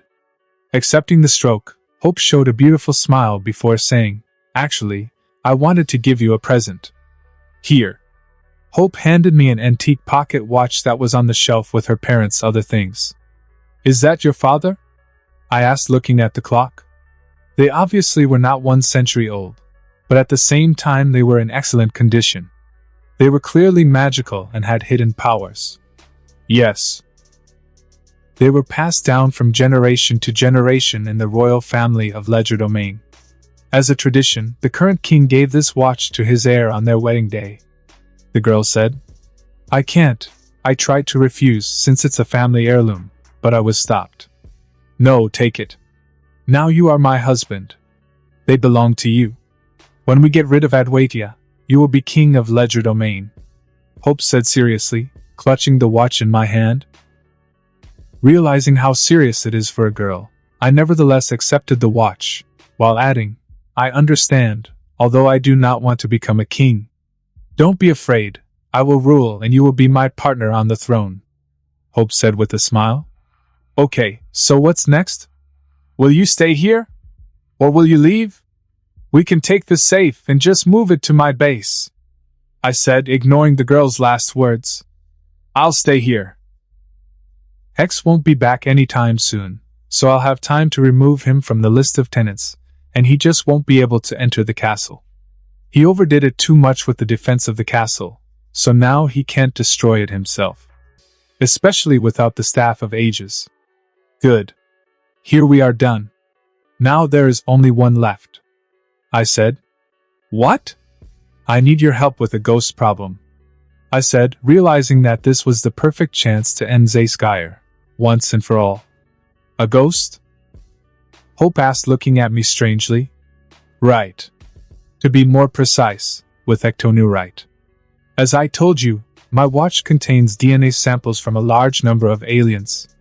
If I'm not mistaken, a little over 1 million.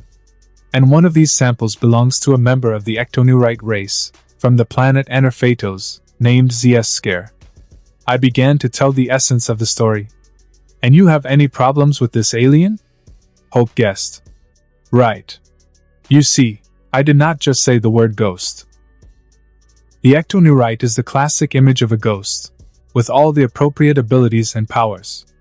That is, invisibility, intangibility and body possession. Hope guessed correctly. Exactly. As you can imagine, this alien is incredibly useful and I use it often. In fact, he is one of my favorites. But the problem is that ectonurites have one unpleasant feature. In some unknown way, the consciousness of representatives of this race is able to exist even in one strand of DNA. I said. You mean that this Zecky's consciousness is in your watch right now? Hope asked in shock. Yes. And like a real ghost, he's trying to take over my body, I said seriously. But how did it happen?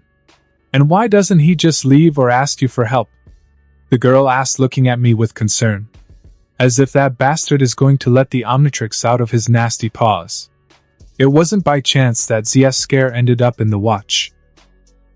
Long ago, he accidentally learned about the omnitrix from the files of one of Vilgax's drones, which crash-landed on his planet where he was Ectolord High. And as you know, Zecky decided to get such a powerful weapon that would help him realize his ambitions.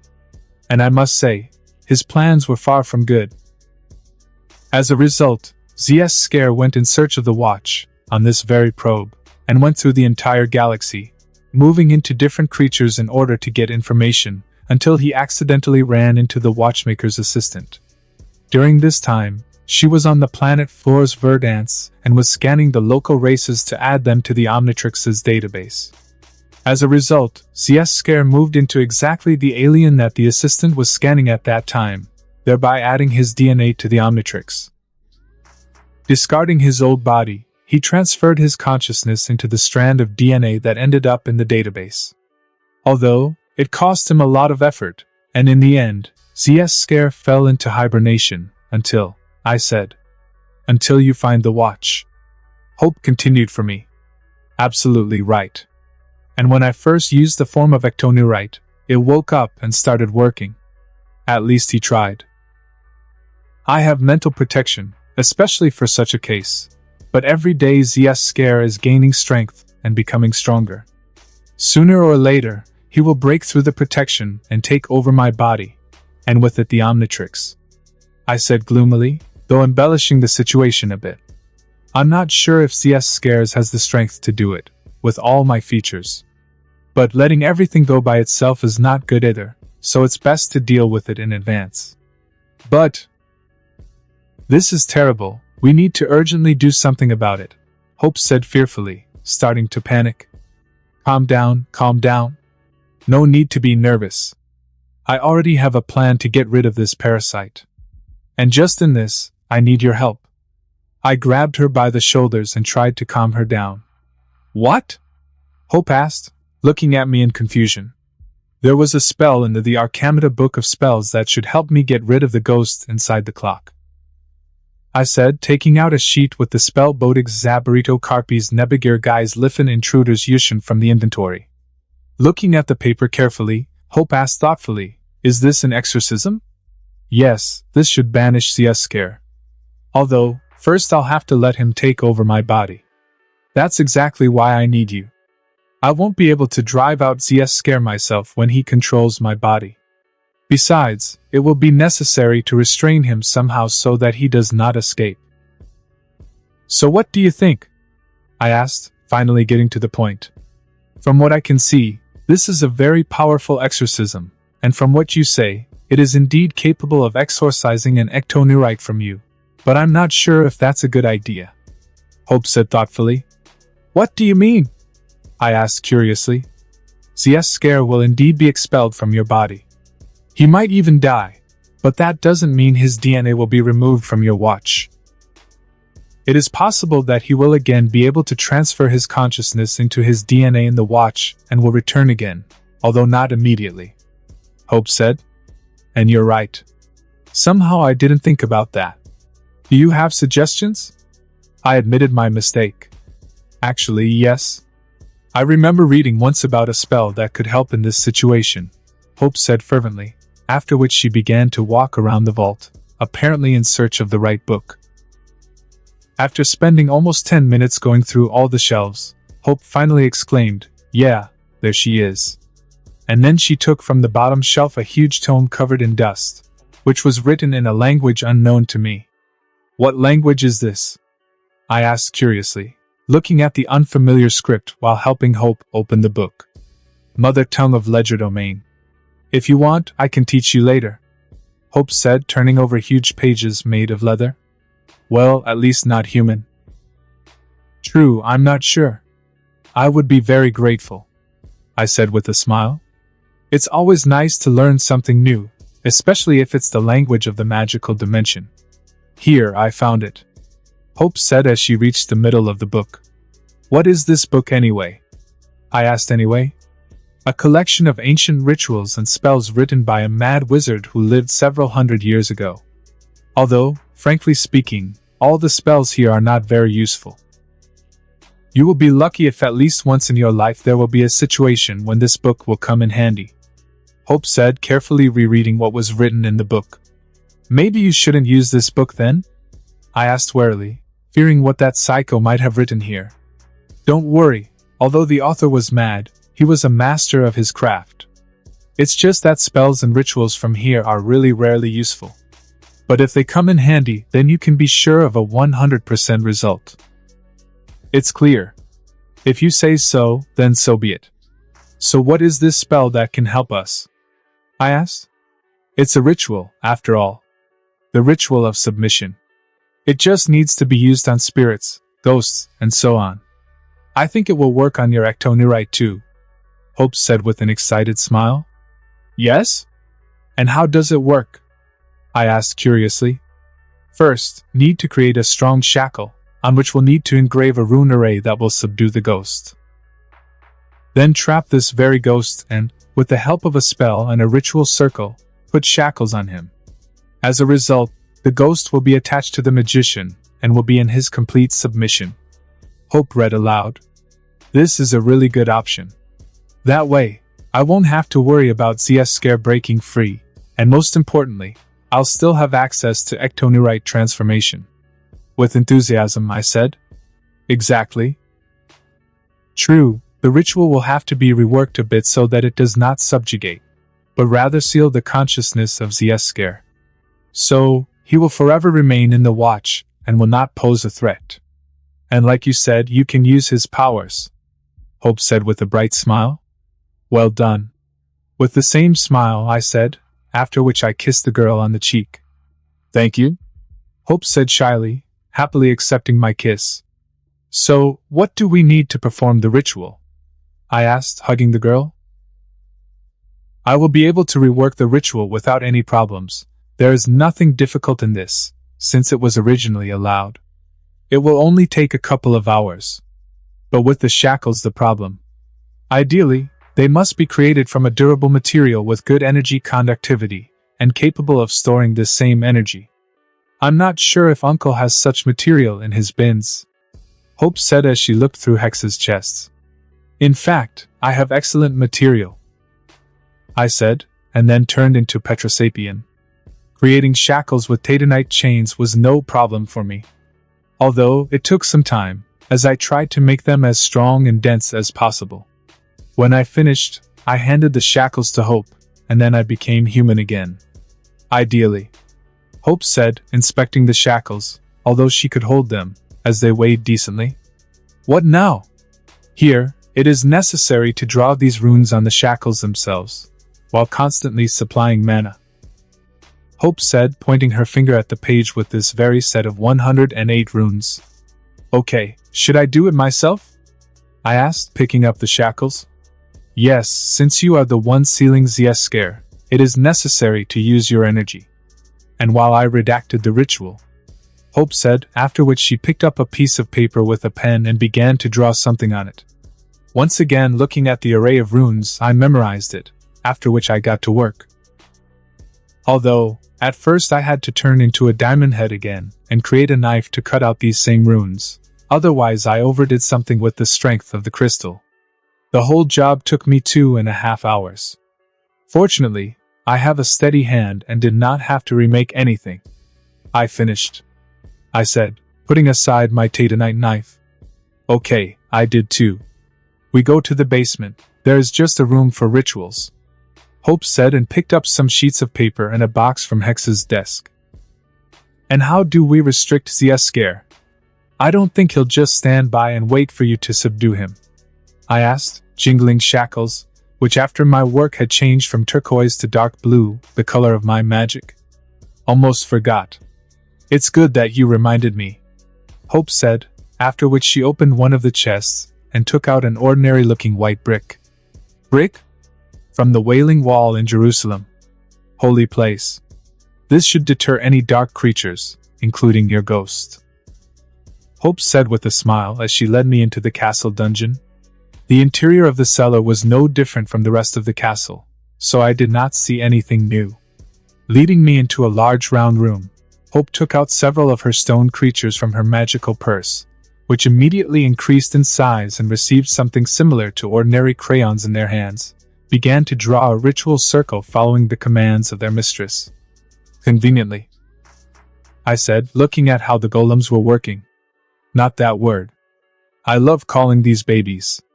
My mother taught me this, Hope said with a smile. In 10 minutes the circle was ready, after which it was the turn of the brick. Having received the sacred relic in his hands, one of the golems crushed it into powder, after which he poured a small circle into which I stood, following the instructions of the charmcaster. That's it, you can start. Once Zecky has full control, I will activate the ritual and shackle him, Hope said, looking at me seriously.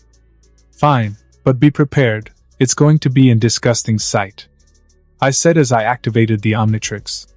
Third POV. Raising his hand with the omnitrix to his chest, Lex opened the dial, turning it several times, reached the ghost freak.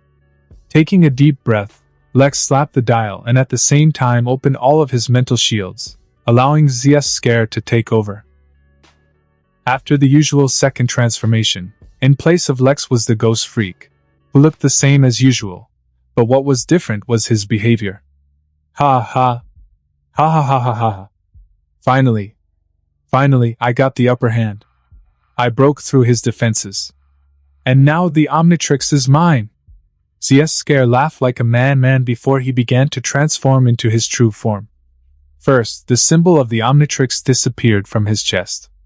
Then, sharp claws burst out of his hands, tearing his hide in the process.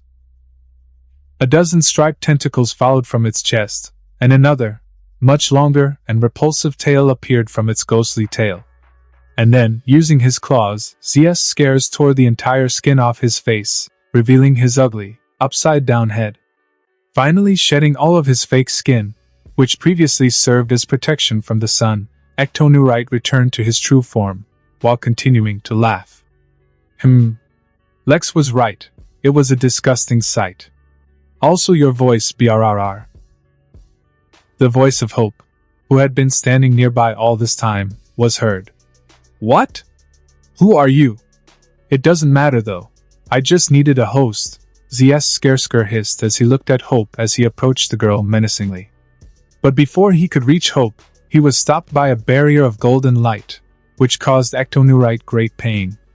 Wah! It hurts. What is this? Zesker yelled, flying away from the barrier, accidentally hitting the other side of the barrier with his back. You don't need to know that, freak. Goodbye. Unintelligible Hope shouted and activated the ritual in legerdemain's language. The ritual circle that had been drawn earlier shone with pink light, and ribbons appeared that began to bind Zesker and restrain him. What are you doing? Stop it. Don't. Please, Ectonurite shouted in fear, finally turning to a plea. But Hope ignored him and only threw shackles at him, which in flight opened up on their own and clung to Zesker, shackling his neck, waist, arms, and tail. At the same time, the ghost let out an even more deafening scream, after which a new transformation began. A new skin appeared again, though not gray, but bluish in color, covering all the ugliness of Zesker. Long, sharp claws remained, as did an elongated tail, but the skin covered all this. Finally, the symbol of the omnitrix appeared, emitting a bright light that momentarily blinded Hope. After the flash faded, the ghost freak's new look could finally be seen. What stood out the most were the shackles that serve as Zesker's restraint, and the slightly more angular figure. Lex? Hope breathed, looking at the new ghost freak. Lifting his single eye to Hope, the ghost freak paused for a moment, then said in his eerie voice, "It's me." Everything worked. Lex reversed his transformation and became human again, catching Hope as she threw herself into his arms. Lex POV, are you sure everything's alright? Once again, it seems to be the 6th time, Hope asked me. Once again I tell you, everything is fine. I am me again. Zesker's mind is sealed and asleep, I'm sure of it. I said soothingly, taking Hope's hand. Now, I have told the full truth. As I regained control of my body and became a renewed ghost freak, I felt Zesker's consciousness recede into the background and no longer show any signs of activity. It's still there, but now it's harmless. To be honest, I've always felt uncomfortable as the ghost freak form, as I felt like someone was breathing down my neck. Over time, this feeling intensified and soon escalated into Zesker's attempts to break through my mental barriers. It was like someone was constantly scratching and pestering me. It didn't affect me much, but it was still very annoying. But the ghost freak was too useful and alien not to use it due to a little discomfort. And now, after the ritual, all these strange sensations have disappeared. The only thing I feel is the very presence of Zesker, but it is almost imperceptible and I can just forget about it and not worry about it. But now, it seems to me, the ghost freak himself has become stronger than he was before. Perhaps the whole point is that Zesker managed to release his true form, and now the ghost freak has received all his power. I'm not sure if that's the case, but I'm better off. By the way, the ritual itself was rather strange for me. Allowing Zesker to take over, I seemed to fade into the background and watch the single eye of the Ectonurite happen. I have to say, it was a strange feeling. And by the way, it turned out that I could very well regain control if I tried very hard. So, in the end, there was no risk in this adventure. Okay, I'll believe you. But if something happens, let me know immediately.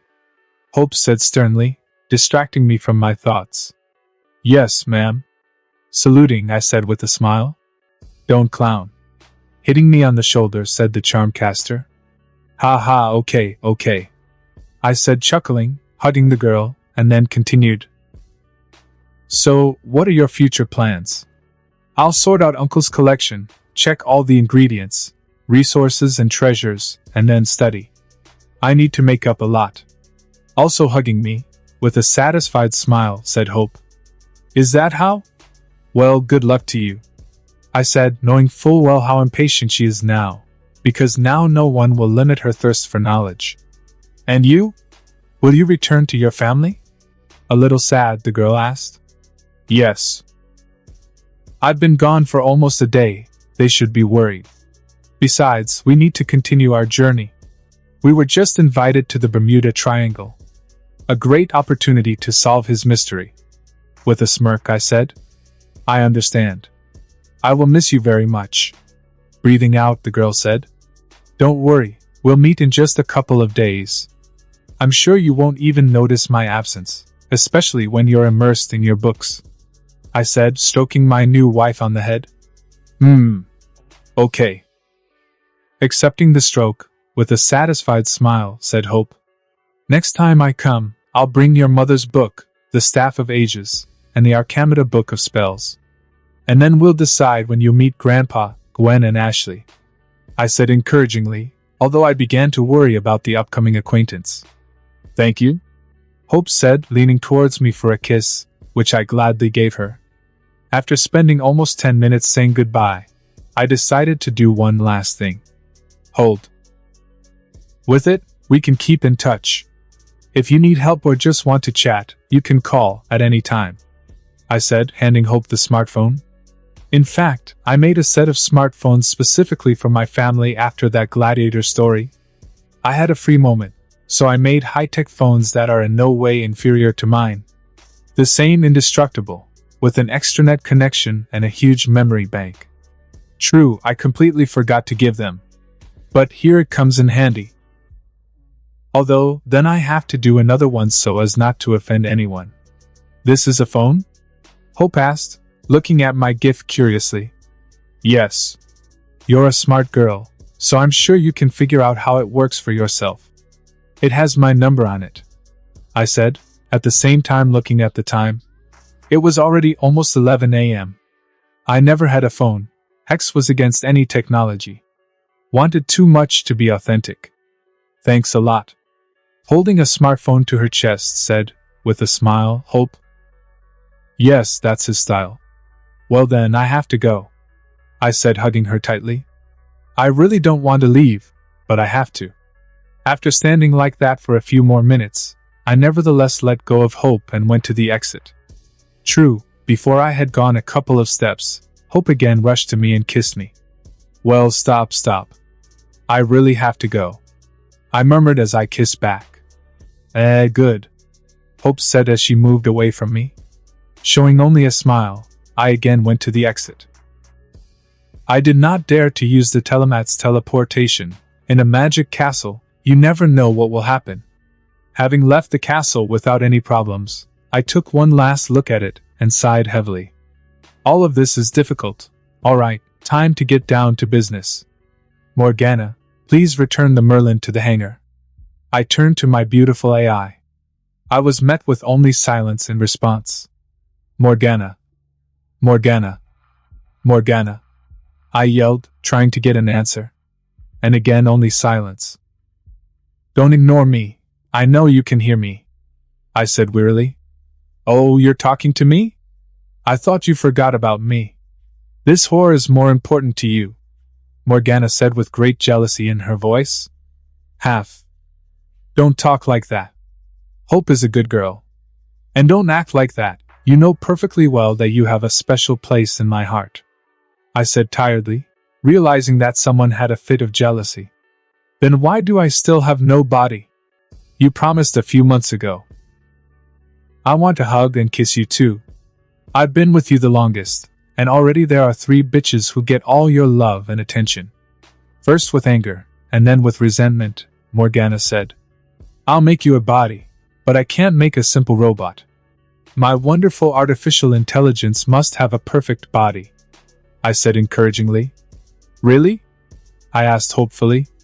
Promise.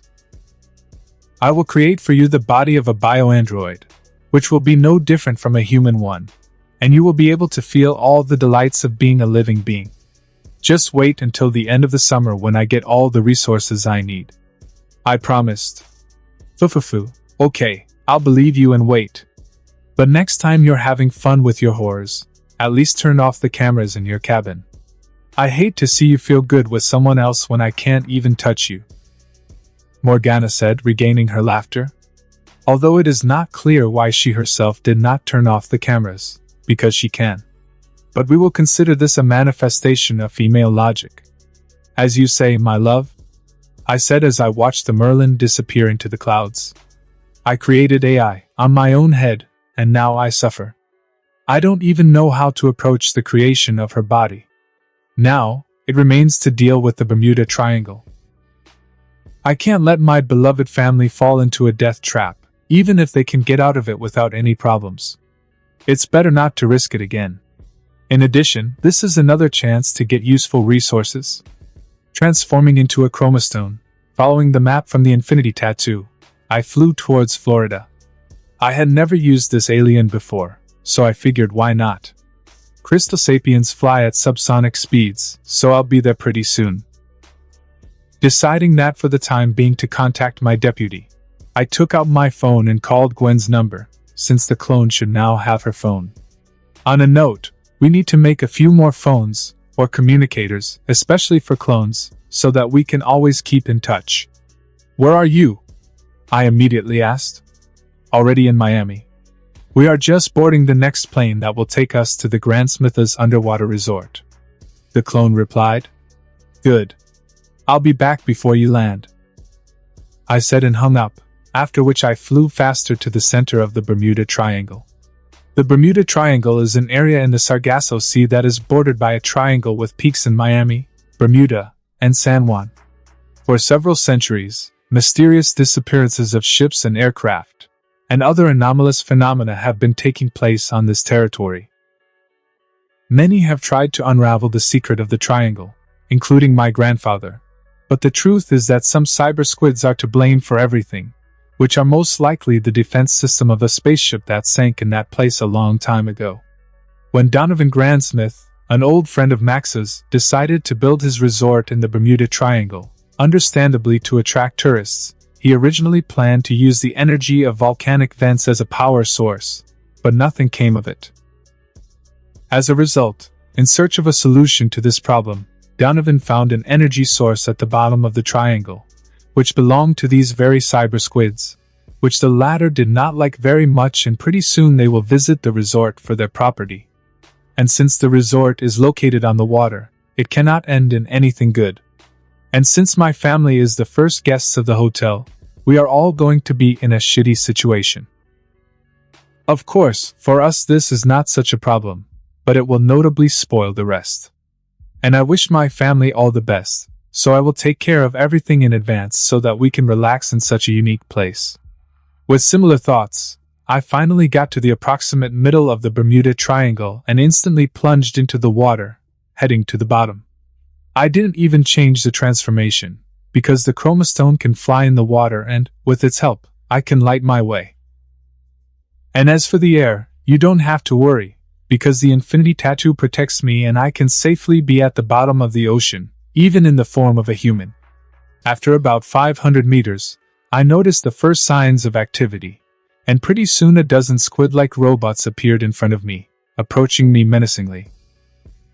Since I needed their base, I turned into an upgrade, and while the robots did not understand anything, I absorbed one of them. Having gained access to the squid network, I immediately swam to the bottom, where the mothership should be.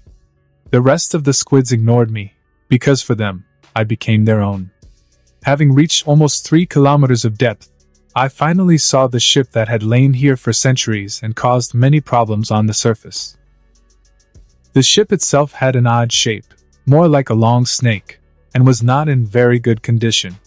He obviously crashed, after which he lay in the water for a long time, which clearly did not do him any good. Before I can get this snake out of here, I need to disable all the squid, and for this I need to take control of the ship.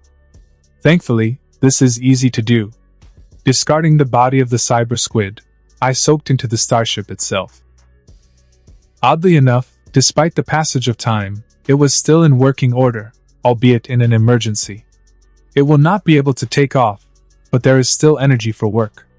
Taking control of the ship, I ordered all the squids to return to base and turned off the security system that had been working all this time and caused the cyber squids to act.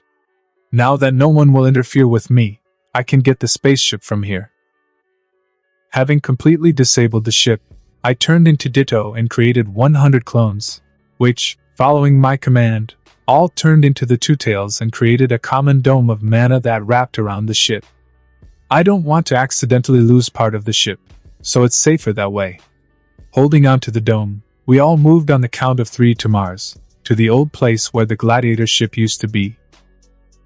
Dispelling the clones, I transformed into the Sandman, and created a dome of sand that covered the ship. Well, that's all, we're done with this. Now you can return to your family, otherwise I already missed them. I will deal with the snake after a tour of the resort, which should now be completely safe. And that concludes this episode. If you enjoyed it, I'd seriously love it if you guys could leave a like on the video, as it genuinely helps out so much, and it keeps me going, plus it takes only 1 second. That said, have a wonderful day. See you in the next one.